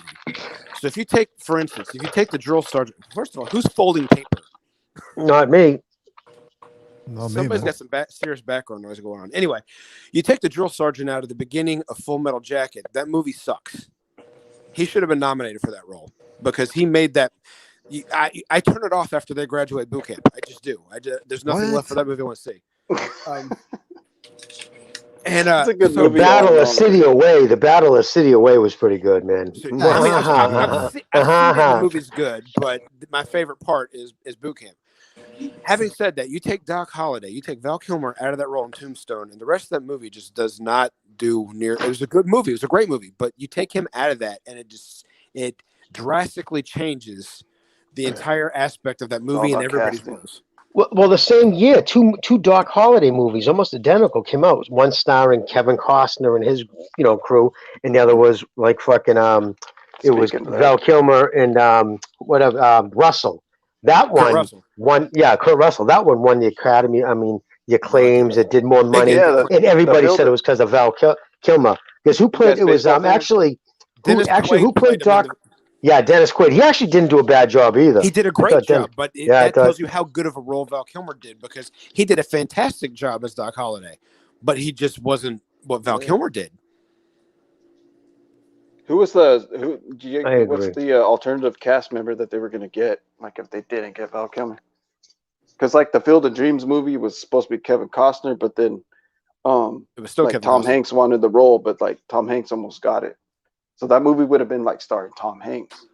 Well, usually when you get to that Tom Hanks role, he has his pick of, like, his agent will call him and say, "I got 5 fucking scripts for you to look at." You know, I mean, people will actually make movies around a Tom Hanks character because he's reached that level. Yeah. You know what I mean? Like, he isn't doing auditions. But help It's me like out with this. Which came first, Philadelphia or Field of Dreams? Philadelphia. It's a good point because then like Tom Hanks also starred in League of Their Own, which is like a girl movie, but right. That's what I'm getting at. He won Academy Award. I believe it was 3 years in a row. He won for Philadelphia. Forrest Gump, Philadelphia. Oh, well, he was nominated, wasn't he? I know he was. He won 2 in a row. I know he won back to back with Philadelphia. Yeah, maybe the Philadelphia one and the Forrest Gump one. And he won it for those, and then he won again first. I believe was it Sleepless in Seattle? Might have been the year after that. I don't think he's won 3.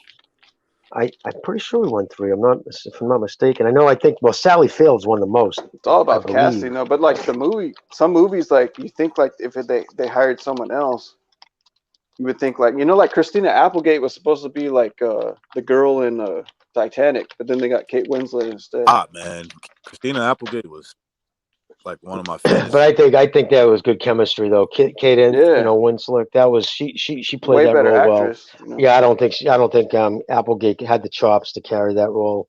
Christina Applegate is like hot, like porn star hot. Yeah, and she does some good physical comedy shit, but I don't think she has the acting. Though. She was funny. Field of Dreams. Yeah, but again, it has to be like you said. It has to be comedy. I just don't think she has the chops to pull off serious role like Titanic. So Field of Dreams came before Philadelphia. So if they would have picked Tom Hanks for that, he didn't have the Oscar-winning clout. But Field of Dreams came out before Philadelphia? 1989. Really? Wow. I just looked it up. Oh, no shit. It is that old, huh? Oh, my God. It was in the 90s, right? Early 90s? Yeah, Philadelphia was 93, I believe. Somewhere around there, yeah.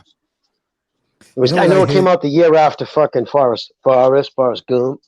What I hate in movies is Forrest Gump came out like the year before I started dating my wife. So I know that Philadelphia was the year before that. So the 93, 94, 94, 95. That would be a great movie to take your wife to go see Philadelphia. But you know what? I hate in the movies. I hate in the movies when they have to jam in the title of the movie during the movie. You know, like in American Psycho, before the guy gets killed, he goes, "Oh, Bate Patrick, you're the American Psycho." That I hate that type of shit, man. But so you must like Pink Floyd. You must like Pink Floyd songs, right? Because I don't think they ever said. For most of the songs, they never mentioned the songs in the lyrics. Going to the movies, right? Going to watch the main event, and then they start playing like movies that are coming soon, the theater. I used to love that. Oh, that shit was dope, man. That dude just died, actually. The guy who did all those voiceovers for like 40 years in the industry just died a couple of years ago. He was being paid like $20 million a year to do those fucking coming attraction videos. Yeah, they used to be good, dude. You could tell that because back then that's the only way you knew it was coming was those coming attractions. Yep. Before social media. Hey, you know what? Speaking of movies that would have been completely different with a different actor, remember that? I don't know if you've heard this. I think it's pretty well known. Will Smith was supposed to be Neo in The Matrix. I mean, I think he was offered the role first. That he was the first. Who is that? Will Smith. In The Matrix. That would have sucked. Well, sorry. He was supposed to be Morpheus, I think, right? Oh, Morpheus and Neo. That would have been all right. I could have seen that happen. Yeah, because he was doing. Didn't he do around the same time? Wasn't it at the same time Independence Day? No, okay, Independence Day came out before. That was like a year before, or yeah, because Matrix was 2000 or 99, 2000. Definitely one of those 2 years. Yeah. But the thing with Will Smith is he tries to shoehorn in his own lines. So could you imagine Morpheus and he's riffing off these one-liners and it wouldn't have worked, man. It would have been a completely different movie. No, because Morpheus had to be very not straight lined. Like you yeah, can't drop is it perfect for the role. That's why. You know they're coming out with a 4th Matrix, right? Nice. Of course they are. Is it going to be feminized though? I'm in it. Hollywood can't come out with anything fucking original right now. They're too afraid to upset the apple. Is there going to be lesbians? Yeah, Sure, it's it's gonna be gonna be. lesbian. It's gonna be gender neutral. It's gonna be a Well, tranny. remember the two. Yeah, That's remember why the I'm two enjoying brothers. John Wick right now. What? You're enjoying John Wick? Yeah, because that's original. Yeah, I haven't the two seen brothers 4. are transvestites, aren't they? Yeah, they don't call them the Wachowski brothers. They call them the Wachowski siblings now. Yep. Because they fucking they're full on fucking You know no, they're what's full on. Speaking of that, though, dude, right? do you think that we can get Caitlyn in government, governor of California? I think God, that's I hope gonna The not. happen. vote's coming up, man. I think What that's should coming I up, do? man. It's gonna Should change. I vote Actually, for her? you know who's leading the For pack him? right now is Larry fucking Yeah, I was about to say Oh, Larry the Elder. Larry Elder guy's kind of making Yeah. noise. Yeah. But Oh let me yeah, tell no, you, he's a smart Stick dude. around. you know Yeah, why I think they're gonna fix you know why I think the Caitlyn is gonna win mail-in because ballots. well that could be it. But what I'm saying is they want they want that guy, girl, whatever, to win because it'll be the first conservative tranny. Right. It's to change the To game, change the brother. game, Well, brother. if there's gonna be any fucking shenanigans going on, it's absolutely Oh, gonna be in the way of the governor. Because he's got endless money and he's got the power base. He was groomed for that job. You know, he's Nancy Pelosi's fucking nephew, right? Yeah. Yeah, The he like governor, has yeah. like these like really expensive dinners and meetings where like everybody's shut down, they can't go anywhere. You're Yeah, talking he was about raised in elite. you're talking Newsom. about Gavin bang your wife Newsom. Yep, he was raised in elitist fucking areas of San Francisco. He's Nancy Pelosi's. Yeah, he was groomed for that job, and he's been a disaster for the state of California. Yeah, but so Fucking is she, and nobody disaster. seems Yeah, to they care. protest on the freeway like every fucking Friday. They're like fucking nonstop, like recall. He's gonna get recalled, I think. Well, they had to get no. This is the breast, right? Isn't this so precious? What was the number one thing during the fucking Trump, right? The the vote. Oh, what do you mean? People have to show IDs. Remember, the Democrats were so infuriated. That's Jim Crow 2.0, expecting people to show ID. What was the first thing Gavin Newsom did when he found out there was a recall? Because they had to gather 1 million signatures, right, in order to enact it, and he fucking made sure everyone was ID'd. Like, what a fucking hypocritical shitbag. You know I that don't was know And if me. they're gonna he actually last, tried to man. fucking pass a law. He actually passed a law to prevent Larry Adler from running. He had to go to the court, to get it, because they try to say, well, you didn't pay tax on this thing fucking back in 1992, so that prevents you from being governor, because they know he's a threat. Because Yeah, he's one of those dudes who never forgets statistics. these And when he's Democrats out are on the going road, he's down, good. dude. Like Cuomo's already done, dude. He was going Yeah, down. but you know They what served sucks, his dude? Look who's purpose. taking his place. Look who's Yeah, taking I his heard place. it's some radical person. Well, the woman who brought the case against him, this fucking black general. What did she call it? The AG, which is Attorney General. She actually called it fucking governor. No, the GA or whatever. She flipped it on the governor in waiting or awaiting governor because she's the running for lieutenant governor. Yeah, lieutenant.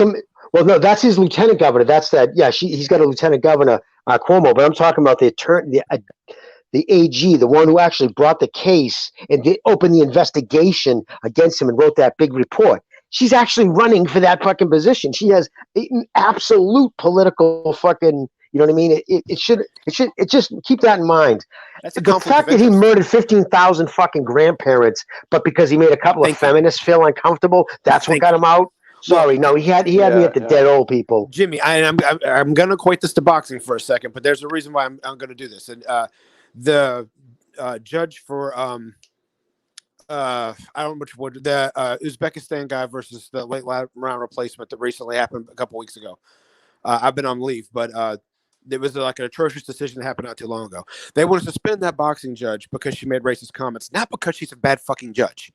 They want to get Cuomo out for the sexual assault charges, not for the 15,000 people that he killed. No, I know. They're going after that Judge Rizzo. She's Nicaraguan. So and so that's they're my going point. after her for the racist tweets, but not because she was a fucking horrible judge. I know. Right, not because she's incompetent. They're going after people for like the totally wrong reasons, and no, everyone's just like, yeah, he's a sexist. Let's get him. Going back to Cuomo now, obviously, get him out of there. But he's responsible for 15,000 deaths. No, that don't matter because they don't care, dude. That goes to show you they're monsters. It's not just they're monsters. The people of this country are morons. There's people that have lost their grandparents that are hurting because their grandparents could and should still be alive that died from COVID due to a piss poor decision made by the governor himself, and he's not being held accountable for this. He killed people. It should be charges. There should be fucking charges, but Yeah, they won't be because you know why? It's a Democrat-run state. It's a Democratic cops. Because the Me Too movement is bigger than murder. And you know what's so unbelievable? Like you just mentioned, George Floyd. The fact that, right, that will always the essence, you know, it was all about racism. The term racism never got brought up once during trial. His race had nothing to do with it. You know what I mean? At the end of the day, it had nothing to do with it. But again, it was because of, you know, the racist police. You know but how's that worked out for the fucking defund? My biggest complaint about the whole George Floyd situation is he didn't get his day in court to prove the fact he was guilty to begin with. Hey, isn't No it one would be crazy crying right now. how God sent? Isn't it crazy how God sent a lightning rod to destroy the George Floyd mural? Amen, God. That's crazy, man. Do you know that there's been 3 murders at the site of George Floyd's death since he's died? There's been 3 homicides. Really? The latest one was just 2 weeks ago at the site. Well, a British newscast was there actually doing a story in the middle of the day. Gunshots start firing off. They all have to scatter. Oh yeah, it's become a fucking absolute OK Corral there, dude. Since George Floyd, in the name of Black Lives Matter, all this shit and all these protests, like, you know, it's countless black kids have died. Do they care about any of them? No. Literally, that Blum, his name is Blum, I believe, Blum or whatever. The lawyer, he was the same lawyer for Floyd, same lawyer for Martin, the kid down in Florida. He's made tens of millions. An excellent article just written by Jason Whitlock. He calls it, it's the new gold rush. They're mining for racism. They're all trying to strike a white cop killed a black man. Bingo! I'm a millionaire. Like, that's their mindset, dude. It's destructive, divisive, ugly shit. Dude, if that lady runs for governor in New York, what's her name? Latia James, the attorney general for New York. Yep, that's her name. And if she wins, that's a conflict of interest. Dude, thank you. I said that 2 minutes ago.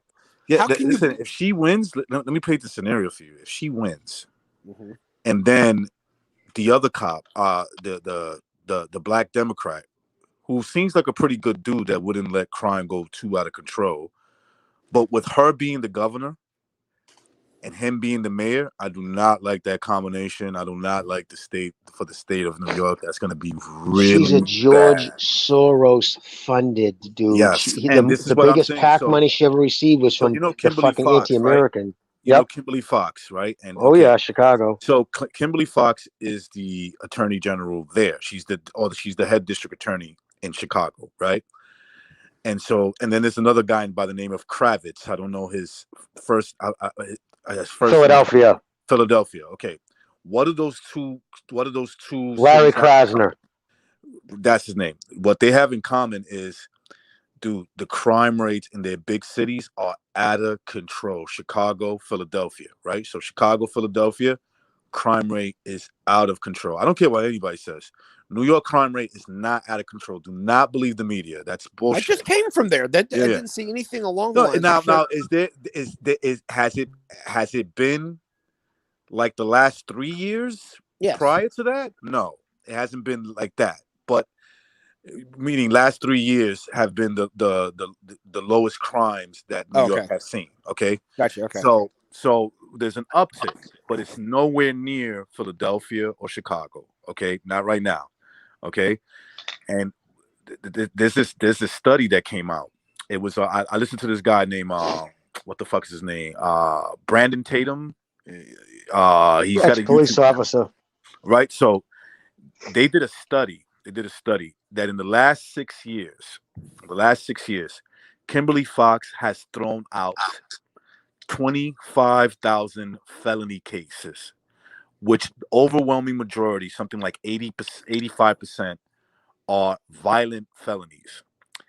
In the last 4 years, okay, they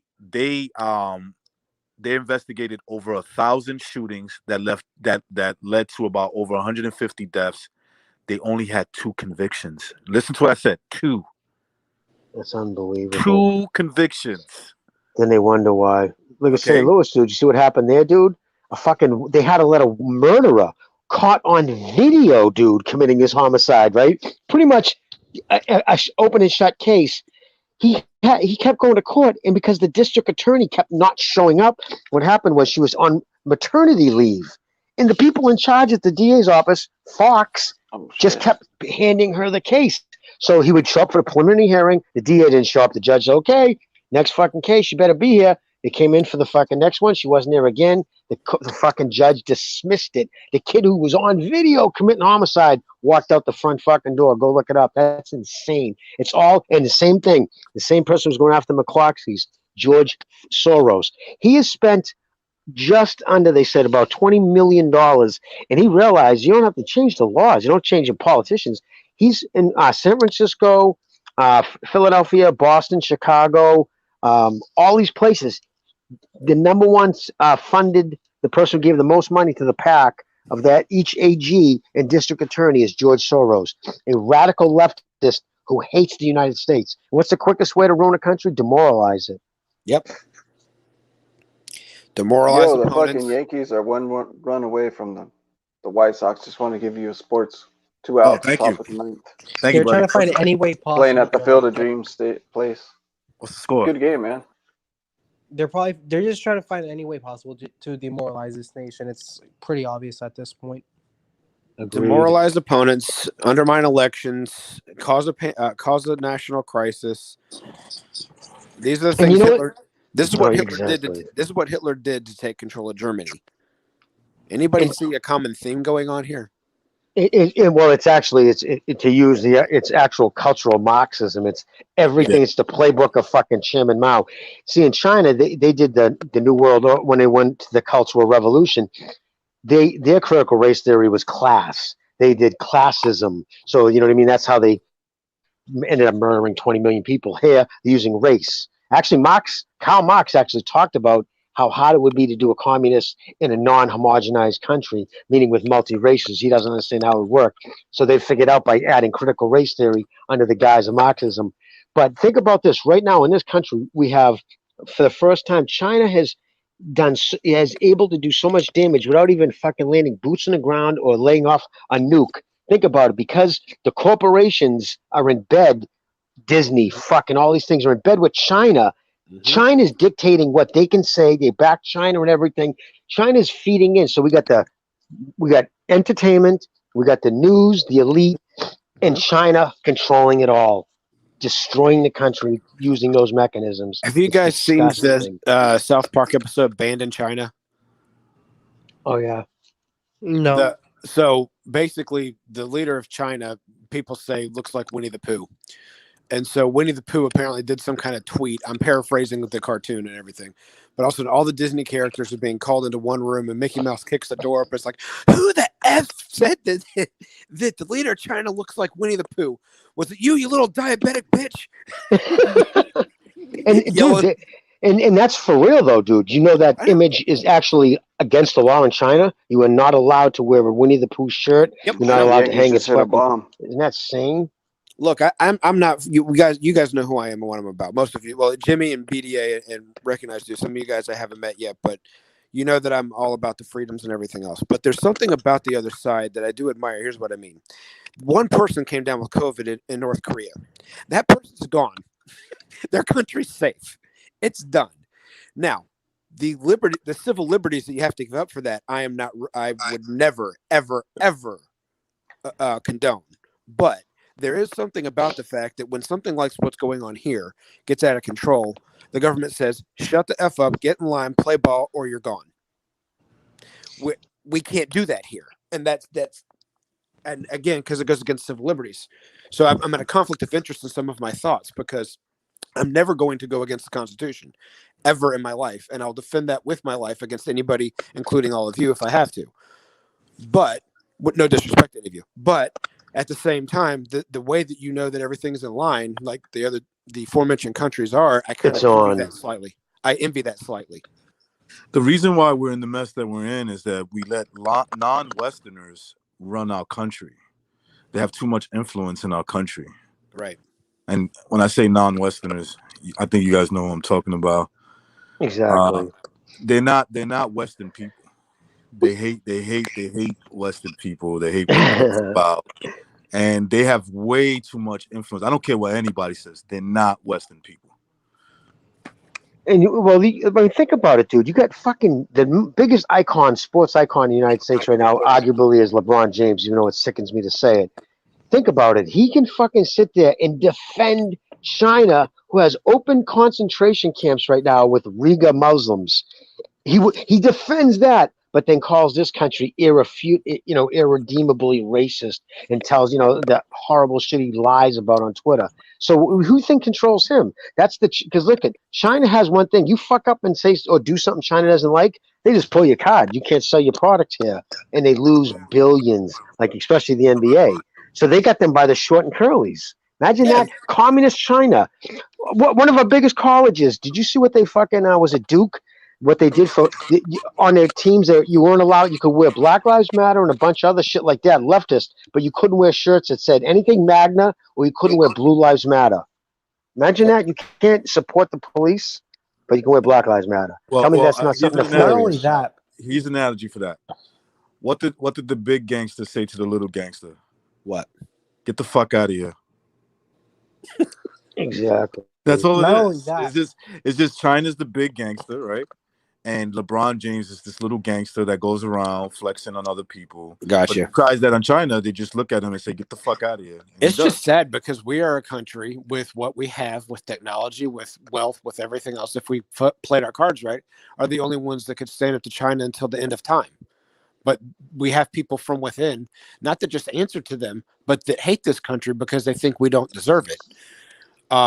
Which, newsflash, nobody deserves anything. I'm not even talking biblically. I'm talking everybody's stolen something to found a country and make it last as long. If you even know everything that China's done to its own people, you would not even be associated with them. Well, there's one country that just recently stole, somebody else's country. Nobody says nothing to them. You know what else is funny? Everybody, like you said, everybody has land, right? Somebody lived there. Somebody got tossed out. Somebody lost the war, lost the territory. But all fucking nations, dude, at one time. If you're not strong enough, listen, it is what it is. It's just that we're holding only, let's be honest, what it is. Like fucking, it's anti-white Christian fucking racism right now. The only white Westerners are being held responsible. Listen, I'm not going to try to shit on the American Indians. Listen, they were noble at all of this shit. But if you want to really know, because you can't believe anything that comes out of the fucking Marxist control media, go to it. There's different sites. There's actually a good video, our YouTube channel. It's in their own voices. All they do is read letters, newsletters, or letters by just common people from that time period. The fucking Indians, they don't like to talk about. They did a lot of horrendous, there was one settlement in Minnesota. They killed 168 settlers. They stripped them, spiked them to the ground, and had the women, because they wasn't with the men. It was Sioux said they weren't working at the time. Had the women flay them alive. They heard screaming for 3 days by bonfire. The witness who wrote this thing. Listen, so and let's be honest, they never developed a wheel. How are they going to hold a country that has the biggest breadbasket, the best fertile land, a country this big? They just didn't have what it took. I'm not saying slaughtering people is good or taking over nations, but it is what it is. Every nation has been taken over because someone didn't have the strength to control the borders. It's Simple convenience as and that. opportunity, and that's what Exactly, Thomas Sowell brother. said about slavery. It's not about race. It's about the fact that the enslaved ethnicity or country or populace was exposed and vulnerable. That's what it is. Yep. It has nothing to do with the color of your skin or even your Christian beliefs or not your religious beliefs. It has nothing And it to was do the with only any of place the slave traders could go to buy slaves, because white people weren't going into Africa and taking slaves. Every slave that was put on a ship from Africa were already enslaved people. They were just sold by their black masters. And then another thing, more white, and this isn't crucial, more white Europeans were sent to the Barbary coast of Africa, North Africa, and to Muslim lands as slaves than what blacks were taken to the United States. Yes. That's a You know what fact. else is funny? Hold on, can I bring up a point? Go ahead. And I'm glad that you guys have brought up the whole Christian thing, because I find this guy so funny that it's okay to believe anything, and you can still make whatever points you want to make. But once you're a Christian, and this is coming from a Christian, obviously, your point of views don't matter because you have a quote unquote biased point of view. It's just like, what? Yep. Are you serious? Are you just because the main reason why they're doing is for the sake of demoralization, because Christian values and Christian point of views go up against the the leftist bias agenda. orthodoxy. Well, if I may say, the bias agenda. Go ahead, And BDA. yes, don't get me wrong. There has been people who have claimed to be Christian and don't live out the lifestyle and use the Bible and the Word of God to their own selfish benefits by getting away with racism when those are just verses out of context and incest and adultery and all that kind of stuff. But still, it's just like, bro, why can't it be the same for us like it is for all the other Muslims and Buddhists and all that stuff? You're gonna say man, BDA? to Jerson's point about the demoralization, and that's just another thing that came out in the news recently was the military, the U.S. military, finally hauling ass over in Afghanistan. And it's just, I was reading, somebody posted a Reddit post about all these veterans saying, I can't feel, watching the news on TV right now, I can't feel as if we were there for nothing. And it's interesting because if you talk to other veterans who were in Iraq, they say the same thing. It's like, man, we lost guys over there, and then we just leave, and whoop, ISIS pops back in, and they start chopping heads off and throwing people off of rooftops. And it's the same thing with Afghanistan. So it makes you wonder, what was it all for then? All the trillions wasted away to fight wars in Afghanistan and Iraq, and that's why I hate to say it, man, but look, when it's going to be the 20th anniversary of 9/11, is it really that outrageous to believe that the same people who are sending Americans to die, and then when they come back, they don't give them the proper treatment and all that? I have to see commercials on American television. They're saying, "Oh, if you want to donate to the Veterans Associations, they don't have the money to pay for these people." So it just goes to show you with the 9/11 thing. If you still doubt, if there's still some doubt in your mind that these people, the same people that run the country could have organized this, they don't give a shit about you. They look at the amount of lives, not just American, but Afghanis as well, Afghans and Iraqis that died over there, innocent and soldiers. And in the end, you got thousands of people dying. They don't give a shit about you. At BDA, not only do they not have enough money to do it, it's because they have plenty of money to start social programs for illegal people that committed international crimes by crossing borders into numerous countries without the proper documentation and authority and permissions. But they'll give them anything they want.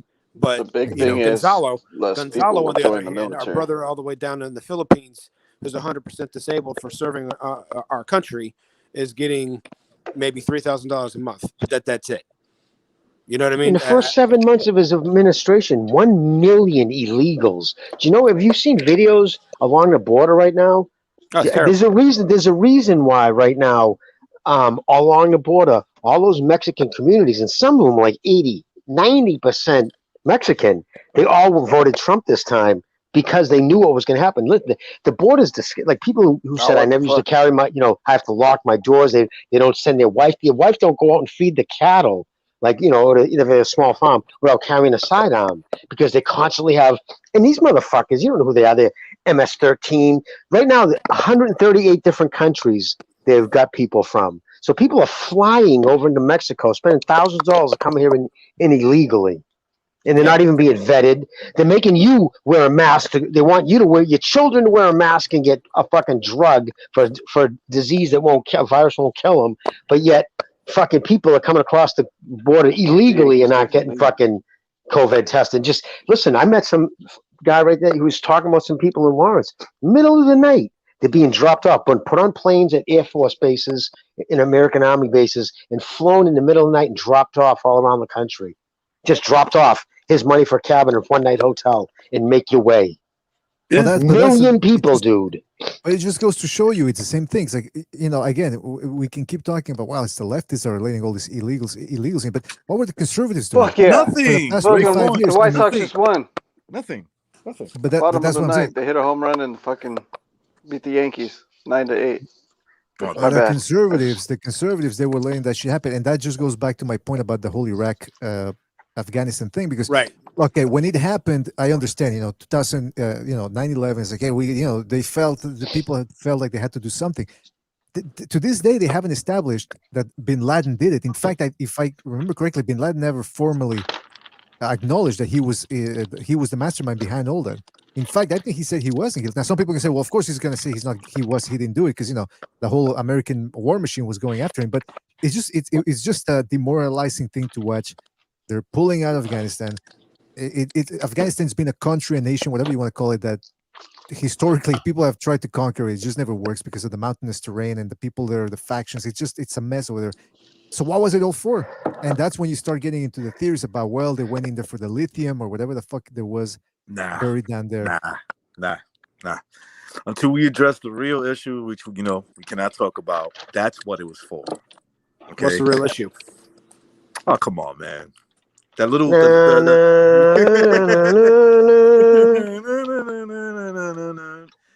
not, and they just use that. Okay, they're not that. That means absolutely nothing to them. They'll sacrifice them. They'll destroy that land as long as they keep their cohesion of Z. Okay, as long as they keep that, and they can control everything else. That's their main.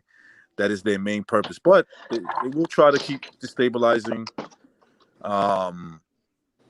land in the desert and until they just drive it out of control. Have these refugees come here, But think about it this way, man. Think about it this way, then. Iraq and Afghanistan. Then, is it fair to say that those wars, those conflicts, they were failures? Because they didn't fix anything. I mean, it's back to the Taliban. Apparently, I don't know if it's true or not. Because again, you got to take. Yes, it is. The Taliban has taken over. Taliban controls every inch of Afghanistan outside of the major cities. Jimmy, I was going to say about. I heard a story that supposedly they were going door to door and kidnapping young girls, prepubescent girls, and all that stuff. I don't know if that's true or not. I don't know if of course it is. That's what they always do. It's part of their culture. They steal their brides. It's the same thing ISIS did. But that's what I'm saying. So, 11 years, 20 years down there. What was the point then? Nothing. It was a waste of time. It was just a waste of time. But like getting rid of Saddam and getting rid of Gaddafi, whatever people might feel about them. Gaddafi wasn't in Afghanistan, but yeah, I see what you're saying. But no, Gaddafi's in Libya, right? Libya, yeah. Right. So they got rid of For what reason? Just because they wanted to. Exactly. Well, listen, they wanted that. Because he just didn't look. I'm trying to be careful what I say. He just didn't want to play ball. Okay, that's it. It's gonna be. Dude, they had fucking movie theaters. They had colleges, actually decent hospitals. They had an infrastructure. Yes, he was a psycho weirdo, but all these people, right? They did a poll over there. It was just 2 years ago. I'll never forget. It was like 92% of the country who was polled, and it was like 100,000 people. So it was a big sample. Said 92% they wanted. Yep. Just hold on 1 second. I'm gonna tell the chat that I'm about to end this, but I want you guys to stay online. Okay. We're gonna go offline. Thanks for everybody that showed up in the chat. Thank you for showing up. I hope you guys enjoyed the show. To the next one. Peace. Stay on.